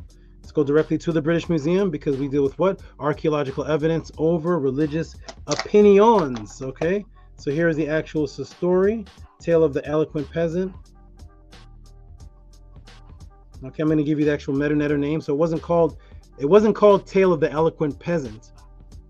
Its actual title was in Medu was Sekti Nefer Medu, one of the fields who was in good speech, one who was living in the fields, or one of the fields who spoke well. This is from 2055 BC, and there it is in Medu Neter. They have Tale of the Eloquent Peasant. It's actually Sekti. I'll put the mouse over it. There's Seket. There's the field right there. There's the T. There's a loaf of bread, T-I. Sekti. Nefer. There's a Nefer symbol, and then Nef with the F, and then there's the R symbol right there. Medu. Here's the word from Medu. Medu. And the man with his hand to his mouth, which means speaking. Okay? One of the field who had beautiful speaking abilities. That's the name of this papyrus. Nothing to do with the peasant. Nothing to do with they're changing the name for their reasons. Okay, so this is a story of theft, injustice, and false criminalization, where the accused was the victim, and through abuse through abuse persisted with the laws of Ma'at until they prevailed with the magistrates and the pharaoh. So here it is. Here's Sekti Nefer Medu.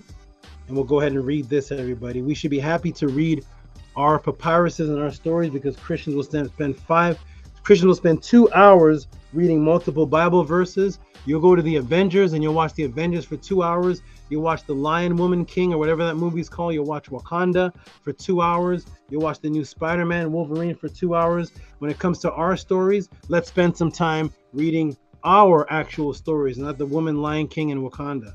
All right. There was a man who was Kun Nanup. He was a peasant of Seket. He lived in Seket Hemet, so he lived in the field of this area. He had a wife named Marit. Now this peasant said to his wife, "Behold, I am going down to KEMET in order to bring provisions from there for my children. Go and measure for me the barley which is in the storehouse, that which remains from last year's barley." And his wife did as he requested. Nice, beautiful family. And then he set out for her 6 measures of barley. Then the peasant said to his wife, "Behold, there are 20 measures of barley as food for you and your children. Now make these 6 measures of barley into bread and beer for me as daily rations, that I may live on them," while he goes on this mission. So the peasant then set out for KEMET, having loaded his donkey with reed herbs, natron, salt, wood from Tayu, staves of Tamemet, leopard skins. He has a lot of stuff. This doesn't sound like a peasant, right? He has leopard skin, jackal hides. This is an awesome peasant. He has more stuff than me. So he has natron salt, reeds, herbs, leopard skins, jackal hides. He has Anu plants, Temen plants, Kippura plants. He has Nisu plants, he has stones. He has plants. He has pigeons. He has wedged birds. He has Tebu plants. Welcome to the Tuesday podcast. Here we go. Ready? All right, let's blow this up here. So he had plants, he had berries, seeds, abundance of all the finest products of Seket Hemet. That sounds beautiful. The peasant continued on his way, traveling southward in the direction of Ninu Nesut, and arrived at the district of Per Fifi, to the north of Medunet. There he encountered a man standing on the riverbank whose name was Nemti Naketi. He was the son of a man whose name was Isri, and he was a subordinate to the chief steward Renzi, the son of Meru. Then this Nemti Naketi, when he had seen the peasant's donkey, which greatly delighted his heart, he wanted his donkey, he spoke, saying, "Would that I had some kind of charm endowed with power, through which I might confiscate the possessions of the peasant." Now the house of this Nenti Neket was at the juncture of the beginning of the narrow path one which was not broad enough to exceed the width of a lion's cloth. One side of it was bound by water, the other side was bound by barley. Then Nemti-Neket said to his servant, "Go and bring me a piece of clothing from my house." Immediately it was brought to him, and he stretched it out over the juncture of the beginning of the path, so that its fringe touched the water and its hem touched the barley. This was your heinous criminal. Here's your criminal here. This is your criminal in KEMET. Now the peasant was traveling along the public road. Nemti-Neket said, "Watch out, peasant! Do not tread on my clothing." Then the peasant said, "I shall do what pleases you, for my path is good." So he went towards the higher ground, and then Nemti-Neket said, Is my barley to be a path for you?" Then the peasant said, "My path is good, but the bank is steep, so my way must be through the barley, for you to obstruct the road with your clothing. Will you not let me pass onto the road?" He had just finished speaking these words when one of the donkeys in the field, his mouth with an ear of the barley, started eating Nemti-Neket's barley, said, "So now I shall confiscate your donkey." Peasant, this is like this reminds me of the Asian Kung Fu movies. These are your heinous criminals in KEMET. "Now I shall confiscate your donkey, peasant, because he is eating my barley. Behold, he will tread grain because of this crime. Be patient." But the peasant replied, "My path is good, and the only one ear of the barley is harmed. Could I buy it?" This is awesome. "Could I buy it back? My donkey? Could I buy back my donkey for this value? If you should seize him for filling his mouth with an ear of barley." Stop right there, everybody. I want to stop right here. Do you see how things are working here in KEMET? There is a person of a higher ranking who just states a law, and the other person believes the law. He says, "Listen, if you eat some of my barley, then I get to confiscate your donkey, because you can't give me back that which you ate. And if you cross this path and step on my property, I get to confiscate such and such." And the person says, "Okay, I see the donkey doing that. I agree. We have done wrong." You see how the difference in mentality? He's gonna say, "Listen here, nigga, get away from my bro. I can eat your bro. What if you eat it, bro? Who cares? What you gonna do about it? What? Huh? What? What you gonna do about it? What you gonna do? What? It wasn't like that, right? He's saying, "Listen, these are the rules in my property. If you do this, then I get your donkey." "Okay, sir. Well, since you've done that, and you get my donkey, could I buy my own donkey back from you?" This is the heinous crimes. "For filling his mouth with the barley, however, I know the owner of the estate. It is the property of the chief steward Renzi, son of Meru, and he curbs every thief in the entire district. Am I to be robbed on his estate?" And Nemti-Neket retorted, "Is there not a well-known proverb?" Look how they're talking to each other. This man is trying to rob this other man. Let me get hold on, man. Hold on a second. Let me come in the screen. This man is setting up a system to rob this other man, and the robber, the heinous criminal, the other man is saying, "Hey, I know these are the rules. Well, can I buy my donkey back? You know this is crime. This is actually theft, and the owner of the property follows the laws of man, and he's against theft." And the thief is saying, "Well, hey, do you know the ancient proverb that says this?"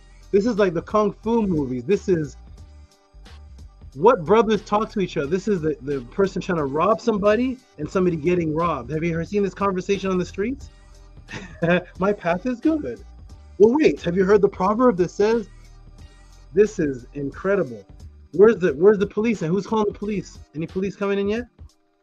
Where's the FBI? Here we go. So he says, "Have you not heard the well-known proverb, a poor man's name is pronounced only for the sake of his master? I'm speaking to you, and do you dare invoke the chief steward?" Then he took for himself a switch of green tamarisk and beat his whole body with it, confiscated the donkey, and drove them out of his estate. He went and quoted a proverb, took a blade of grass, a long blade of tamarisk, started whipping the man with the tamarisk, and got him out of there. So, "I'm taking your donkey, get out of there. How dare you call the chief stewardess's name as a lowly man. Then the peasant lamented exceedingly through the grief of what had been done to him. But Nemti-Neket said, "Do not raise your voice, peasants. Behold, you will go to the domain of the Lord of Silence." Then the peasant replied, "You with me? You take away my property. You even take my very lament out of my mouth. I can't even complain.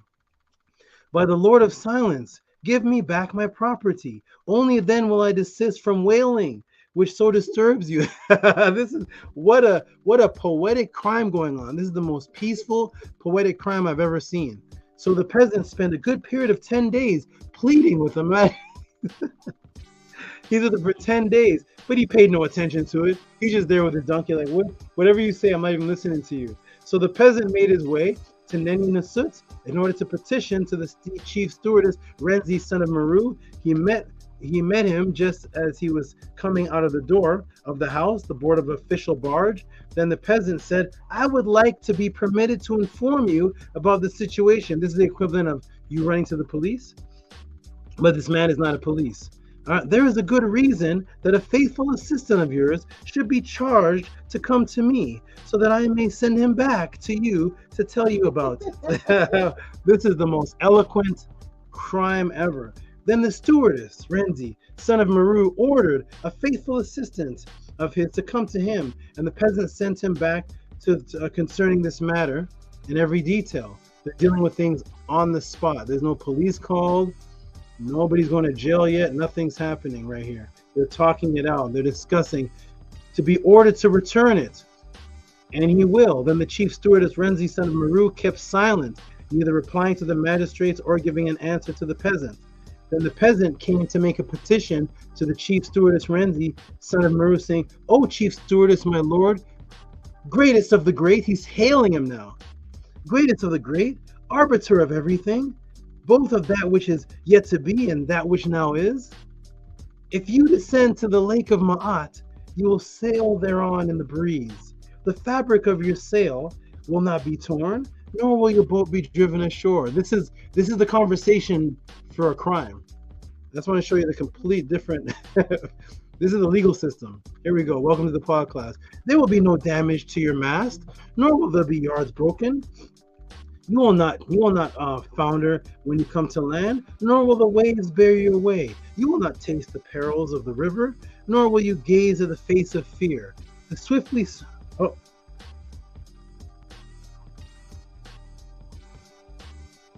It's not sharing? Wow. Is that Scribe? This computer is... Scribe, it wasn't sharing? Yes, it wasn't sharing the last little paragraph he was reading. Okay. Thank you, Scribe. I appreciate that. I think I got it on now. All right, you're welcome. Thank you so much. Okay, here we go. All right, here we go. So there's no damage to your mast, nor will your yards be broken, nor will your fondle come to the land, nor will your waves bear you away. You will not taste perils of the river, nor will you gaze upon the face of fear. Swiftly swimming fish will come to you, and you will catch many fatted fowl. For you are the father to the orphan, the husband to the widow, the brother to he who has been cast out, the clothing of him who has no mother. Permit me to exalt your name in this land, in accordance with every good law. A leader attained by greed, a noble unpolluted by vice, one who obliterates deceit, one who nurtures Ma'at, one who answers the plea of him who raises his voice. I shall speak, and surely you will hearken. Fulfill Ma'at, O exalted one, exalted even by those who themselves are exalted. Relieve my distress, for lo, I am afflicted. Take heed of me, for lo, I am anguished. This is the criminal talk. This is the talk. This is how you talk to the police today, right? So here it is. Quoting Ma'at. So we have an innocent man wrongfully accused, abused. It goes on. It goes to the magistrates. Then he continues to quote Ma'at until he gets to the Pharaoh, Nebkura himself. So now this situation gets all the way to the Pharaoh, the magistrate of the time, Nebkura, and here it is. So now the peasant spoke. Nebkura, thank you. So now the peasant spoke these words during the time of the majesty, king of Upper and Lower Kemet, Nebkura. the justified. Then the chief stewardess Renzi, son of Meru, went before the majesty and said, "My lord, I have found someone amongst the peasants who's exceedingly eloquent in speech. His property was stolen by a man who is in my service, and behold, he has come to petition me about it." Didn't go to the police, didn't call his lawyer. Then his majesty said, "As you desire to see me healthy, cause him to remain here, without a reply to anything which he says. And so, that he may keep on speaking, remain silent. Then let these words be brought to us in writing, that we may hear them. However, provide the means so that his wife and his children may live. For behold, one of these peasants comes to the city, and only when there is nothing in his house. Furthermore, provide means so that this peasant himself may live. You will see that the food be supplied to him without letting him know it is you that is giving it to him." So there was appointed to him 10 loaves of bread, 2 jugs of beer every single day, more than he went out to get. And one who supplied was the chief stewardess Renzi, son of Meru, but they did it secretly, right? He would give them to a friend of his, and he would give it to the peasants. Then the chief stewardess Renzi, son of Meru, wrote to the governor of Saket Hemet about issuing of provisions for the peasant's wife in 3 measures of barley every single day, more than they had at home. Then the peasant came petitioning to him a second time, "O chief stewardess, Lord, greatest of the great, wealthiest of the wealthy, and those in you, those who are great know one who is greater, and those who are wealthy know one who is wealthier. O helm of the heaven, support the beam of earth. O plumb of the line that carries weight, helm, do not steer off course." So he's pleading with Ramsey to keep the laws of Ma'at. He keeps pleading with him, not knowing that the friend is the one giving him the food, making things better for him and his wife, and he can't even communicate with his wife because they don't have phones and internet. So his wife is somewhere miles away, and he's there talking while the friend is going to the wife, providing food, saying this is food from the Pharaoh, Nebkorah. He petitions him 9 times. It's too long of a story to read tonight, but he petitions him 9 times, appealing him through prayer and quoting Ma'at off of faith, while the wise Pharaoh who follows Ma'at already discussed with the magistrates that he will secretly provide for him and his mate and his family. So the peasant came to petition a 3rd time, saying, "Chief stewardess, my lord, you are Ra. You are Ra, Lord of heaven, with your attendants, provisions of all mankind from you as from the flood. You are happy, who makes the verdant the field, revives the desert, punisher of the thief, defender of the distressed. Become not raging torrent against the supplicant. Be vigilant against approaching eternity. Cherish length in life. For as the saying, to do Ma'at is the breath of the nostrils. Inflict punishment on him who merits punishment, and none will resemble you in your integrity. Will the balance be off? Will your scale tilt to the side, mean that will you not be like Tehuti? Will Tehuti be merciful, and then you doing wrong?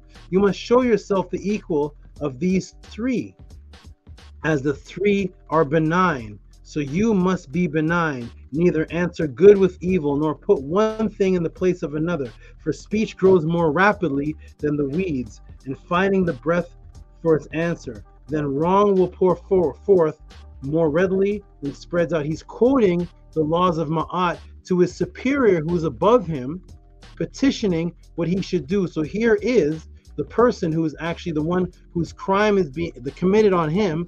He's being set up, and here is the person who is above him who has to render the punishment, and the peasant is guiding him on what to do. 3rd attempt to make you ask. You must steer the course of your mind, minding the sail, ride the waves. Do as Ma'at. Be on guard, for you could run aground through the tiller rope. But the stability of the land is to do Ma'at. Do not utter falsehood, for you are noble. Do not be petty. Do not be for you are distinguished. Do not utter falsehood, for you are a balance. Do not go off course, for you are impartiality. Behold, you are the sole one with the balance. If it wavers, then you will waver. Do not drift steer your course. Pull the tiller rope. Do not rob, but take action against the robber. He is not truly great who is great in greed. Your tongue is the plummet, the weight of Tehuti. Your heart is the weight, the scales of Ma'at. And your two lips are its arms. That means that which you work and do are the arms, the Ka. If you veil your face against brutality, then who will reprove the evil? You see that? So he's quoting him the laws of Ma'at. And here's the last part right here. Behold, I appeal to you, but you do not hear it. I shall now depart and appeal about you to Anubis. He's going to go to the Natiru that prepares for death and appeal to him. The chief stewardess, son of Renzi, had two attendants bring him back, and the peasant was frightened, for he assumed that the punishment would be afflicted on him because of this speech that he had made. And the peasant said, like a thirsty man reproach water reaching out of his mouth, the child of a nursing woman for milk, such is death for one who seeks it. Then he sees it coming when his death is long delayed. Finally comes the chief stewardess Renzi, the son of Meru, said, have no fear, peasant. Behold, you will act in accordance with what is done on my part. Then the peasant swore an oath, saying, on my life, shall I eat of your bread and drink of your beer forever? Then the chief stewardess Renzi, son of Meru, said, now wait here, and you will hear your appeals. Then he had someone read from the new scroll every petition word for word. We're going to get to that part.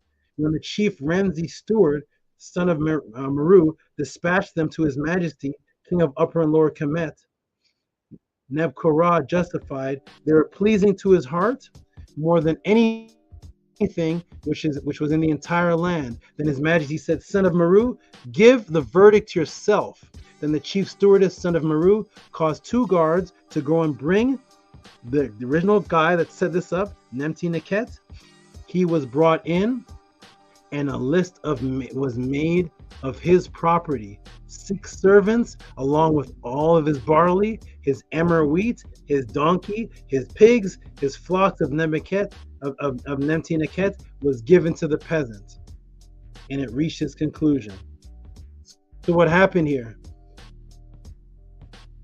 They made the man continue to speak the beautiful words because Ma'at was flowing through him so eloquently that they had a scribe write down his words while he was being punished, abused, while he was being ignored. Ma'at was so much in him that they turned his writing into laws of Ma'at, because even though he was considered under Nemti Neket, he was still a man that was so imbued in Ma'at that Ma'at was spewing out of him that he was talking like a scribe. So they got other scribes to write this, and that became their law. That became the new scroll. The one who was the victim, speaking in Ma'at, the Pharaoh himself made his words the law of the land. There is your Kemetic justice. There is your legal system.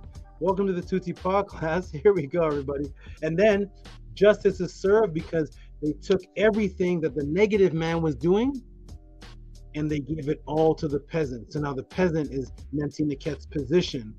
He's in his position. He has all his belongings. And then Nemti Neket becomes a peasant. That's the punishment. So he can know what it feels like to build himself back up from nothing. Justice served. No police, no shootouts, no handcuffs, no jail. You may still say Tehuti. I can't imagine a society with no legal system enforcing laws of punishment. Well, compare an adult relationship to a child who gets punished as opposed to the adult who discuss the outcome. In your relationship, let me ask everybody, who punishes you when you do wrong? Let me go in the room and see. Let me go and ask everybody in the room.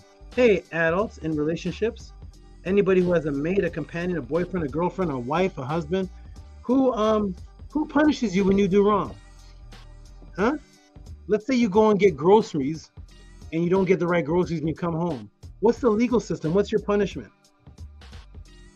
Let's say your husband was not home, so you have to reach into his wallet and take out $10 to buy something for yourself, and you didn't get a chance, you didn't get to ask him, so he considers it theft. When he comes home, he looks for the $10, he doesn't find it, so it's technically theft because you took it, but you were going to tell him later, but it's still theft. What's your punishment, wife?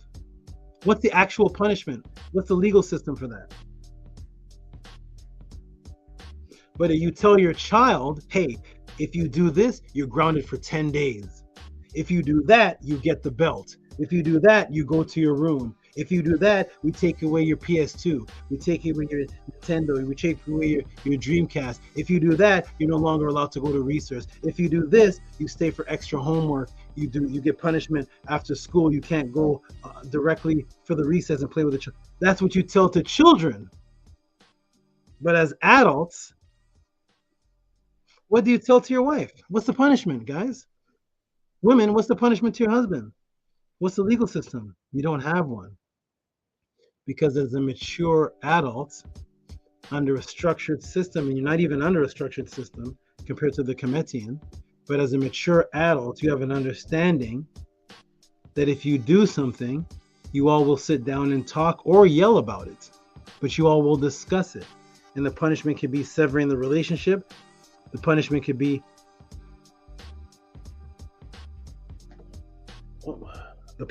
be whatever you guys discuss in the moment. The punishment for your children is discussed between the adults and then dished out to the children. And the children have no say so. I don't want to be grounded for 10 days. I want to be grounded for 8 days. I want to be grounded for 2 minutes. Dad?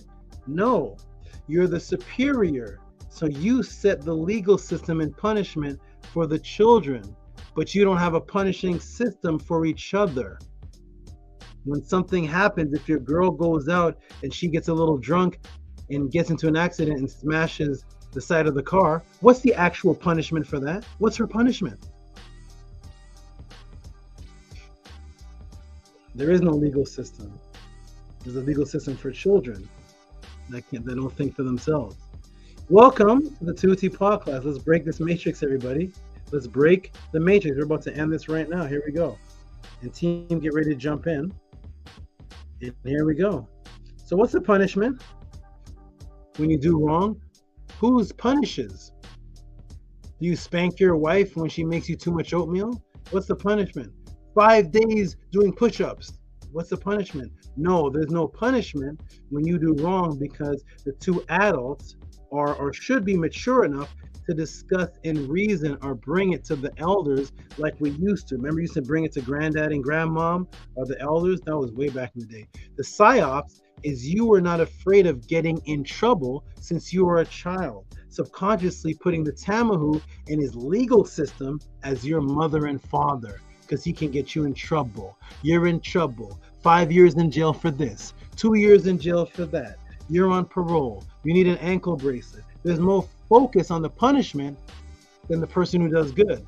What does the person get for doing good? You do this, you get 5 years, 2 years, 4 years on parole, 2 years probation. What if you do good? You get nothing. Because the punishment is focused on the negativity. Where if you're a society of Kemet, you don't need that. Just like you don't need it for your girlfriend or your wife or your husband. The followers of Kemet saw Ma'at as their mother and Tehuti as their father. Not another force that had to punish them. So they were too imbued in spiritual truth to have a whole system and jobs dedicated for criminals, and one who does not follow the laws of Ma'at was so rare that each situation can be decided upon as it happens. And Kemet was 3 times the size of America. Do you understand that? Kemet was 4,200 miles of the Nile Valley. So without a legal system, we were able, and here's the magic that you should be proud of.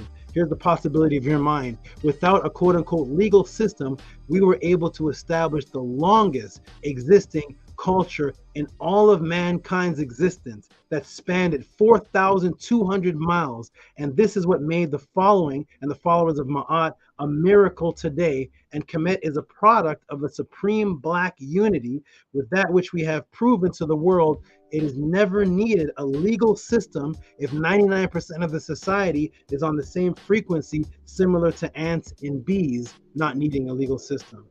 Hotep, I am done. I hope you appreciate it, everybody. Welcome to Tehuti'S podcast. Let me go in the chat room and check out and see what people thought of that answer. I'm going to put a link in the room so I can take my break. Boom. And there it is. So the answer to the good brother who asked the question, there's no legal system for situations that are not even happening. There's no need for a jail because nobody's doing anything bad enough to put into a jail. There's no papyruses of people running around committing crimes and doing craziness in KEMET. We don't have 181 teachers in the first 6 months molesting and attacking children, sexually abusing children. We don't have pedophilia. We don't have popes and priests, and we don't have Epstein. We don't have Pizzagate. They do not have these things in KEMET. Just like those things would be such an atrocity and sickness in KEMET, it would make them sick to think about it. Just like if I were to ask you, what's the crime for giving oral sex to a caterpillar? You'd be like, what the heck is that? We didn't even think of that to have a law. There's no 2 years in jail. There's no ankle bracelet. Who in the world would even give a caterpillar oral sex to even sit there with judges and lawyers and put in the black laws book? A crime for having sex with caterpillar is 2 years and 5 months with an ankle bracelet. Maybe in the future, as things get more disgusting and sick, that will be a legal system and a law needed. But in KEMET, we never heard of these things to have a legal system for. Look how justice was served by a man who was quoting Ma'at, and then all of his pleas were given to him. Did I put a link in the room? All of his pleas were given to him as a scroll. He was made a scribe on the spot. He has his own scroll of Ma'at that came from his heart, from what he learned from his ancestors, and other scribes were writing it down, feeding his family without he even being known. So then he gets the original scroll that the Pharaoh uses. The Pharaoh uses the abuser's scroll as now a new scroll of Ma'at that he's using to govern the people. The Pharaoh saw the peasant as superior to him. That's how KEMET works. Let me check the room and see the answers. I put the link in the room for the brother to jump in. And let me see the brother who asked the question if he heard it. Woo! Welcome to the podcast.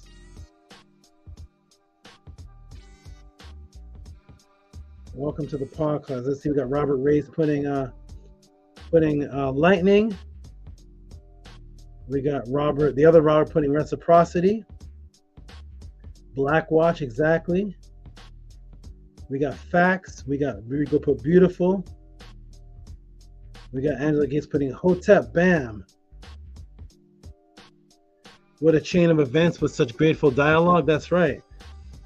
The peasant never got angry. He was never yelling. All he was doing is quoting Ma'at. He was being abused. He's on a mission for his wife. He only gave his wife a certain amount of barley and said, I'll be back. He had to spend 10 days of that journey that he's not collecting barley now. He's sitting there quoting the laws of Ma'at for 10 days, not knowing that he's being given more than the barley he went out for. And when he goes back to his wife, he now goes back as a chief that Netkati was the chief. Now he goes back of that position. He goes back with land as property. He gets to move his mate into that area of KEMET with the land property. He has his own papyrus scroll unique to him that he created without knowing he created it. He got everything simply because he stayed calm and quoted the laws of Ma'at.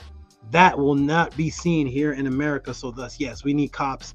We need all of that because we're absolutely sick here in America. But we're in a pristine state of frequency that is unified, and America can fit into KEMET 3 times. Imagine Biden trying to rule 3 Americas, and there's no police, just Biden. This would be a shambles. We can do it in KEMET because everybody live with the trust of each other. There's a certain trust. Even when you're a criminal, he's petitioning, saying, don't do this to me. Can I buy my donkey back? This is actually a crime. I know you wouldn't, the man over you wouldn't, you're talking to the person robbing you.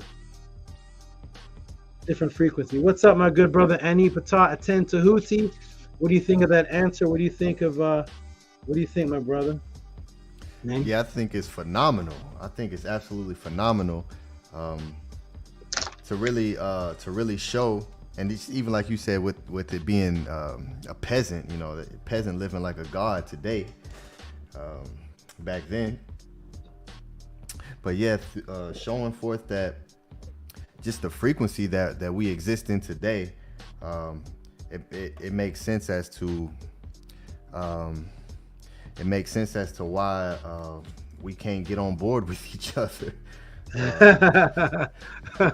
know, if we could take accountability, you know, like they did, and be able to police ourselves. I mean, that's literally like a what they would call a mythological story, because it's hard to even fathom that.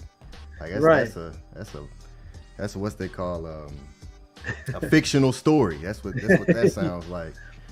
You know. So yeah, that was absolutely beautiful.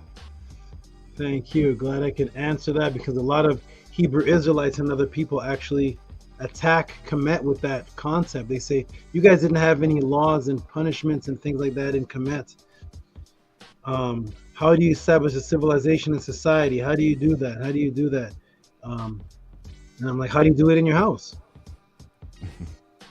Arcad, what's the punishment for your wife if she does something you don't, if she serves you a meal and it's too cold? How many days in the bedroom does she have to stand on her head and quack like a chicken?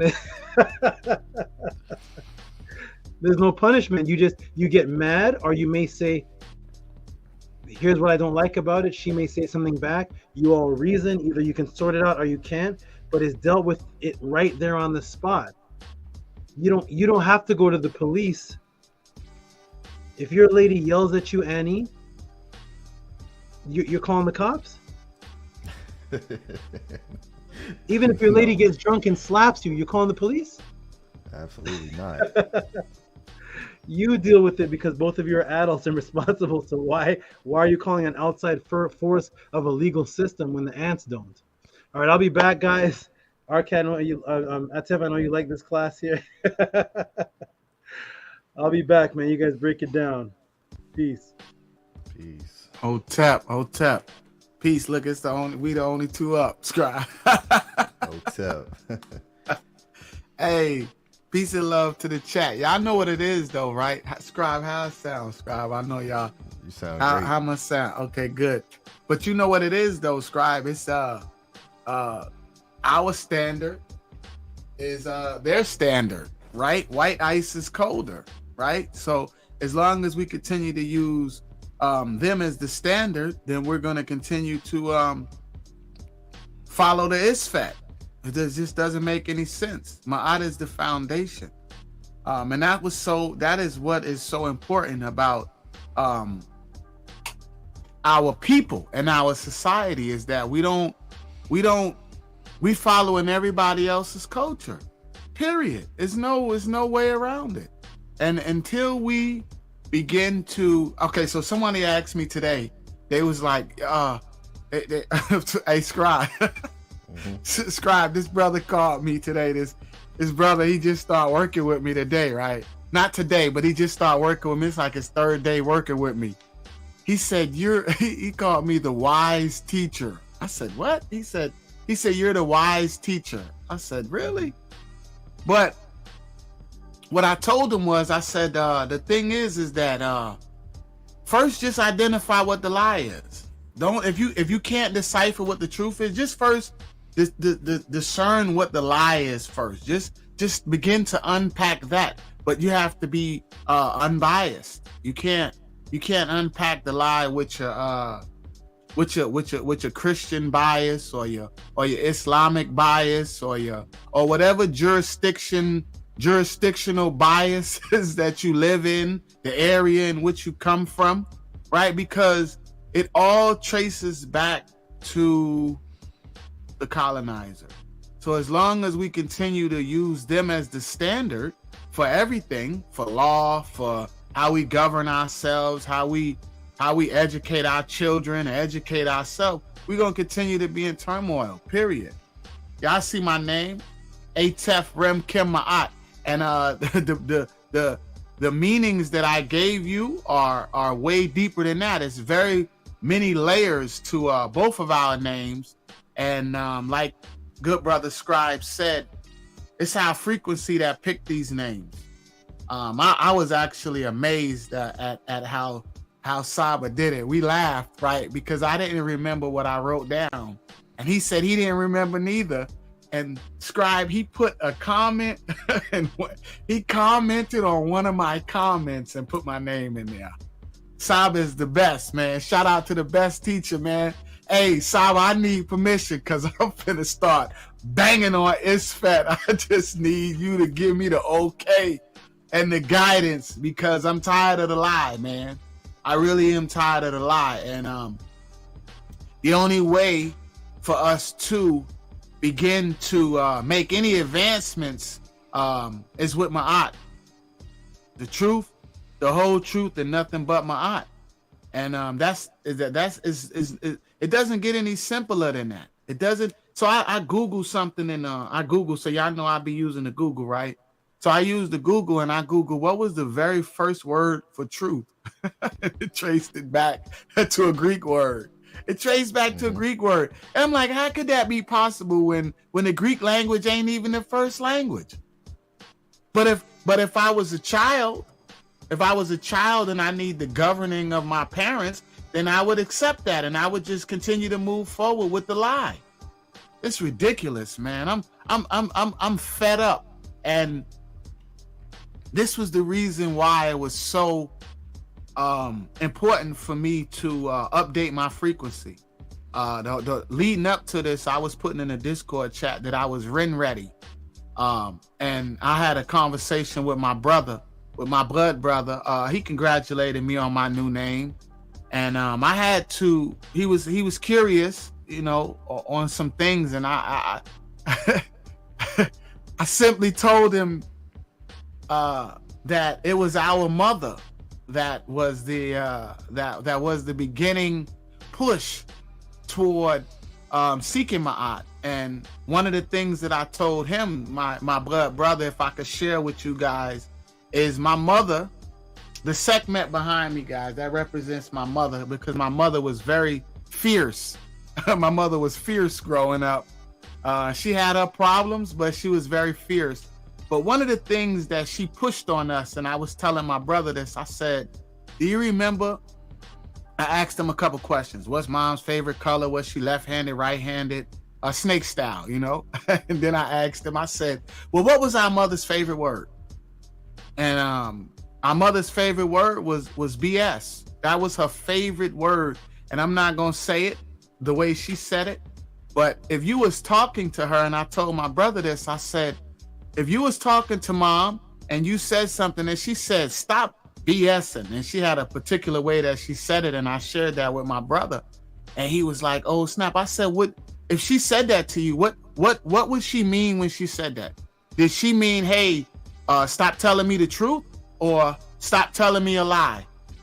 And then it was like ding, ding, ding, because she stood on that. That I got in trouble for telling a lie more than I got in trouble for anything else when I was younger.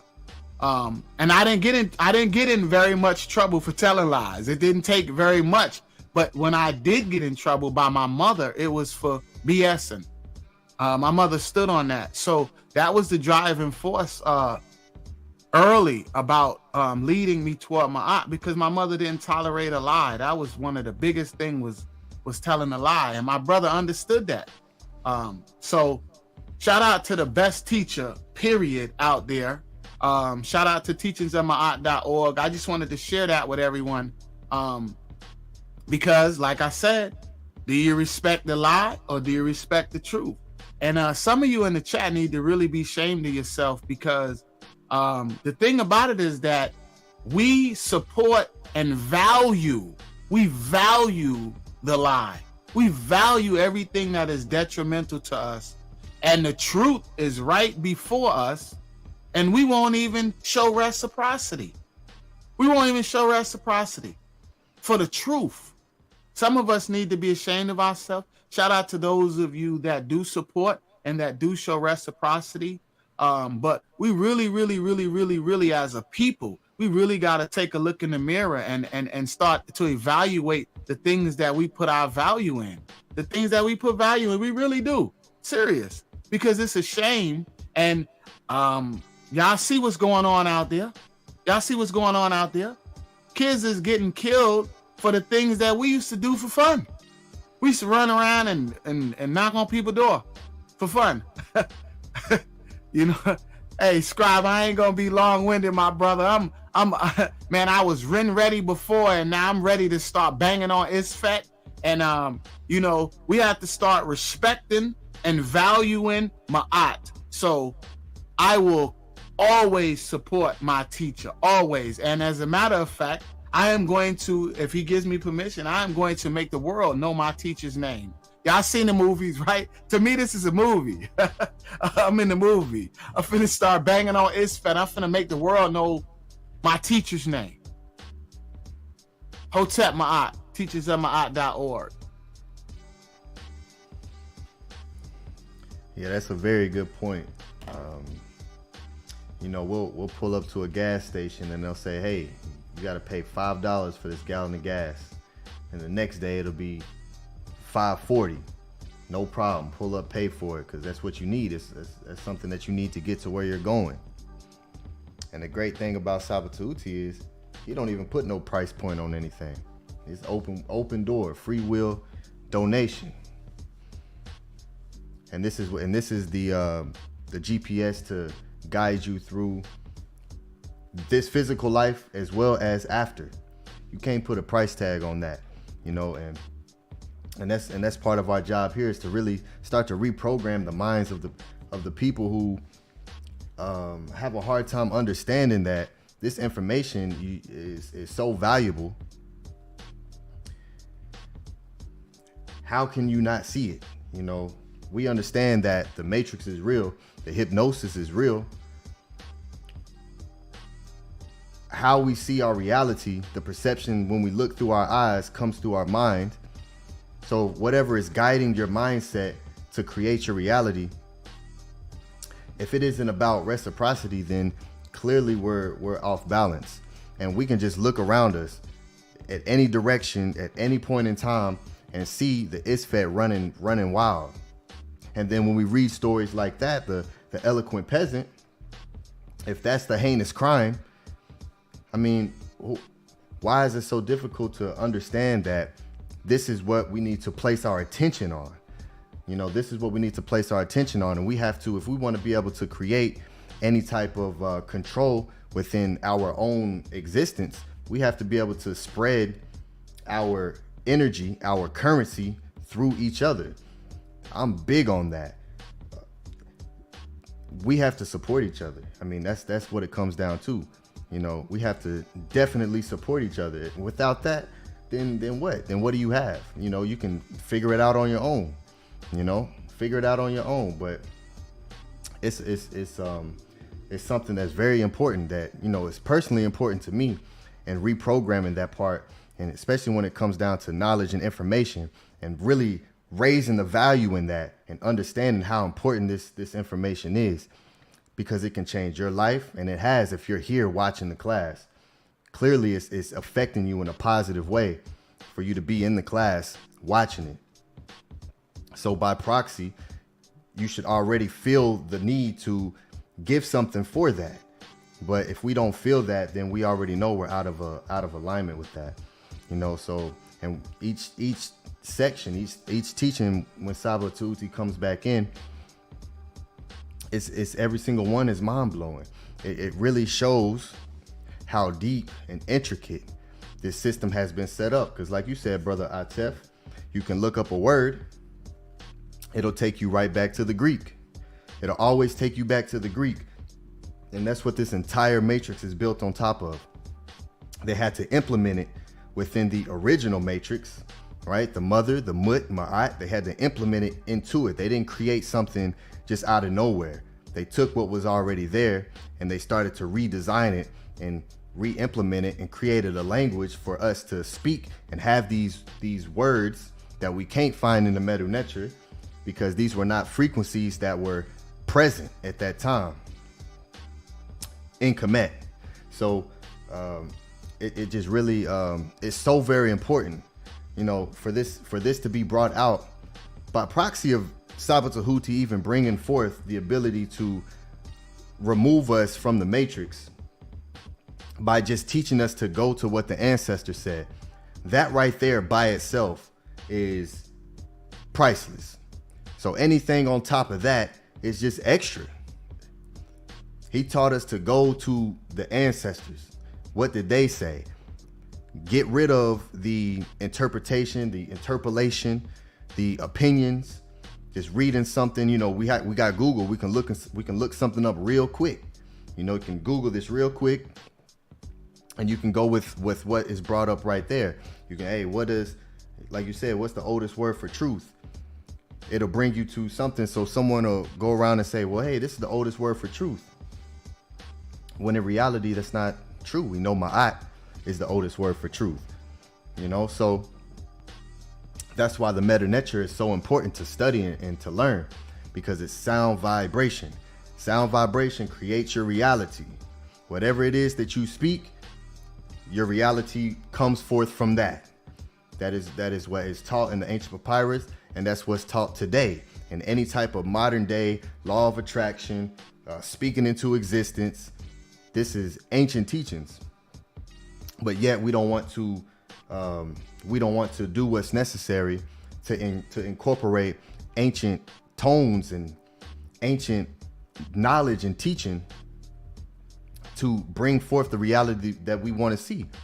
I mean, it's simple when we really just look at it, write it down, look at it for what it really is.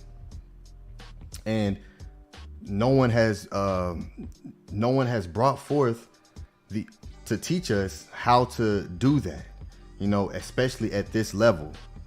It has not been done. And you know, so when I seen it, I immediately recognized it. And from the very beginning, show reciprocity. And I've always done that. Personally, if I've received something, I'm gonna give reciprocity. That's just what that is. I mean, that's a natural way of being. And it's done affected me so much that I just implanted myself into the frequency. You know, there's so many ways to continue. We see how, you know, I see how it affects me, and I see what's necessary, what was necessary for me to start to reveal certain spells that I wasn't aware of. And to be able to give that to someone else is priceless. I mean, we are literally speaking, keeping ourselves trapped by what we say, and it carries on. We always know, as above, so below, as without, so within. But then what happens after it's time to leave this physical body? Is it going to be different versus the perception of reality that you created here in the physical? No, it's not. It's not. You know, so this is these teachings are so far beyond anything that has been brought forth. It's priceless.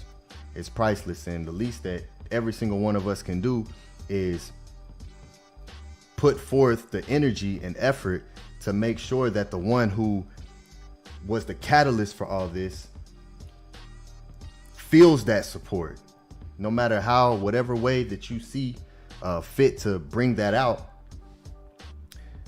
But you know, we see the magic happening in real time with many of the brothers and sisters in the classes, you know, with utilizing this information to attain funds.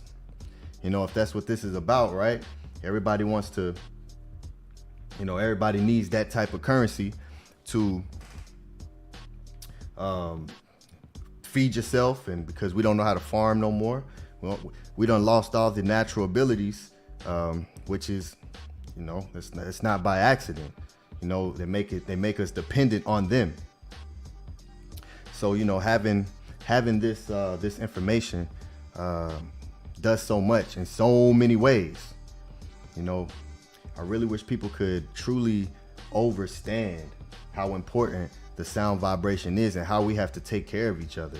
We have to take care of the ones who are putting themselves up front to do this for everyone else. That should be automatic, right? That should be automatic. And it's a process. You know, it's definitely a process that we're bringing forth. That's what the teachings of Ma'at is going to change within this community here. when it comes to knowledge and information.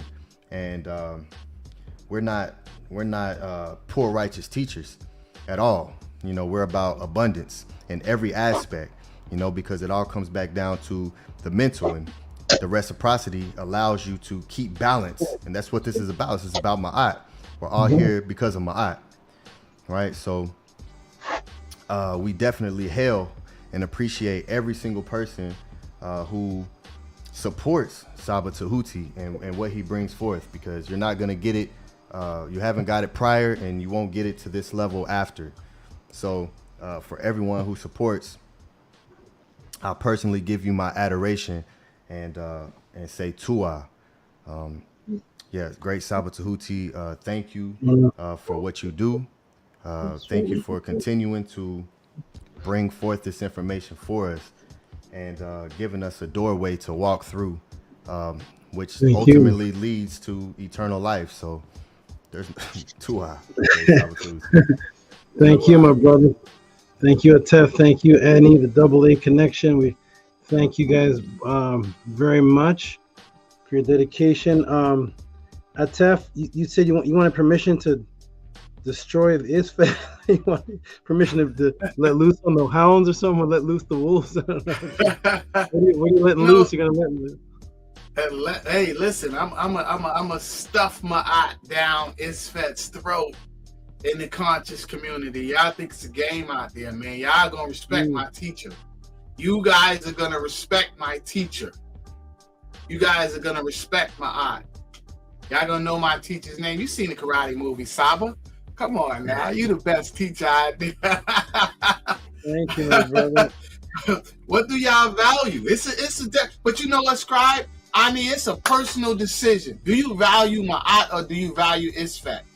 To everybody in the chat. Because if you value Ma'at, then you value reciprocity.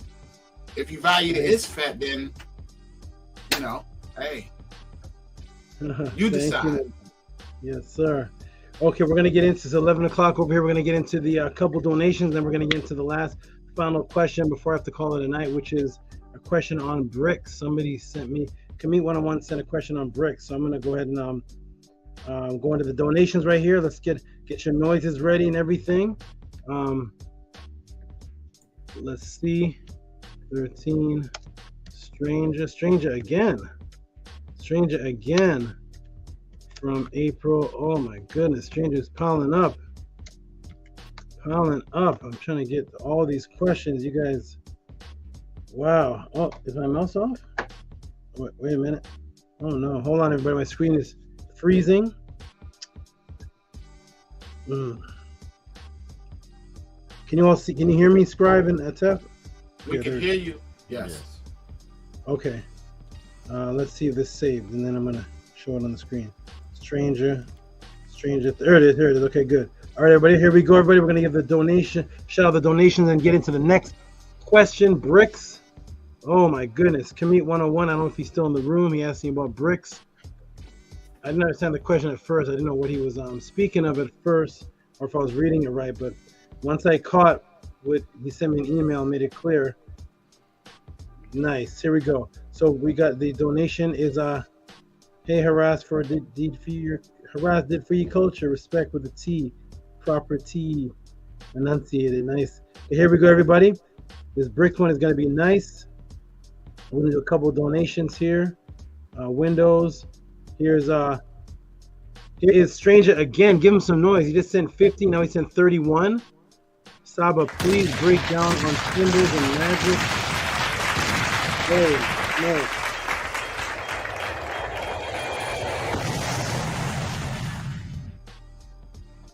SABA, please break down on symbols and magic and how our subconscious interprets visual messages. Oh my goodness. Okay, Stranger. Okay, Stranger's still here? There he is. He put the snake. Stranger is bombarding me. I got enough questions for months. Okay, here we go. Thank you, my good brother Stranger. You are awesome. He went on a binge today. Peace to the new person in the room who is I can't say that name. But I see Hadadadi. from the dot. TE. Okay. Okay. Peace to you. 4. I'm just gonna call you 4. Shout out to you. All right. KEMETE is here. Oh, KEMETE is here. Here we go. Ancestor artifacts of religious opinion and Tamu Harry Potter tale. Awesome. Okay, here we go. Now we got BMF Dog. BMF Dog sends shout out to BMF Dog. What does he send here? He sends a $5. Shout out to BMF Dog. Are you seeing that on the screen? Yes. Okay, shout out to BMF Dog. Appreciate you, BMF Dog. He's a new donator. I haven't seen that name before. Shout out to BMF Dog with extra cheese. Okay. And here is one of the monsters back. Black Alucard is not playing around. He always gives the big donations. Hardly ever asks a question. Just gives big donations. Give him some noise, guys. $25. Said thanks for the knowledge. Black Alucard. Shout out to you, my good brother. Appreciate you. Shout out to you. Who's next over here? Oh, we got. Oh, here comes the harassed it for you culture. She's gonna come with these. She always comes with a bunch of different ones. Let me see what this is now. Hold on. What does this one say? There's always a little code message in it too.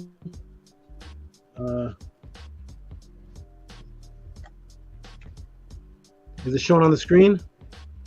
Yes. Yes. Harassed it for you culture with the 444 tip. Thank you, sister. She likes that number 4. She likes that. 444 tip. And we got Amun Min Ra Sut Atum, one of the great supporters, keeping the Tehuti'S podcast going. Thank you for your appreciation, my brother.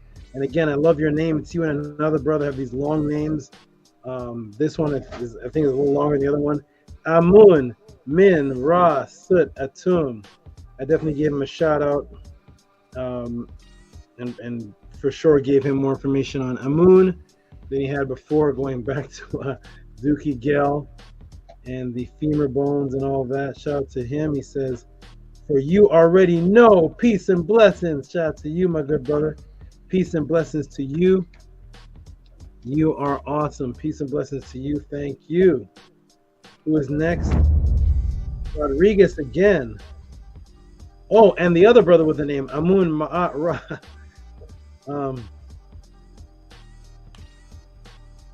Okay.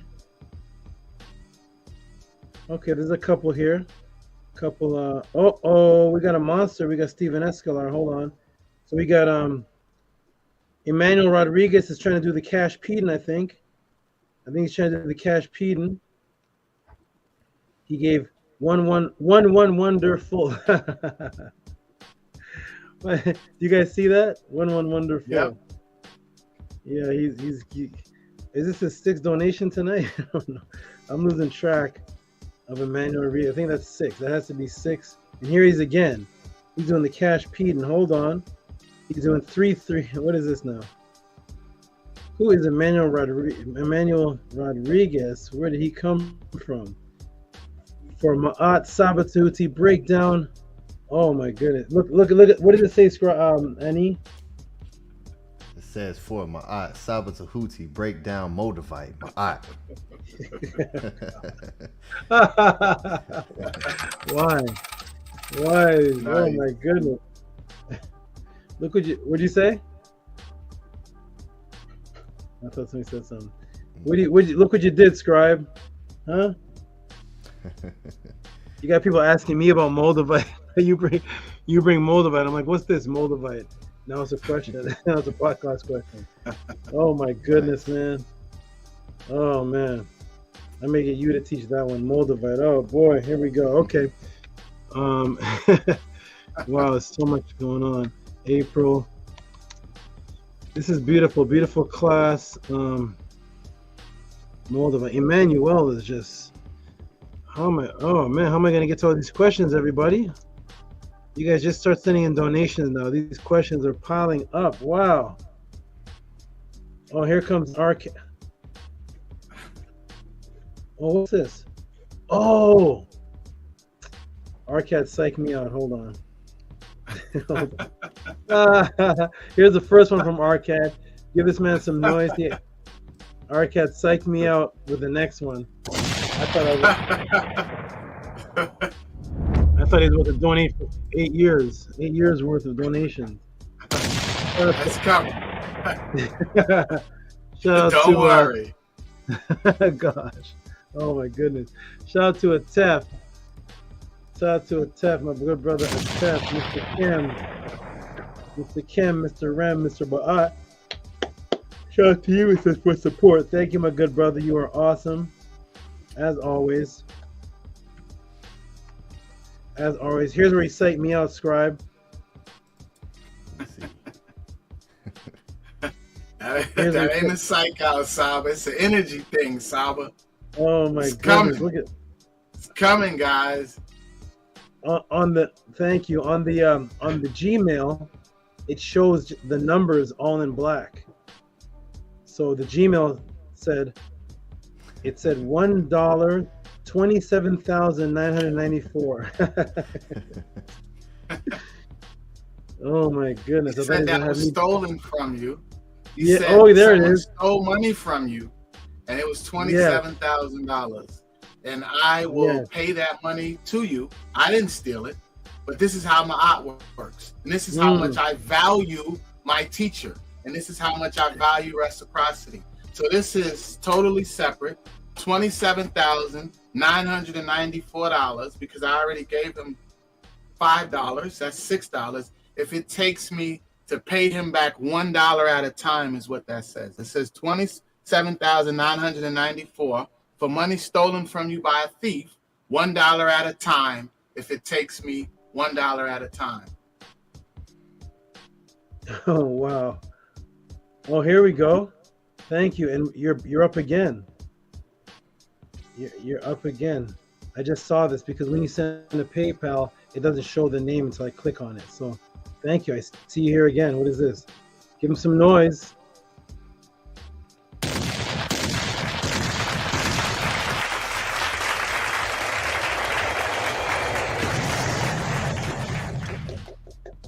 Thank you, brother. Okay, 27,000, right, Saba? What's that? 27,000, right? You said it was 27,000 that was stolen from you. Yeah, 27. One of my goddesses reminded me that it was 27 and another 10. I forgot about the 10, but it was 27 that I remember. 27 for sure. I remember that clearly. Is this and this is not even a part of that, right? This $20. No. The dollar and the $5 that I gave you when we were there. It's an energy thing, people. It's an energy thing because I value my teacher. I value my teacher. So if it takes me forever and I have to do it $1 at a time, I will restore that. It's not about the money, but it's about my art. So, Hotep. Thank you, my good brother. Thank you. I'm gonna do 2 more, and then we're gonna get into the answer. Here's another. Here's a new brother that just came in. His name is Mathadati. I don't know if I'm saying that right, but we'll just call him Moon Man. Shout out to Moon Man. Brand new in the chat, and he sent this $5. Thanks for the knowledge. Thank you for the support, Moon Man. Appreciate you.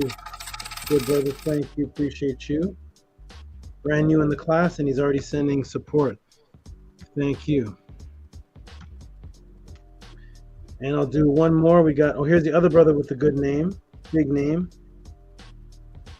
Look at this. Look at this. Here we go. Ega Kepara giving a tip on top of the legal system. Shout out to Michael Lord for asking about the legal system, and for the other brother, Raphael Gary, asking about the Doukii Gale. Ega Kepara is giving donations behind those answers because he appreciates the answer. Okay, he appreciates the answer as well. If you appreciate the answer as well, then support as well. If you don't, then it's just one way. It's just appreciation with nothing. So I appreciate this brother here for giving support for the answer that I gave, because now he has a plethora of information on something he may have wondered about some years ago and didn't even get a chance to ask, or just got more information to add to his being. So he's giving a tip for the legal system answer. Shout out to you. But extra.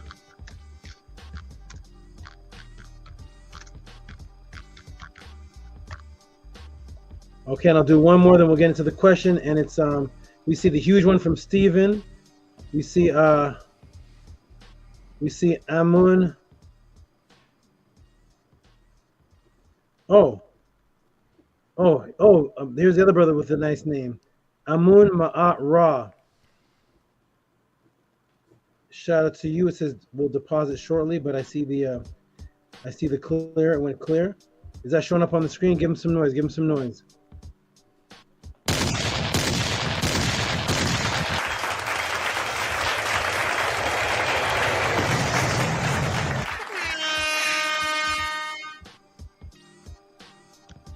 Thank you, my brother.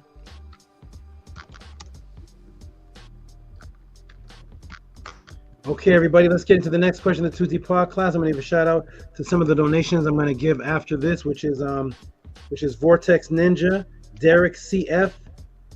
Oh, is Derek CF? That's Michael Lord. Yeah.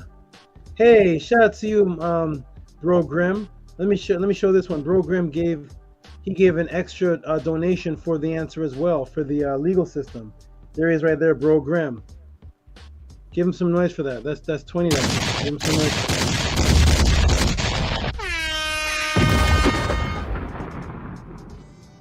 Extra for legal. Thank you, Bro Grim. Thank you very much. Shout out to RAFAEL Gary. RAFAEL Gary gave me $21 for my birthday. I'm going to show that afterwards. Vortex Ninja. And then I should see some more after this answer, because here we go, everybody. Here is the question that the brother asked me. Is he in the room? He said, "Oh, this brother says one of my favorite sources on occult knowledge. Peace." I'm not sure the brother's saying that I'm one of his favorite, or been watching. Here we go. Here we go. He sent a message before that. Been watching you build for a few months on other platforms and been subscribed for a bit. Okay, thank you, brother. This is one of my current favorite sources on occult knowledge. Peace. Thank you, my brother. That shows the diversity of people that come to the Tehuti'S Pod class. That I can be your favorite Kemetic teacher. I can be your favorite occultist teacher. I can be your favorite New World Order. I can be your favorite Gematria, because the questions are as diverse as the people. So when people say to me, sometimes I see in other chat rooms, my favorite is Shaka, Jabari, Tehuti, and Infandishi. And I'm wondering, no, they say the best. The best are Jabari, Infandishi, Shaka, and Tehuti. And I'm wondering humbly, I'm just wondering the best at what? Because my title that I have is a title that I created. So I'm not in the lane of anybody. I'm not the best Kemetic team. I could be, but my title is an answer giver. I give answers. I'm a question answerer. So when people say that the best is Tehuti such and such, I'm actually going to their channel looking for them answering questions, because I'm giving the benefit of the doubt, saying, oh, there's another like Jabari Tehuti'S Pod class where you can send in these kind of questions, and no, I'm a question answerer, and that's what makes it so diverse. So I can be a favorite to an occultist, I can be a favorite to a magician, a card magician, because it's as diverse as you all make me in the situation. Shout out to all of you for creating the Tehuti'S Pod class. Here we go, everybody. We're going to get into the next question here. And the next question coming in from, let's see who it's from. We got, oh, it's already on the screen. How beautiful is that? Give him some noise, gentlemen. Give him some noise. And I'm going to show it on the screen right now. The next question is from, oh, come on. What's that? From KEMET 101. And it is, here it is right here. Boom. Give this man some noise. He sent this in. I don't even remember when he sent this. I get so many questions. I'm not even sure. There he is.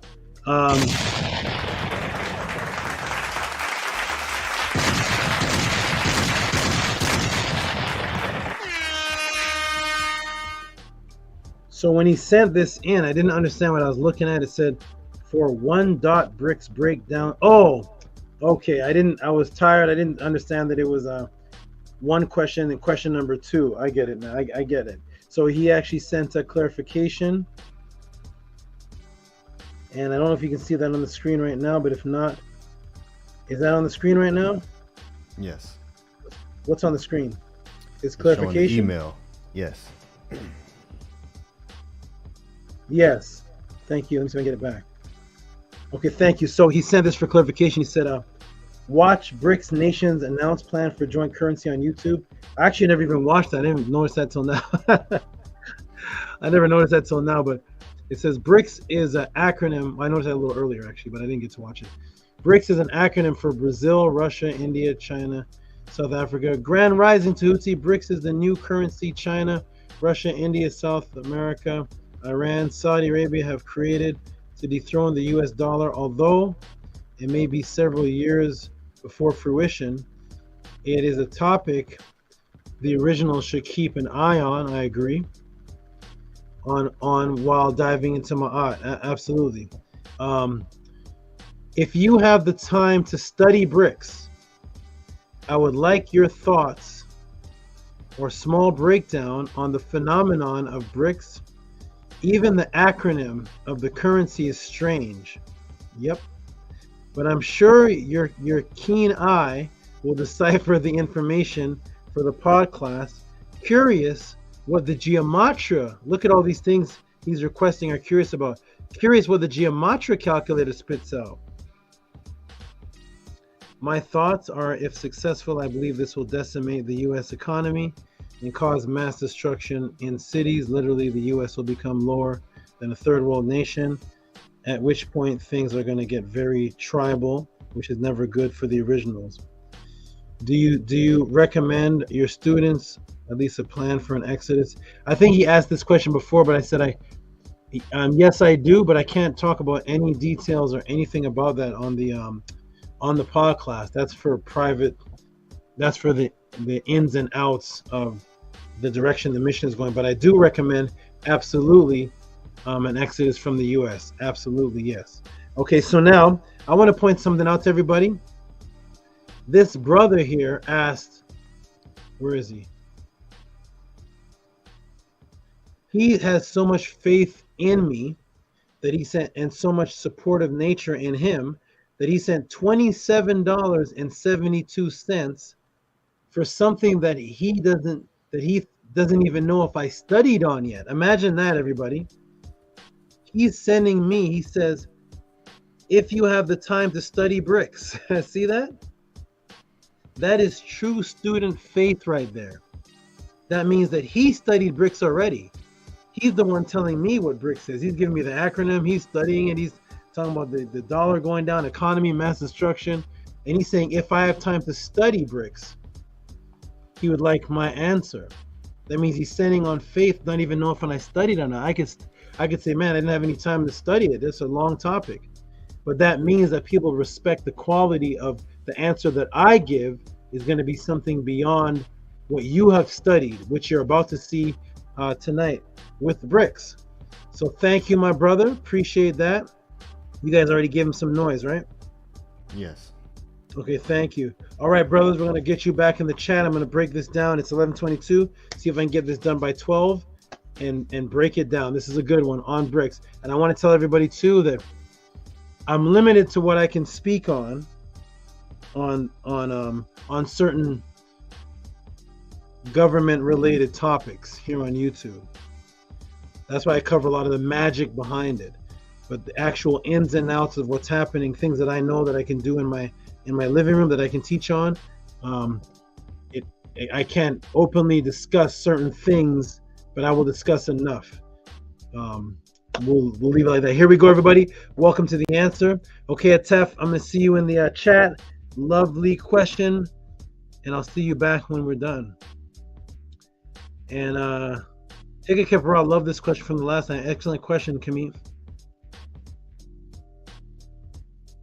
Yes, that's right. He said he bears witness to various knowledge. Peace. That's because I bear witness to you building on so much various knowledge. Thank you, my good brother. Here we go, everybody.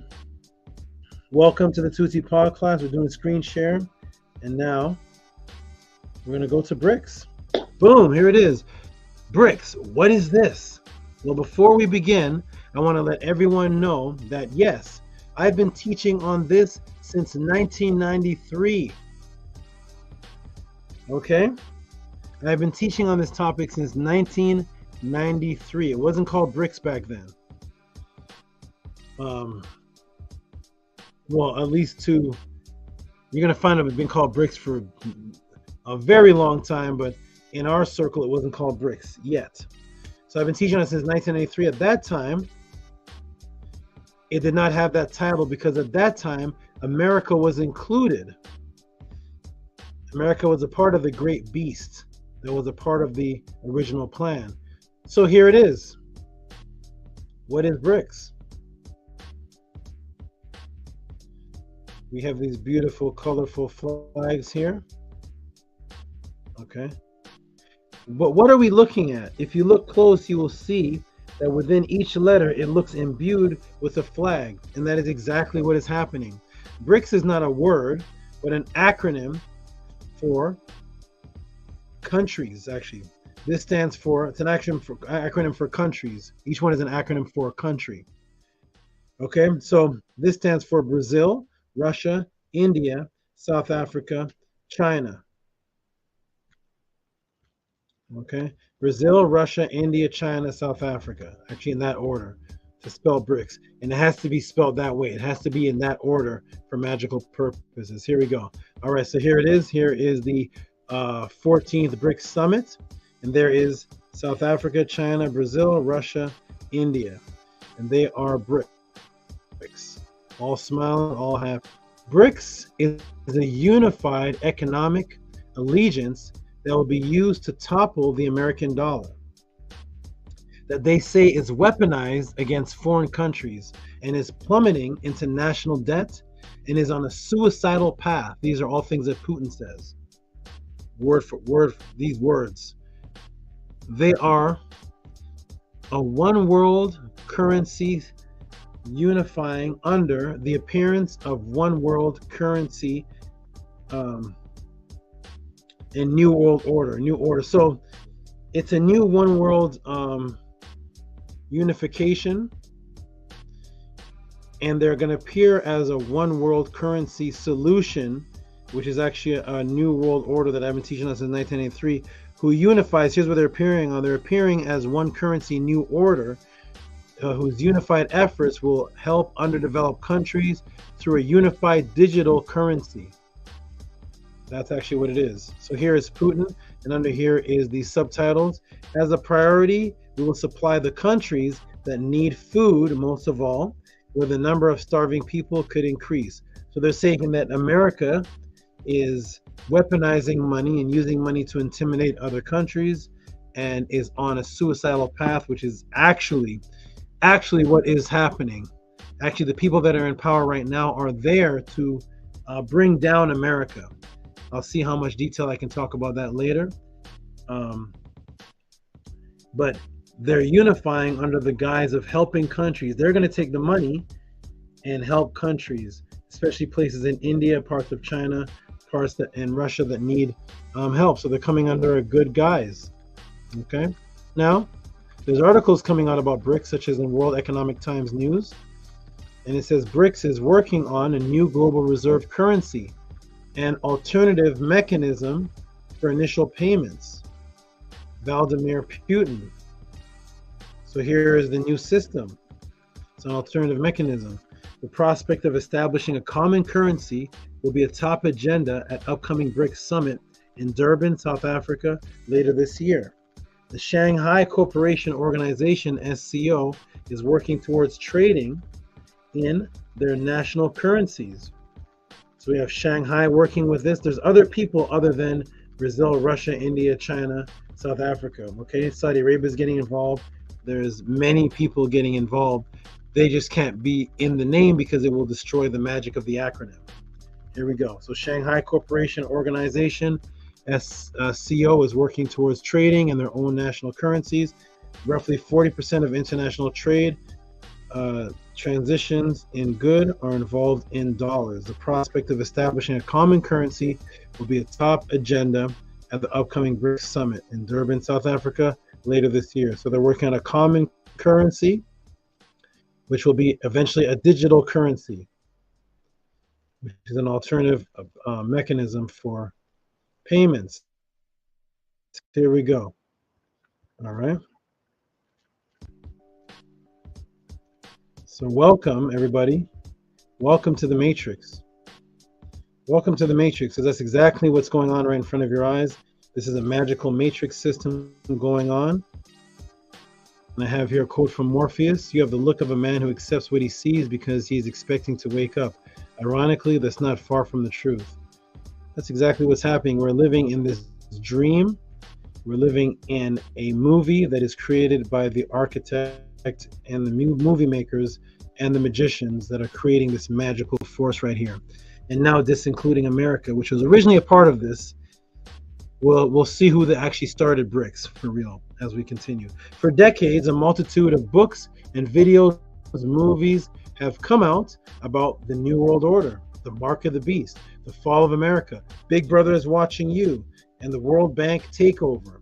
Thus, in our subconscious, we are looking for a system that fights the beast, that brings the fall of America, Great Britain, etc. We have never associated any of this with, here's the PSYOPs, India, Africa, etc. That means that all the years, and let me go ahead and look in the room for a second. This is the PSYOPs. It is a great Orwellian PSYOPs going on, diametric PSYOPs. This is a wonderful thing that they're doing on behalf of them. Wonderful, meaning that it's actually full of wonder. So for all the years you've heard about New World Order, the fall of America, America the Great Beast, the 10 horns, 7 heads, America and Great Britain coming down. But when we talk about the New World Order, when we talk about the great fall of the beast, when we talk about Big Brother, when we talk about the cash of society, when we talk about the control, we never think about Africa and India. They're the ones under the control. We never think about them side by side with America. We think of the Great Beast America, the Great Beast Britain. Africa and India, in certain third world areas, those are the victims of the Great Beast economic structure. So they actually did an Orwellian diametric. They flipped it around, excluded America, and now the countries that we never associate with a part of this are actually now the ones that are a part of it. Welcome to the Tehuti'S podcast. Here we go, everybody. Here we go. A lot to go on, a lot to break down here.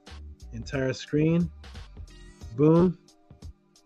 Okay, so for decades, multitudes of books, videos, movies have come out about the New World Order, the Mark of the Beast, the Fall of America, Big Brother is Watching You, the new World Bank takeover. Thus, in our subconscious, we're looking for a system that fights the beast, that brings the fall of America, Great Britain, etc. We have never associated any of this with India, Africa. So what does the Matrix create?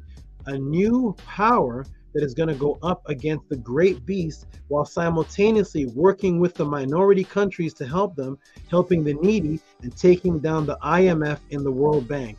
All of these psyops are going on. So it's like a savior system. We got India and South Africa. We've never considered South Africa part of any great takeover or part of the beast or part of the cash of society, the part of the sea. South Africa has never been in our scope for any of this. Parts of India, we don't see India as the great beast. So now they're working together. Brazil, I haven't even said the word Brazil other than UFC fighting and beautiful women. So I never even thought of Brazil having anything to do with anything that has to do with government other than beautiful women and MMA fighting. So Now the countries that were considered the victims, we're going to sympathize with those countries because they're minority countries. This is the PSYOPs. And then they're coming out, helping each other in the impoverished areas in those countries with the Brics, leaving out America, supposedly toppling America, which means that the minority people will like them because they're toppling the great beast. This is one of the greatest psyops being pulled over your eyes right here. So here it is. So here is what's going on. And here is the psyops. Does BRICS banking offer an alternative to the IMF? Anybody who knows what the IMF is, it's the great monetary system, banking system that controls everything. Are they an alternative to the IMF and World Bank? Pessimistic signals from South Africa. So are they an alternative? So first, now they're an alternative. So finally, the IMF and the World Bank for once has some type of alternative competition. They never had that before. Other countries working openly as an alternative to the IMF and World Bank. So articles come out about this. These articles are now coming out about BRICS being an alternative. Now it goes from an alternative to the rise of the South. Can BRICS weaken the dominance of the IMF? So from an alternative to now combative to weakening the dominance. That's bringing down their power. This is in the Indian, I believe this Indian Times. So this is just recently. This is 17/04/2023. This is like a few days ago. Okay. Hooray! We as minorities finally have a power force that we can identify with that will rival the IMF. Look, melanated people are involved in the great takeover of the US monetary system. Look, India, Brazil, South Africa. We even have black women on the team that identifies with a multiplicity of ethnic diversities and genders of faces the oppressed can identify with. See? We've never associated an image that looks like this with the New World Order. We got women in here. We got Brazilian guys, South African guys, Indian guys smiling. Right? So here it is, and they're all take down America. Look, we got sisters, beautiful sisters from South Africa. All you see is black people in the background, melanated people. This is a part of the BRICS committee here in South Africa. We never associated a face like this with the New World Order or the word South Africa. So hooray, now we're happy. We got melanated people, just like fools were happy that we had Obama. Hey, we're saved. We have Obama. Obama's the black president. Racism is over. Yeah. Well, let me take you to the official rival of BRICS IMF library. We're going to go to the official library so I can introduce you to the executive director for the IMF. His name is Paulo Batista. So here's who BRICS is competing against, the IMF, and this is the executive director for the IMF. This is Paulo Batista. So here we are in the official IMF library, the rival of BRICS. And here's a statement by Paulo Nogueira Batista. And here it is right here, October 2012. And here it is, surname, staff reports. And here it is, the official director. And here he is, Paulo Batista. See him right there? Right, he is the executive producer, executive director. Okay, and there he is for the IMF. That's the competitors of BRICS. This is who BRICS is going to take down eventually, and weaken their system so we can be under BRICS. Now, I will take you to BRICS, the rival, who will weaken the IMF. So this is the IMF. This is the director. Right here, get a good look at him. Get a good look at his name, Paulo Batista. Not the other Paulo Batista, but this one here. And he's the executive director for the IMF. Okay. Now I'll take you to the rival BRICS, who will weaken the IMF. Let's go to the Wall Street Journal. We're going to go to the Wall Street Journal. And the Wall Street Journal right here says, BRICS new development bank not feeling peer pressure from China, AIIB. NDB, New Development Bank, that's the bank directly run by BRICS. Vice President flags more cautious path that is taken by Asia infrastructure.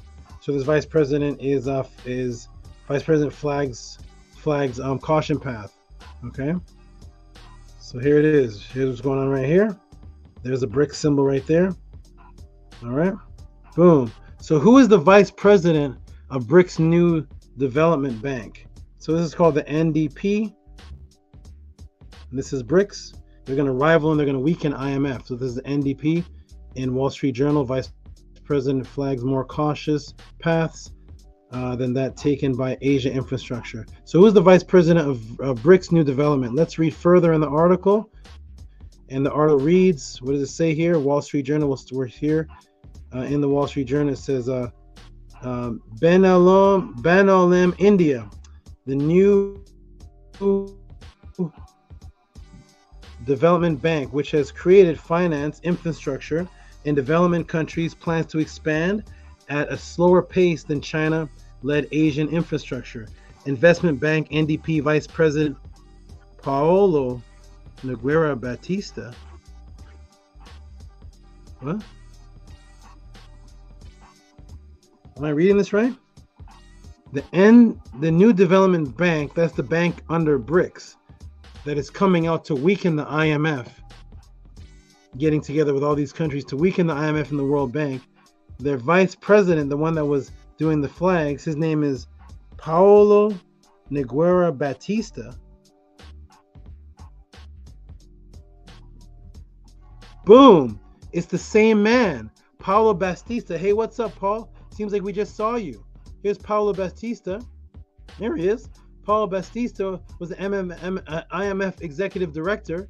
Paolo Batista and vice president of Brics Bank. Executive director of IMF, who is rivaling Brics and Brics is rivaling them, who is the vice president of the Brics Bank. Do not be fooled by the illusionary false rivalry of the left hand fighting the right hand that belong to the same body, or the right wing following the left wing of the same bird. Don't be fooled by this illusion, everybody. Don't be fooled by the right wing, the left wing, the right hand, the left hand of the same bird. Here's Paulo Batista, executive director of IMF, is the vice president of Brics. And Brics is out to weaken the IMF, right? They're threatening the IMF. They're in the IMF. Brics can weaken dominance of the IMF. And here's the same man right here. Executive Director of IMF, Vice President of Brics Bank. Two different heads, same body. Boom. Don't be fooled. Do not be fooled by the illusionary false rivalry of the left hand fighting with the right hand that belong to the same body, or the right wing fighting the left wing of the same bird. Okay, this is all a matrix. There is no fight going on. They're all the same. Hey, it seems like all these minorities and oppressed were included in the development of Brics, except for one, the Jew. What if I told you the brains behind all of this was a Jewish man who made the first retail shopping catalog of slaves company Public, which they've completely removed off the internet, everybody. It's completely removed. It's a Mandela effect. Let me get in the room and tell everybody about this Mandela effect that you cannot find anymore. So years ago, I used to teach and show the Sears and Roebuck catalog of the 1800s. With them, slaves were in the catalog, black slaves. Roebuck, that has been completely wiped out of existence now. That has been Mandela affected. I remember we used to talk about this years ago. I used to show it. We would find that we had access to this, and you would see the slaves in the old catalog. Ladies and gentlemen, that does not exist anymore. I don't know how many people knew about that, but that does not exist anymore. You heard about that? Yeah, it doesn't exist anymore. Okay, no more. The first department catalog store book that stole people. No more. Mandela effect took it away, live right in front of us. I remember showing it and teaching about it for years, not for months, for years, like a decade and a half. All right, so here we go, everybody. We're back. So here's what we have. The Jewish man behind all of this, behind Brics, is the first man who made the first retail shopping catalog of slaves company public. Everyone meet Marcus Goldman. Where's the hottie for this? He was a Jewish American investment banker, businessman. He was a Jewish investment banker and businessman and financer. Meet Marcus Goldman. And I'm going to show you the power and the magic. Here we go. Here's Marcus Goldman. See, 1821. That's when slavery was still going on, so-called slavery. What was Goldman's initial launch of success that put his associates in the public eye, that rendered billions to this day for such financial endeavors? We can find that in William Cohen's Money and Power investment history book. Here it is. You can check that out if you want. Money and Power investment history book that talks about this man right here, Marcus Goldman. Okay. Goldman entered the initial public offering market in 1906 when it took Sears and Roebuck Company public. And here's what was in the catalog. So I can't find the slaves anymore, but I found an old catalog, and here's what was in it. Here's what they were promoting. Here we go. Can't find the actual slaves, but I can find these right here. Here's Sporty Mose. These were Halloween costumes where one of the monsters you dressed up as was a black person. So the black person was a Halloween costume. So you had a witch, and then you had different Halloween clowns, and then a black person was one of the monsters you could dress up as. Old Uncle Joe, Aunt Dinah, and Tramp Mask. You see? Or you could dress up as a bride. Or the Negro menstrual suit. You can get the Negro menstrual suit. This was in the Sears catalog. You can be the Japanese lady or the ridiculous yellow kid. The ridiculous yellow kid or the Japanese lady or the Negro menstrual suit. And that's what you get at Sears. Or you get this one here. This is the makeup outfit, only for 29 cents. And it was the best outfit sold elsewhere at 50 cents. Consists of woven black cloth and hood and realistic large eyes, thick red lips and large teeth, hood easily seen through. Has paper hat with green bands, the funniest and most laughable outfit ever sold, the great item for masquerades or Halloween.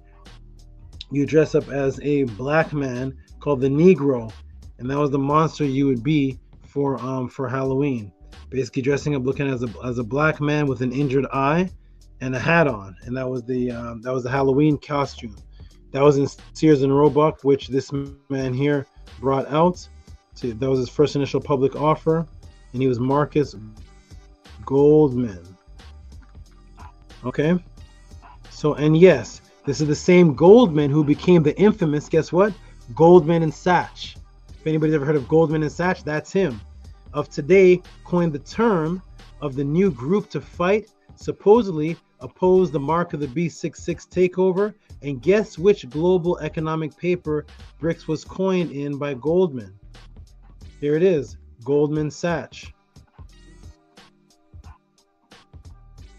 What does it say here? This is Goldman Sachs. It says here at 2000, it's kind of blurry, but it says our current Bric share, Bric. So this is where Brics was first financial monetary policy in the Brics. So the Brics idea of the Brics is first mentioned by the same person who put Sears on the map, who was a European Jew, who is Goldman and Sachs. That's who actually created Brics. That's where Brics came from. It wasn't minority, but now they consider Jews a minority, but it was a Jew. He's the founder behind all of this. Okay, woo, yes, 666, everybody. Here's where the magic begins. So of course it's in the paper article 66. So it's the global economics paper number 66, because remember they had in our mind that the mark of the beast in the New World Order is going to be brought in by the 666. So when Brics is first announced, is announced first in Goldman Sachs Global Economics paper number 66. What if I were to tell you the original name of Brics, this Marcus Goldman, whose name was given in number 66, was not even Goldman. So the person, the Goldman and Sachs, they weren't Goldman originally.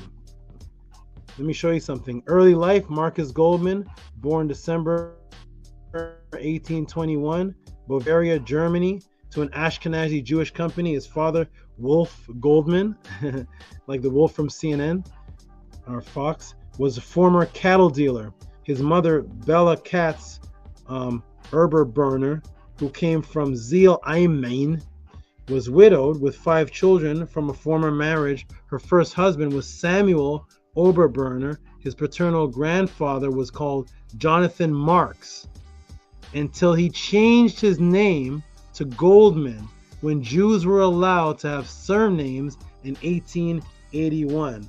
So the name of the family name originally, this would have been Marks. Where is he over here? This would have been Marx, Marcus Marx, but name changed to Goldman. And why? Why? Because in the article number 66, change the name to Goldman, because these are not names, these are numerical frequencies that have to match for their magic to work. And I am here to show them to you, because no one else will if you ask a question about Brics. So you'll remember that the brother over here, asked the question. I'll move my mouse towards it. He said, even the acronym seems strange. He says, curious what that spits out in the gematria. Curious what that gematria calculator spits out. Okay.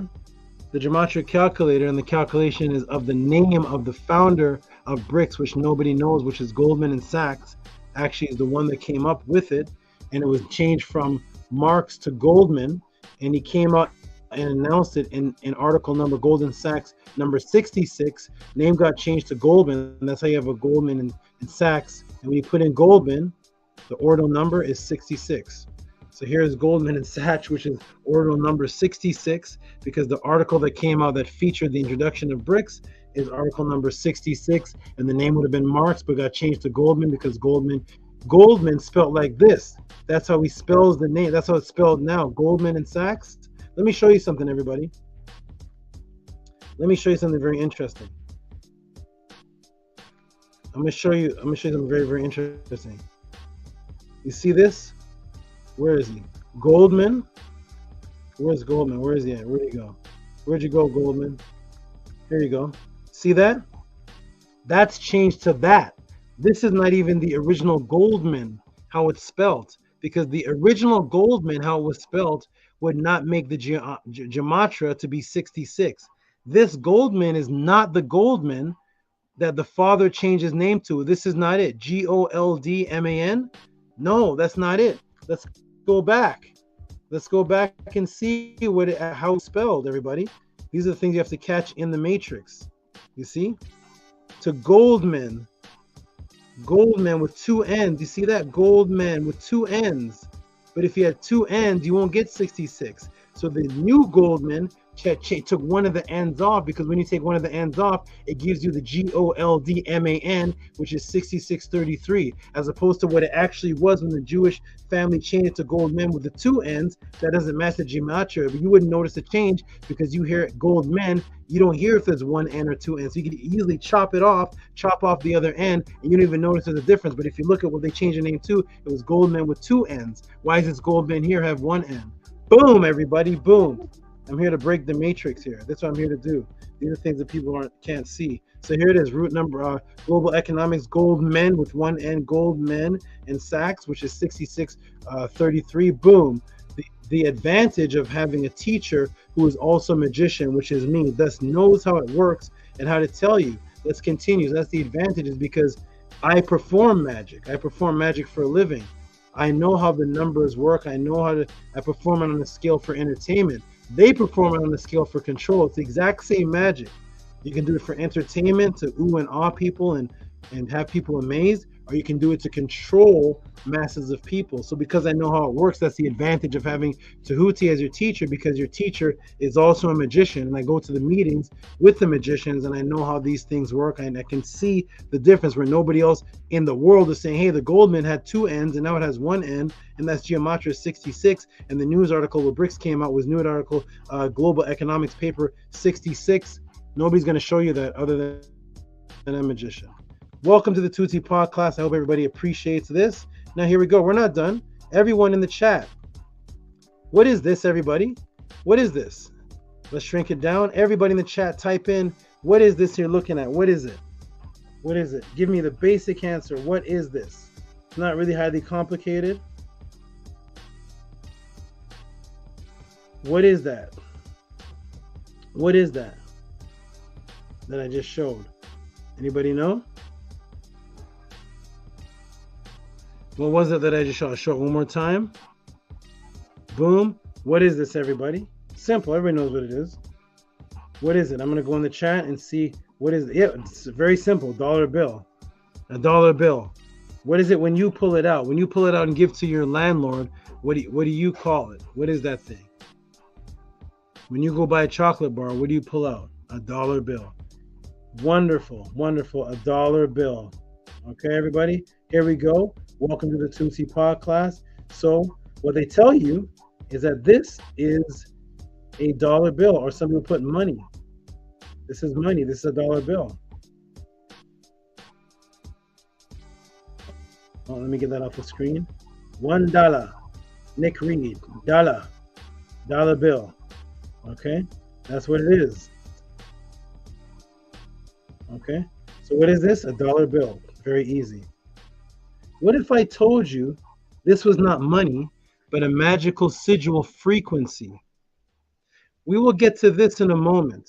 We'll get to this in a moment. Remember, the dollar bill must be worth its weight in what, everybody?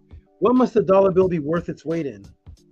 In order for a dollar to be valuable, what is the comparative thing that it has to be scaled up against to be worth its weight in what? Worth its weight in, type it in the room, worth its weight in gold. Everybody put gold, worth its weight in gold. Right. I see Ascension's back. Peace, brother. Cannabis Spa. I just saw Cannabis Spa. I don't see her now. I must have scrolled up. I see a couple new names. MBB. Shout out to you. Shout out to you. So we were taught that the dollar bill is worth its weight in gold. That's the only thing that makes that actually a dollar bill.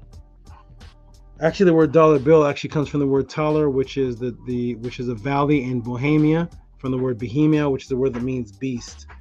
But here we go. We'll get into that later. So it has to be worth its weight in gold, right? Until the Treasurer of the United States, back in like 1970, Mary Ellen Withrow, signed this in front of you on the dollar bill. This note is legal tender for all debts, public and private. This is a note now for all debts. But what is a note, everybody? Anybody know what a note is? What is a note? What is a note? Anybody know? Go ahead and type in the room. What is a note? When it says this note is legal tender for all debts, public and private, what actually is a note? Let me go in the room and see. What's a note? What is that? A note. Anybody know? Oh, Cannabis Spa, greetings. Greetings, SABA. Greetings, Cannabis Spa. Greetings, who else? Shout out to, who else? Someone else just came in. Scrolled up. I missed it. Shout out to Cannabis Spa and the other person, which I don't see anymore. Okay, we got music, promise. Okay, but what is a note? The actual note, word, what is that? Declaration. Okay, we got declaration. We got music notes. Excellent, everybody. Very, very excellent. So it says this note. It doesn't say this money. It says this note is legal tender. Let me see if I can fix something here with my my settings really quick. Let's see if I can boom. And back to this. And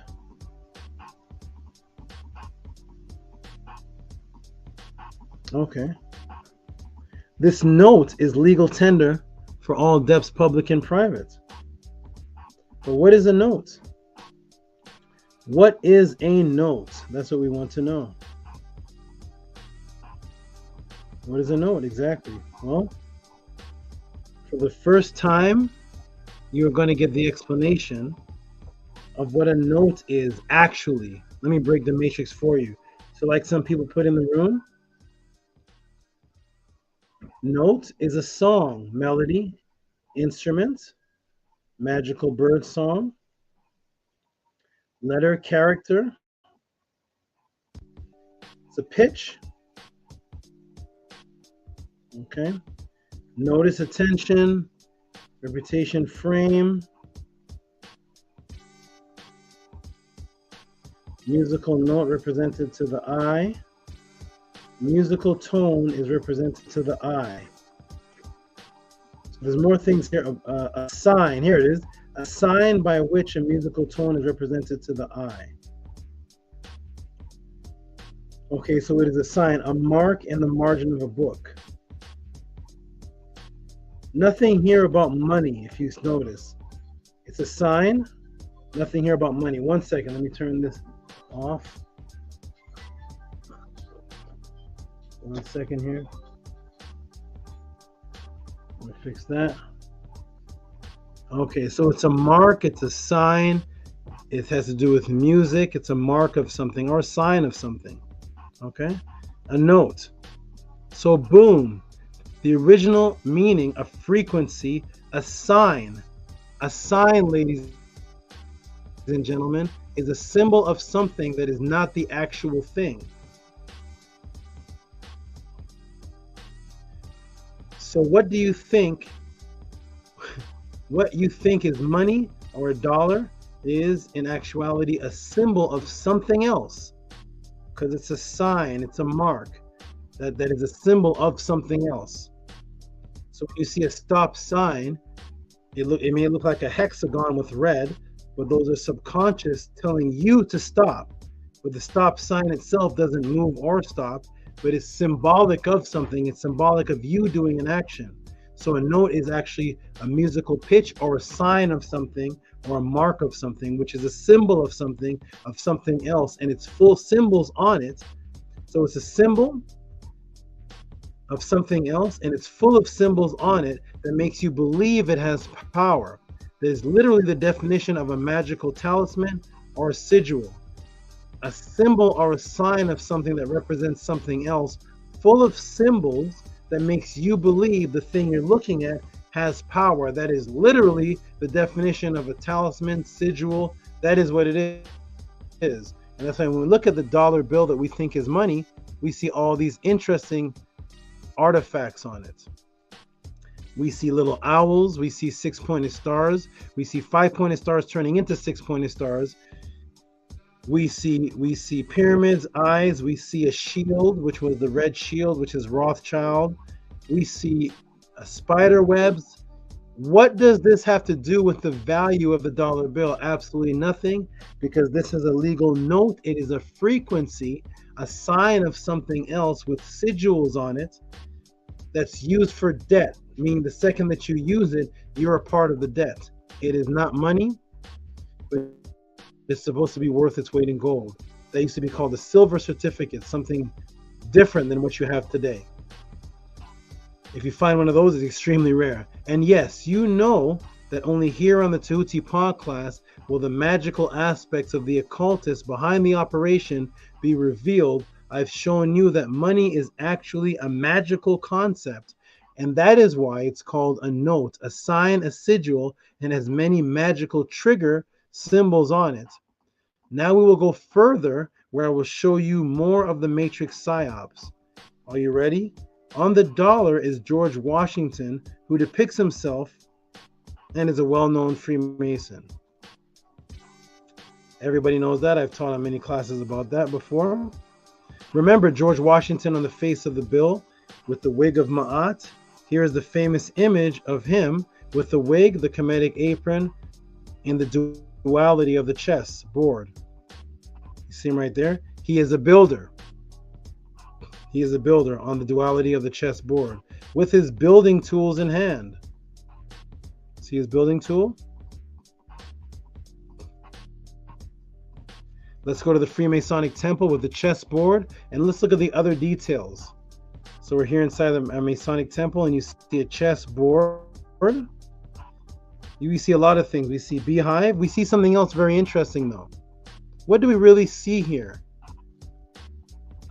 What do Masons do? They build. Do you notice the wall is drawn to look like something? Gold, yellow bricks. What is the dollar worth supposed to be based on again? Oh, gold bricks. Gold, yellow bricks is what the dollar is supposed to be based on. But the dollar now is a note, a symbol, and a sigil of something else with many magical sigils on it. The person on the dollar bill is shown as a building maker with his brick smoother. This is a brick smoother that smooths the bricks. You see this right here in his hand? This is for bricks. This is for bricks. And he's the one on the dollar bill, which is a sigil of magical energy, which is supposed to be represented by gold bricks. Our gold blocks, our gold bricks, our yellow bricks. So when you go in the Freemasonic temple, that which is built around you is what? Yellow bricks or gold bricks. Whew. Gold bricks, yellow bricks, that's what the dollar is worth. Symbolic of the people that are controlling the real wealth. Those are the yellow bricklayers. Those are the gold bricklayers. Boom. Boom. Gold, yellow bricks, which will be the real money. Green. Tehuti, are you saying the bricks, B-R-I-C-S, is symbolism of secret Masonic brotherhood taking over the dollar? And the gold, yellow, green, and the bricks are magical symbolic words, frequencies? Actually, I'm not saying it. They are. The yellow bricks. I'm not saying this. These are Masons laying down the yellow bricks with their smoother.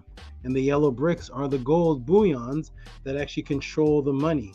Today called Brics, which will be the future controller of the money as it supposedly takes over the IMF, from which both people, one is the director and one is the bank supervisor. They're both of the opposite, same guy, Paulo Batista.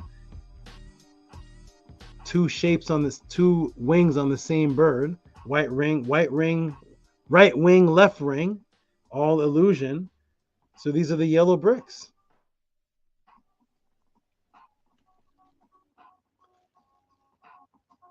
Exchange, this is the exchange. Africa's investment gateway. BRICS countries keen on having common currency to replace the US dollar. Because of course BRICS will replace the US dollar because the US dollar was once worth its weight in bricks. Yellow bricks. Freemasonic bricks that align the temple, that which surround you in the building that protects you, that you do your secrecy in, is all surrounded by yellow bricks or gold bricks while you're on the chessboard. You see? Because the person that is controlling the bricks is George Washington, who is always shown with his bricks smoother as he lays the bricks. Because the dollar used to be worth its weight in bricks, but now it is a magical note, symbol of something else for all depths, public and private, but originally worth its weight in bricks.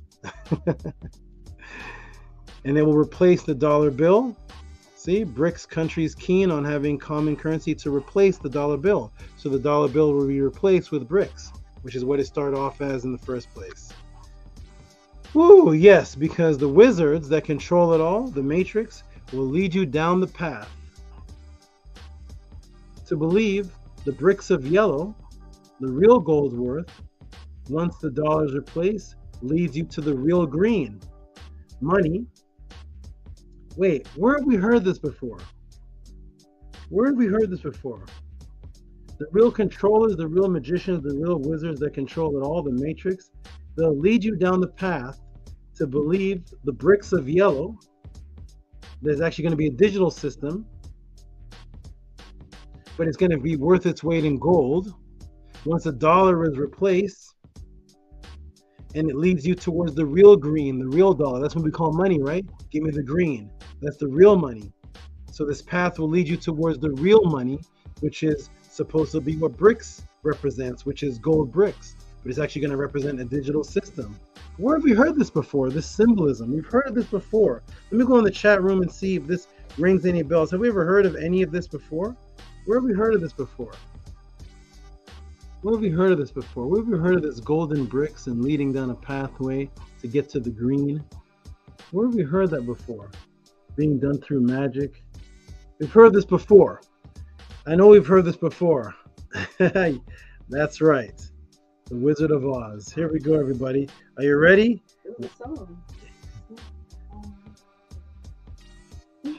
Here we go. Welcome to the Tootsie Pod class. And here we go. You ready? Boom! Here it is. Where have we heard this before? Right here. The road's history. There they are on the yellow bricks. There they are. And where are they heading to? They're heading towards the green. Did you know that, everybody? Because the yellow bricks leads towards the green. Here it is. There were several roads nearby, but it did not take Dorothy long to find the one paved with yellow bricks. Within a short time, she was walking briskly towards Emerald City with silver shoes on, right? Because the dollar bill is worth its weight in gold, and the dollar bills are made to be green. That's where you're really heading to, because you never get to see the gold bullions. Your pathway is to get to the green, because the dollar bill was worth its weight in gold, and that dollar bill was called the silver certificate. So here is Dorothy down the yellow brick road to Emerald City, the green city, right? Walking on what? Silver shoes. Welcome to the Tootsie Pod class, everybody. Welcome to the Tootsie Pod class. Here it is, and there it is. There's Emerald City. Look at them walking down the yellow brick road, going towards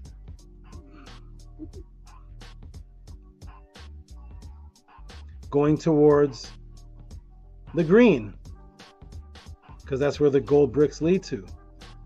The only thing that you're allowed to touch, because most people never seen and will never see a gold bullion, especially now when it gets into the digital system, and especially ever since Mary Ellen Withrow signed the dollar bill, that this is not worth. You cannot take your dollar bill to the bank and get gold bullions. You will never see the yellow brick road. That's symbolic of masonry and the masons that control it. That's why inside of the Freemasonic room, all around it is yellow bricks. And that's why George Washington has the brick smoother. Boom. And imagine the wizards knew you were so passive that they could actually use this actual magical lingo to describe the new bricks of gold will be the new digital system right in front of your face. Imagine they could actually come out and just say it to you. We're off to see the wizard in the yellow brick road. Imagine they could just say that to you about bricks openly. They do it right in front of you, and it's likened to the yellow brick magical road to the Wizard of Oz, and you still wouldn't see it. Are they that bold? Let me take you to the section in Forbes called, guess what? Digital assets, and show you something. Let's go to the Forbes paper, digital aspects, and what does it say here? Uh-oh. Follow the yellow brick road, BRIC. Hey Tehuti, you're pseudo, you're making this up. Brics has nothing to do with the yellow bricks road and the Wizard of Oz. Nothing to do with the silver shoes and silver certificate. Until Forbes says it, right? Follow the yellow brick road to a new digital reserve, because where's the money kept? The Federal Reserves. But there's a digital reserve currency. And it's the yellow brick road because that is what it would be worth. Its weight in gold is the new digital currency controlled by Brics, which represent the golden bricks, the real bullions that they get to take because nobody's looking for that gold anymore. Nobody's looking for actual gold. Where are all those gold bullions? Who owns that? Anybody here own gold bullions? All the gold bullions that all the trillions of dollars is worth, who gets that? Because you never get to walk in your house with it. You just follow it. You follow that concept that you believe that this is worth gold to get to the green, because the green is all you're allowed to touch with your silver shoes. Here we go, everybody. Boom. They literally say it. Follow the yellow brick road. And that's the Mandela effect also. That's because Dorothy had like red shoes. That's a whole nother story. But yeah, they're silver now. In Wikipedia, they're silver shoes now. Another thing, but here we go. Ready? All right. So follow the yellow brick road. Boom. You see all the subliminals? Do you see the magic? You see the 666? You see everything? Here it may be disappointing for crypto fans out there, but I didn't see any mention of Bitcoin or any other cryptocurrency in the Brics announcement. So the idea of Bitcoin as digital gold may have to bide its time. Look how they're calling the digital gold. In any case, Bitcoin is nowhere near being capable of replacing gold as a reserve. For one thing, the price can be manipulated too easily. So what will be if Bitcoin that thinks they're the digital gold, if they go away and you follow the yellow brick road, the gold brick road, then Brics is the new digital gold, like Putin said. And boom! Who is Brics supposed to be rivaling against? Brics are considered the foremost G7 bloc of leading advanced economies, announcing competing initiatives such as the NDB. You see that?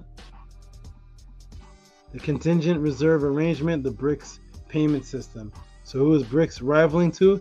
Brics is rival to bloc.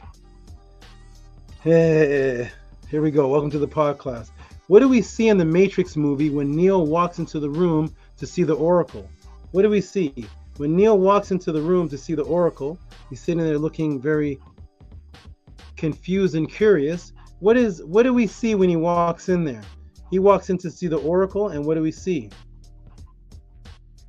Uh-oh. The first thing we see when he walks in is a little girl flying blocks, which are synonymous with Brics. She's levitating it. She kind of looks like Nema, but she's levitating it. Flying blocks and Brics. Boom! What does it say on the Brics? Oz. You see that, everybody? Yeah! What is that? She's flying the bricks or the blocks of the Brics, and right on it says OZ, Oz. Everybody see that? Welcome to the Tehuti'S podcast. Here we go. Boom. What is the first thing we see? Oz. Oh, by the way, what is the word Oz in the girl's floating? What is she floating them in? She's floating them in bricks or blocks. She's floating them in blocks. Illusionary, opposing differences, the same builders, Masons creating, controlling your matrix reality. Hotep, I am done. There is blocks, there's the directive executive, and there's the directive executive IMF, Pueblo, and there is the bank, the one who runs the Brics banks, Pueblo Batista, the same guy who runs blocks, the same one who runs the Brics bank is the same one who's a directive of blocks, IMF, and they're the exact same guy because it's Brics versus blocks, which is an illusion because they're the same thing, building the same house that the Freemasons are controlling. Boom, that's all I can say for now.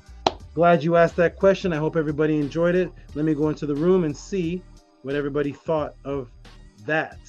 Boom, I'm going to put the link in the room for the brothers to jump in. And let's see what people thought of that. Here we go. Woo! What did you think of that, Hikakepara? What did you think of that? What did you think of that? Have you seen anybody teach about that with Brics? No, that is the magical breakdown of Brics. Gold men. No, no, KEMETE. What do you think of that, KEMETE? What do you think of that? Goldman and Sachs from 2 N's to 1 N, so that it can equal 66. So you can announce Brics in the economic newsletter number 66. And his name isn't even Goldman and Sachs.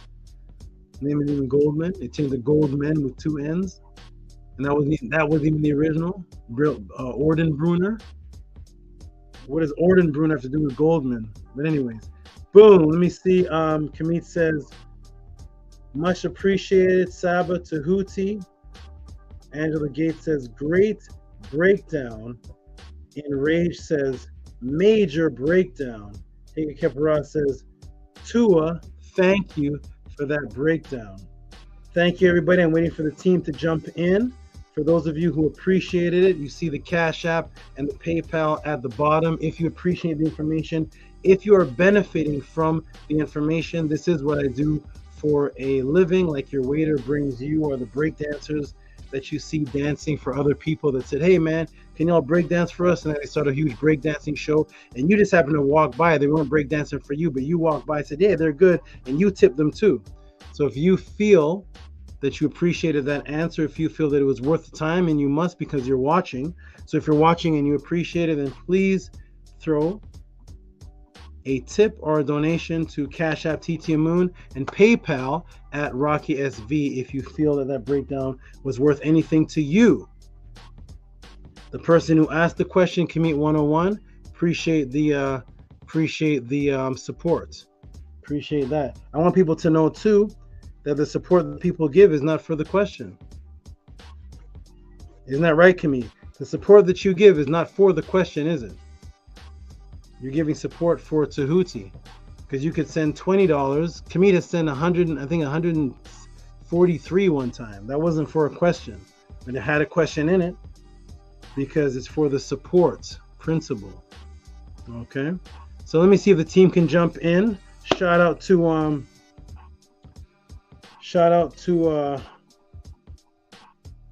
all the people watching, all the people supporting. I'm going to go check the Cash Apps. I'm going to check the PayPal, see who appreciated it. Appreciated the answer. It's Cash App T.O.M, PayPal at Rocky SV.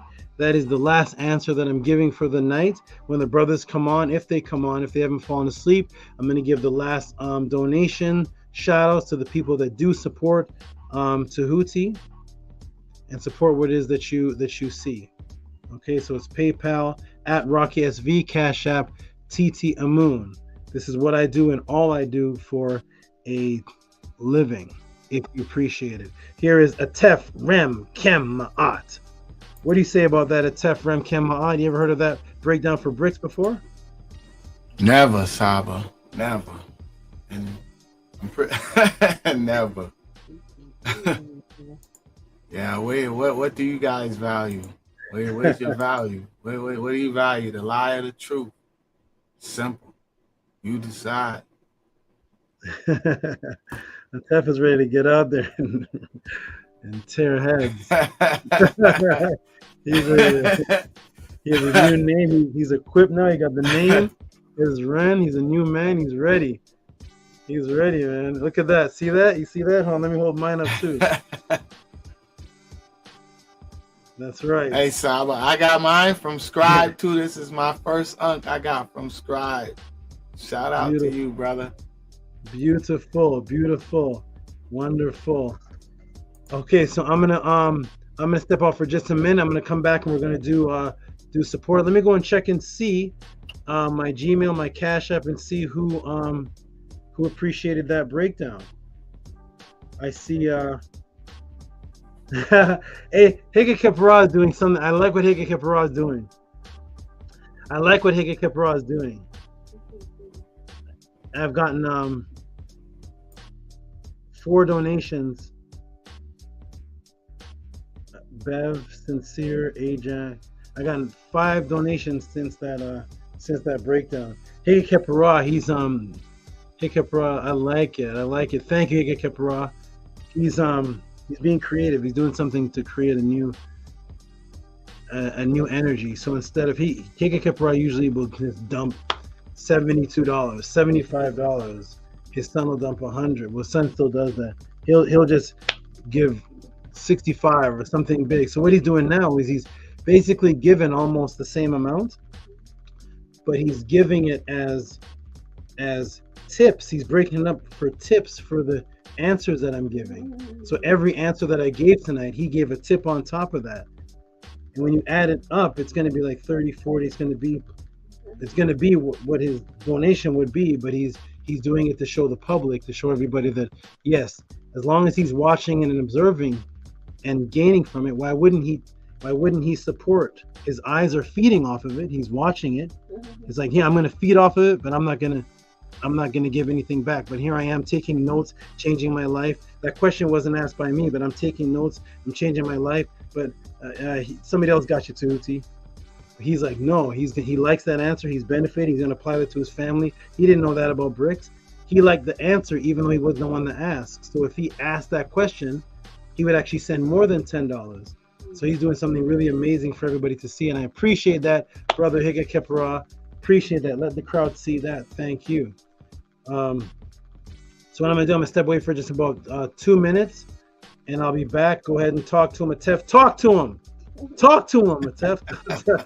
I'll be back. Yeah, that's shout out to you, Heka Kepra, good brother. Yeah, that's what I'm doing too. I value my teacher, you know. So that's what I'm doing. I'm creating the energy too. I didn't even take the money from him. I just heard him say that some money was taken from him once upon a time, and you know, I just want to show my people, you know, where we supposed to be putting our value at. You know, we're supposed to be putting our value in the things that's important to us, you know, and knowledge and appreciate the right things and versus the wrong things. And I'm grateful for my teacher, man. I'm just a melanated brother, a big homie, you know, somebody older in the community that's not, you know, giving us instructions to crash out, you know, but really teaching us the truth, you know, and giving it to us. We don't really have that. And, you know, the thing about it is that, you know, y'all put the value in the designer things and the things that, you know, it's rare. So, you know, if it's rare, then it's supposed to be more valuable. Well, it ain't no teacher out there like SABA. There's no teacher out there like SABA. And it's a fact. It is an absolute fact. So shout out to you, Heka Kepra, and shout out to everybody in the chat. Boss Feet, Angela Gates, your whole family, and everybody that are followers of my art and that appreciate what's going on here. Because a chain is strong as its weakest link. So if we don't begin to recognize the real from the fake, then we're gonna continue to be victims.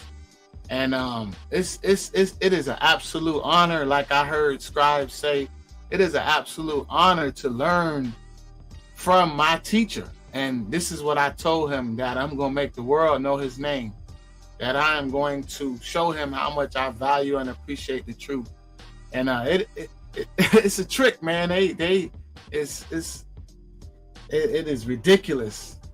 I got so much to say, and I'm trying to be reserved because it makes me angry. It makes me angry because I see the videos and how much views SABA gets, and he doesn't get the respect, in my opinion, that he deserves. And I don't like it. I don't like it. I don't like that my people don't value my art, that my people don't respect my art. And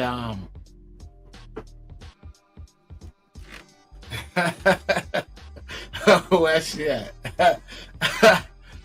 I'm a defender of my art. I am a defender of my art. And it's time. It's time. And it is a beautiful time because can't beat nature. Cannot beat nature. You can't, man. So shout out to the best teacher on the internet. It is, what time is it where I'm at? On the East Coast out here, 3:28, and I'm up. I'm loopy because I'm tired. But like I say over and over again, I respect what my teacher says. I respect everything that comes out of his mouth. I respect the truth. And all I was looking for was the truth. Hey, Sab, I don't know how you did it. You got to teach me. Oh, man. It's beautiful. It is so beautiful to be able to be on this frequency. This is why I'm laughing. I laugh and I cry because I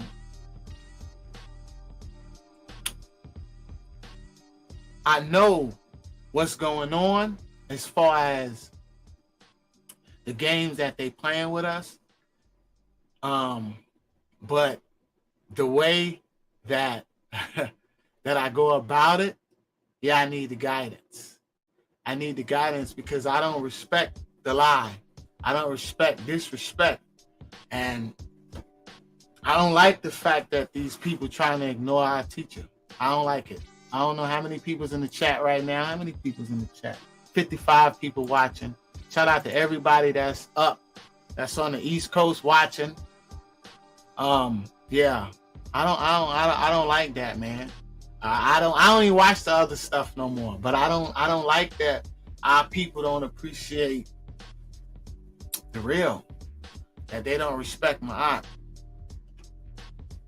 I don't like that, and I don't like that they're giving our people watered down truths because although I don't know it, some of these people out here know because I heard SABA say that he's their teacher's parent or that he's their parent's teacher. So it's some of them out there that know the truth, and they're teaching a lie. So like Scribe said, I am honored to sit at the feet of my teacher of SABA Tehuti Amenhotep Ra and learn and be able to learn and get the real. And I'm so appreciative because, like I said, there's no big homies, there's no uncles, there's no fathers are rare out there in our community. So to be able to get the truth from somebody that looks like me, I'm out of nowhere, out the blue, like you the only one, Saba, that's out there that's telling the whole truth. And then the thing about it, the magical thing about it was that for me was that's all I wanted was the truth. I wasn't deciding on. I'm very upfront with you guys when I say that I had just heard the words Medu Netta just a few years ago, and even that I was ashamed. I was ashamed that. Oh man, all the books I got, all the lectures I listened to, and everything. I'm like, man, people been dangling this in front of my face. I like X-Clan, Brother Jay. Oh man. Teachersofmyart.org. Shout out to the best teacher on the internet. Hail Saba Tehuti Amenhotep Ra. Hail to the teachings of my art, to everybody in the chat that support the truth.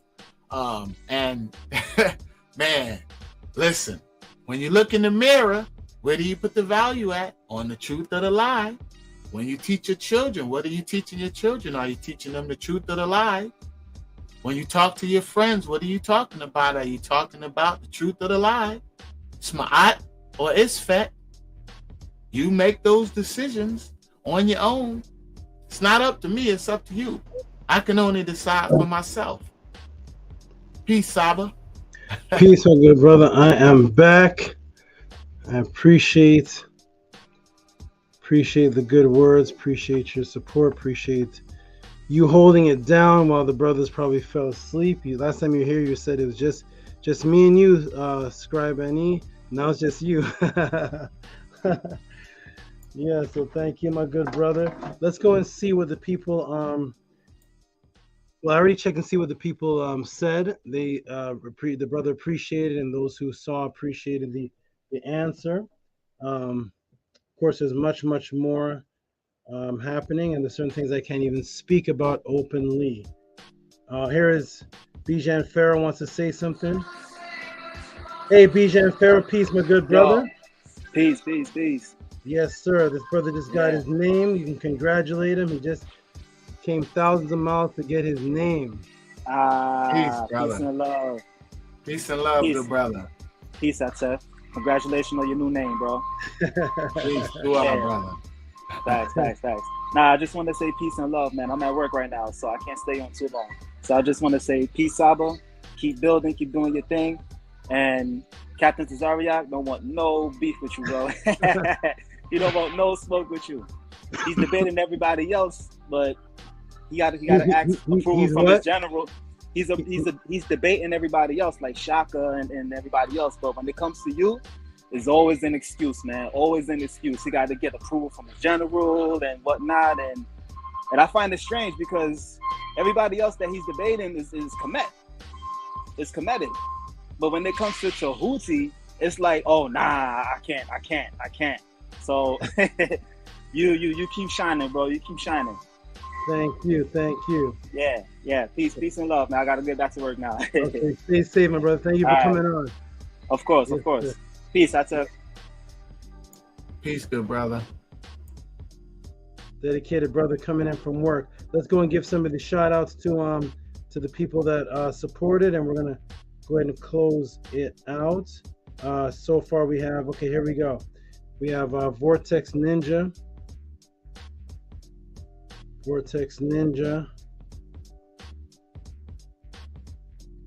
And do you have noise? Do you have noise capabilities, Atef?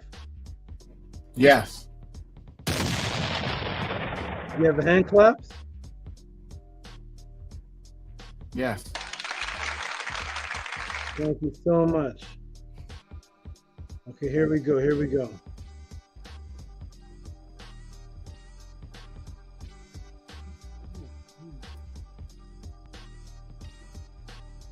Okay, is that showing on the screen, Vortex Ninja? It's coming up. Yes.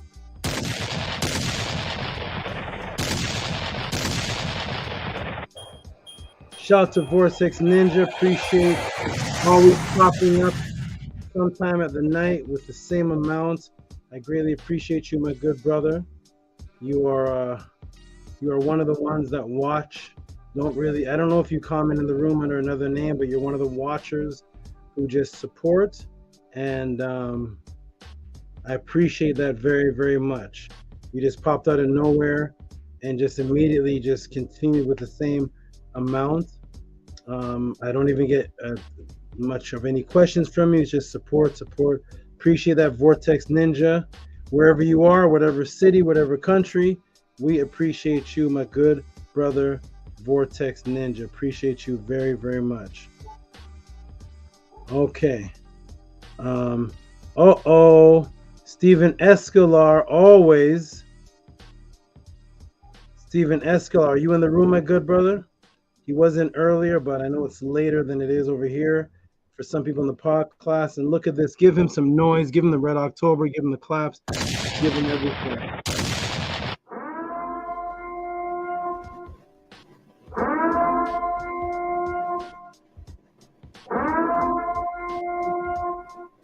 Shout out to Stephen Escalar. Give him his hand claps. He's awesome. Stephen Escalar has been here since the Tuesday.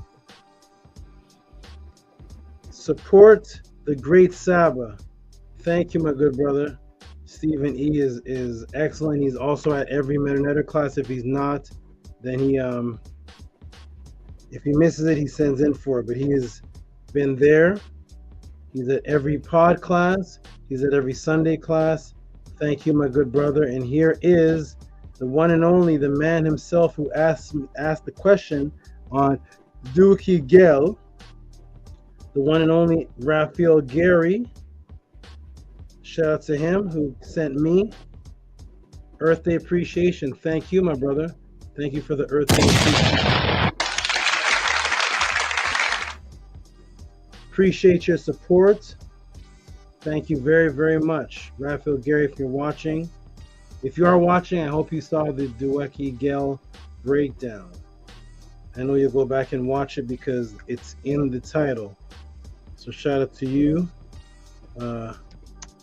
RAFAEL, Earth Day. I'm making a log of everybody who sent me some Earth Day support. Appreciate all of you. Thank you. Oh, here's Bijan Pharaoh. Bijan Pharaoh is also is Sincere Austin, who just came in from work, who dialed in from work. Is that shown on the screen, Bijan Pharaoh? Yes, it's showing, Saba.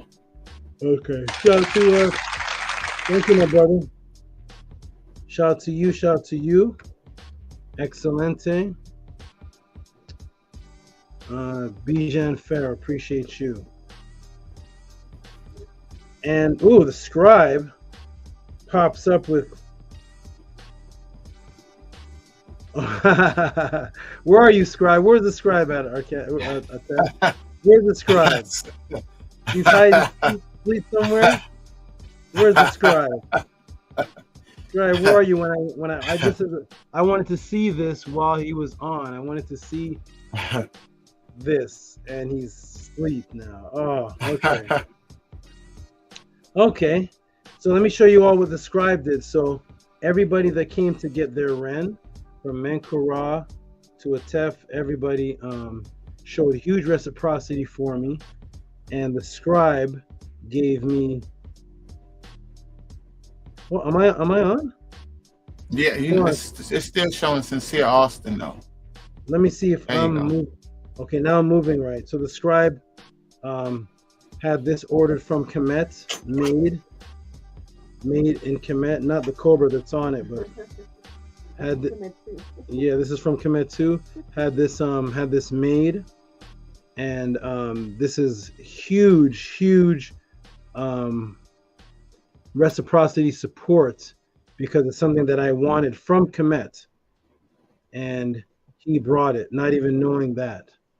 And then I'll show everybody the Tehuti'S podcast logo he gave to me as an actual statue. There's the muscular Tehuti'S podcast with the gold and black is an actual statue now in my home. So there's Tehuti'S there. And so scribe, yeah, it is beautiful. So I gotta lay it down over here. But scribe, yes. So scribe sent that to me, and I appreciate it. And then on top of it, scribe sent this. Let me go ahead and show everybody. I want him to be here for this, but he sent this. He said, oh, that's Sincere again.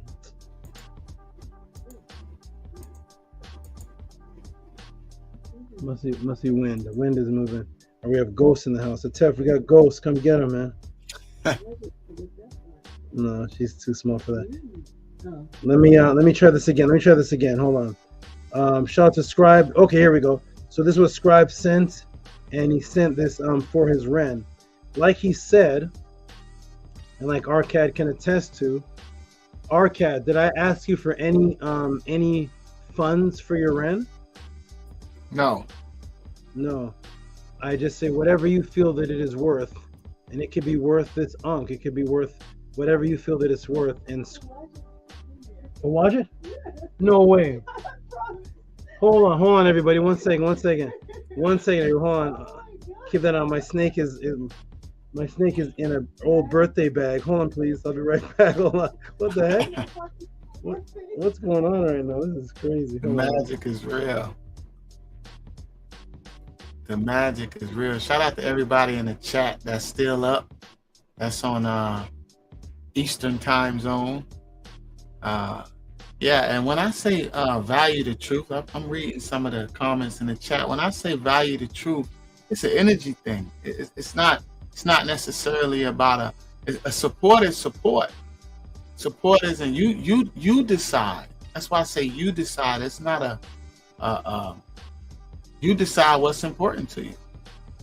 we decide what's important to us. It's like we pay taxes to the same organizations that shoot our children. We value that. We pay their salaries if we're quote unquote upstanding, productive, tax-paying citizens, productive members of society. Then we're funding that. We're funding that among other things. Just like, you know, the it's a process though. Everybody, it's a process, and and like I say, I'm proud to say that I'm a baby, that I'm early in this, because I'm unlearning and I'm relearning, and I'm glad to be where I'm at. You know, understanding the sum total of my life experiences, then I realize that when the student is ready, the teacher will appear. So I was ready.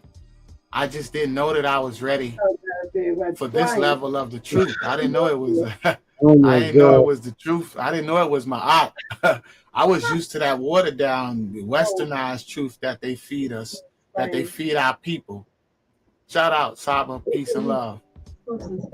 Okay, yeah, I got one of my, I got Uwajit, one of my tree snakes. When I was talking about the birthday, my birthday bag. Remember, I looked at that I heard that noise, and I was like, "What's that noise?" And I said, "There's ghosts in here." Yeah. Let me come off this. Hold on. Yeah, hold on a second. Hold on. Let me come off this. Yeah, it was my birthday bag started rattling up high on my wall, and it's my it's Uwajit, my tree snake, who had escaped, the same one that escaped right before you guys came. It escaped again, and she's up here now. She was up in the birthday bag, shaking the birthday bag like this. One of my birthday bags up on the wall. How did she climb up a wall? I'll never know. These snakes are straight magical. I mean, she's up. It's up over the closet on a wall, up nailed into a wall, and she climbed up there. And that's what the noise was that I said was a ghost. Okay. All right, we are back, everybody. We are back. It'll be fun one day. If you ever get a snake attack, you'll go through all this craziness. Looking forward to it. Okay, let me okay, so here we go. Here we go. Let's close it out. We got that's Scribe Ren. Scribe Ren. Okay, good. Okay, let's go to the next one here. The next one here is Bev. Oh, Bev, who was in the room sometime. I don't get to see all the chats. I don't see when everybody's in there, but I did see her in there earlier after my breakdown. Is that shown on the screen? Not yet. No. Hold on. Let me fix that. Let me fix that. Share screen. Window. Here we go. Okay. Boom. So shout out to Bev for 1010. 1010. Little mirrored effect there. Bev 1010. Appreciate that. Let me ask you something. What's showing on the screen right now? The folders. Now it's Bev. Now it's back to Bev. Okay. Shout out to Bev. Shout out to Bev. And here's Higa Kepara again with the extra support for Brics.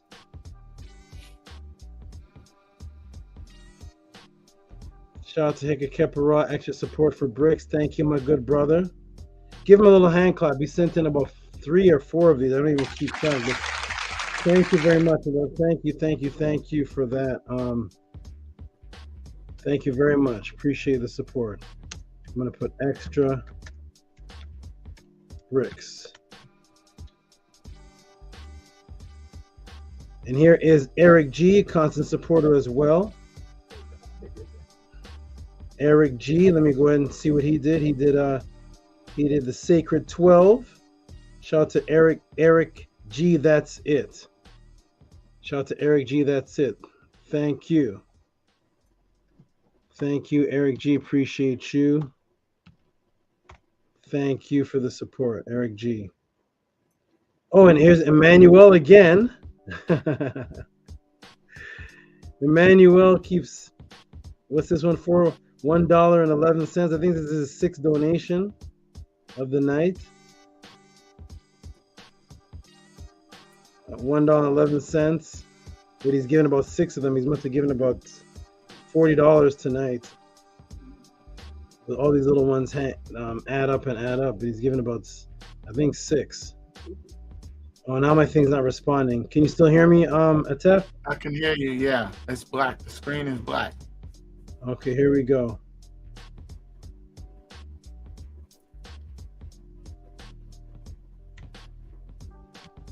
Uh, 30, 1 second there, please. 34. Okay, there's Eric 111. It's giving a lot of screen sharing, Saba. Oh, it's not screen sharing? No. Huh. What's it showing on the screen? Just us? Yes.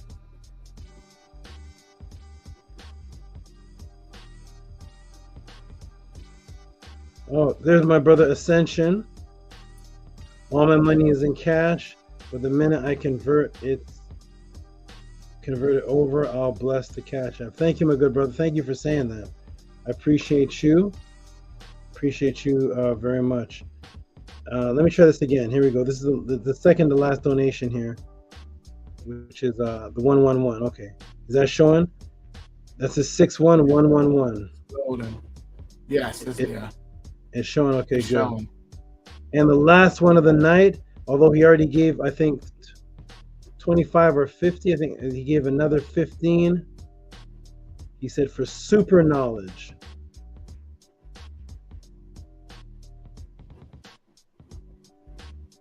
And this is the one and only, the man who actually started off the big donations without a question. It's Black Alucard. Black Alucard has been to the Metanetter class. Black Alucard has supported the pod class from the very beginning. Black Alucard started off the large donations without a question. Black Alucard has gone on my diet plan, changed his body. Black Alucard wants, I think, baby anacondas when the anacondas are born. This man is 100% always in the mix of something. He says for that super knowledge, I must have been one of the questions that I answered because you had already donated. That's super knowledge. Thank you, Eric G. Okay, and I think that's it. I'm going to refresh. I'm coming for the spider. Okay, I'm going to refresh the page. I think that's it for the night. I'm going to refresh. I think that is it for the night. Okay, everybody, that is it for the night. Thank you, everybody, for coming to the Tehuti pod class. All these superb students, supporters, all the people that send me beautiful messages in the morning. At TEF, I get so many beautiful messages each morning from certain people. Thank you so much. Angela Gates, who says, Saba, I'll send money later this upcoming week. Nope. Wonderful. Thank you. Good sister. Thank you. Thank you. Thank you. Look forward to speaking to you soon to see if that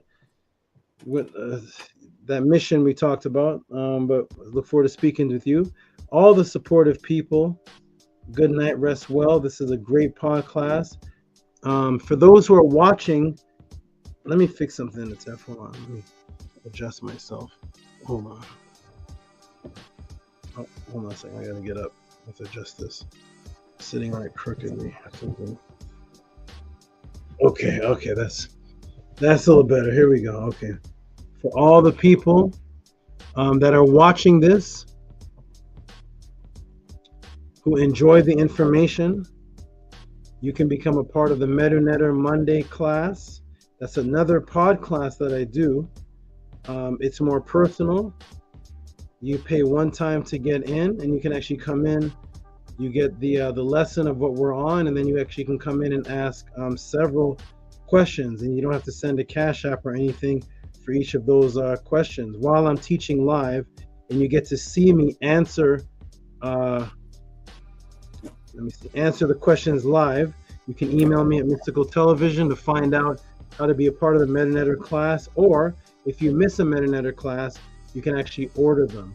I think we have one going up for Big Vapes tomorrow. Sorry if you didn't get that one. We have so many going out. I don't know if that got lost track, but you'll get that one tomorrow. I think it's class number 2. And even if you miss the class, you get to order it. So there's no way you can ever miss anything. They're all recorded. Oh man, the snake is changing my screen. Hold on. Come on. Oh my god.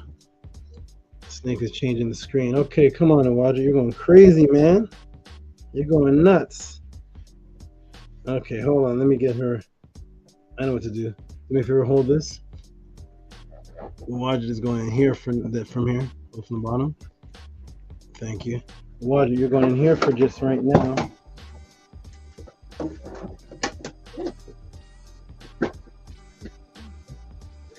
Fastest snake in the house. It has to be fast enough to catch birds, that's why. Okay, let me get back to the room. Oh my goodness, what is all this? What's going on here? Okay, let me get back to, what is, here we go. Okay, good. Am I back, Atef? Can you all see me? Yes, I can see you, Saba. Okay, there we go, there we go. I don't know what the screen is. Something changed with the screen. Oh, wow. Well, I'm not getting a full, hold on. Something that's happened, guys. Hold on, let me X this out. Okay, it's not letting me the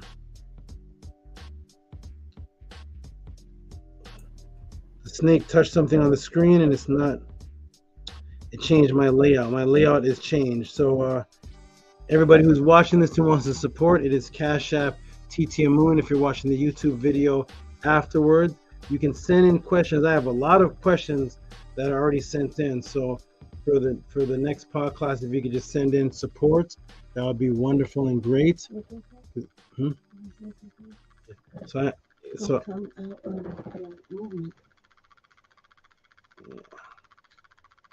you okay in there? Yeah. So she doesn't hardly move. You can support a Cash App T.O.M, PayPal at Rocky SV. You all are wonderful, awesome, excellent. I'm trying to get back to the screen so I can I don't know why it's doing this. Here it is. It's not showing my it's not closing stuff. It's not showing my, I don't know what the snake did, but the snake changed my layout. Let me go out and come back in. Hold on. Peace and love. Yeah, I'm tired, Angela Gates. I'm tired. Shout out to Roberto Reyes. He say, 4 a.m. I'm not sleeping tonight. It's time to get up. Every Friday, brother. I get a couple hours. I stay up all night because I went to sleep one time and the class was gone and I was like, oh my goodness. And he didn't have it. So I contacted him and he didn't have it. YouTube wouldn't allow him access to it. So yeah, my support was coming up to the screen. I support any way I can. I support my teacher. I know what I value. I know what's important to me. Okay, I'm back. I got it. I can work with what I see. It's not the exact screen I want, but I can. Let me see if I expand it. Oh, I'm back. I'm back to normal. Thank you. Okay, everybody. All right, everybody. Thank you for coming to the Tehuti'S podcast. It's been beautiful.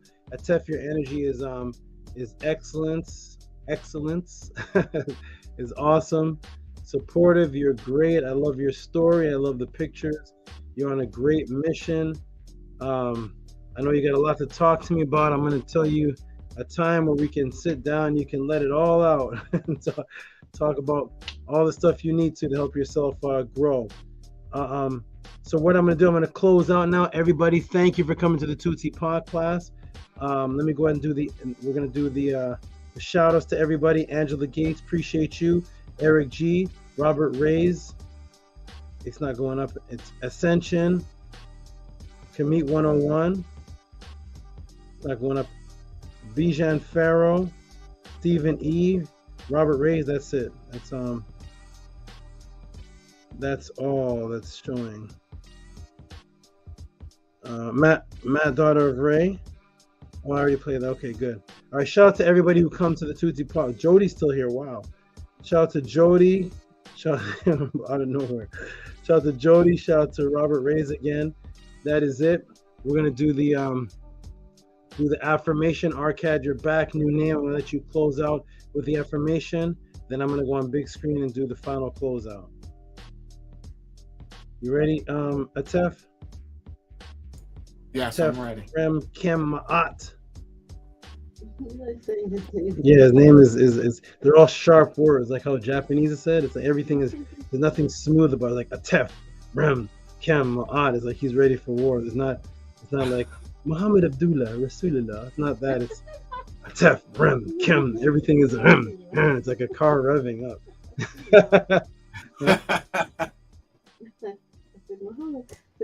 Yeah, it's not Rashida Law. Not that. It's like he's ready to slice heads now. Okay, I'm gonna let you do the affirmation, my brother. Here we go. I'm gonna move the banner from the bottom, and there you go. On the count of 3. 1, 2, 3. Unki and Ma'at. NS. Nintet or set in Ma'at. Men have a pet in Ma'at. Her and UQE. Her EQ. I live for Ma'at. I exist within her. I do not speak in the place of Ma'at. Every day I advance towards Ma'at. My being is surrounded in darkness. I come forth as conscious light. Okay, wonderful. That is the affirmation. Peace and love, everybody. All the new people that are in the room or all the new people watching. If you don't have these books already, you can contact me to see how you can get Melanin Dark Consciousness. Stepping Out of the Matrix. Those are the 2 PDFs that are available. You can contact me directly or go to the website of teachingsofma'at.org and you can get these. You can go to the Metanetter class. Move this off the screen. You can go to the Metanetter class or inquire about the Metanetter class and find out how to become a part of that. Peace and love, everybody. I'm going to, peace. New people just came in the room, but you came in right at the end, my good brother. Tehuti'S Heka Kepara, you came at, you got to rewind. It was a good one today. A very, very good one. Good to see you, though. I haven't seen your name in here in a while, but Hotep to you. Hotep to Shannon. Peace and love to Heka Kepara. Jody. Rupesh Ma'at. Okay, I'm going to go big screen, my brother, and I'm going to close it out. I'll see you in the, in the messenger. Peace and love, man. You're the best best father, man. Let them know. Yell that in your house. I'm the best father. I'm the best. Put it up in the room. I'm the best. You're the best. Like how you say I'm the SABA. I'm announcing you as the best father. You are doing a great job, my brother. Great job. And they love you. They love you very, very much.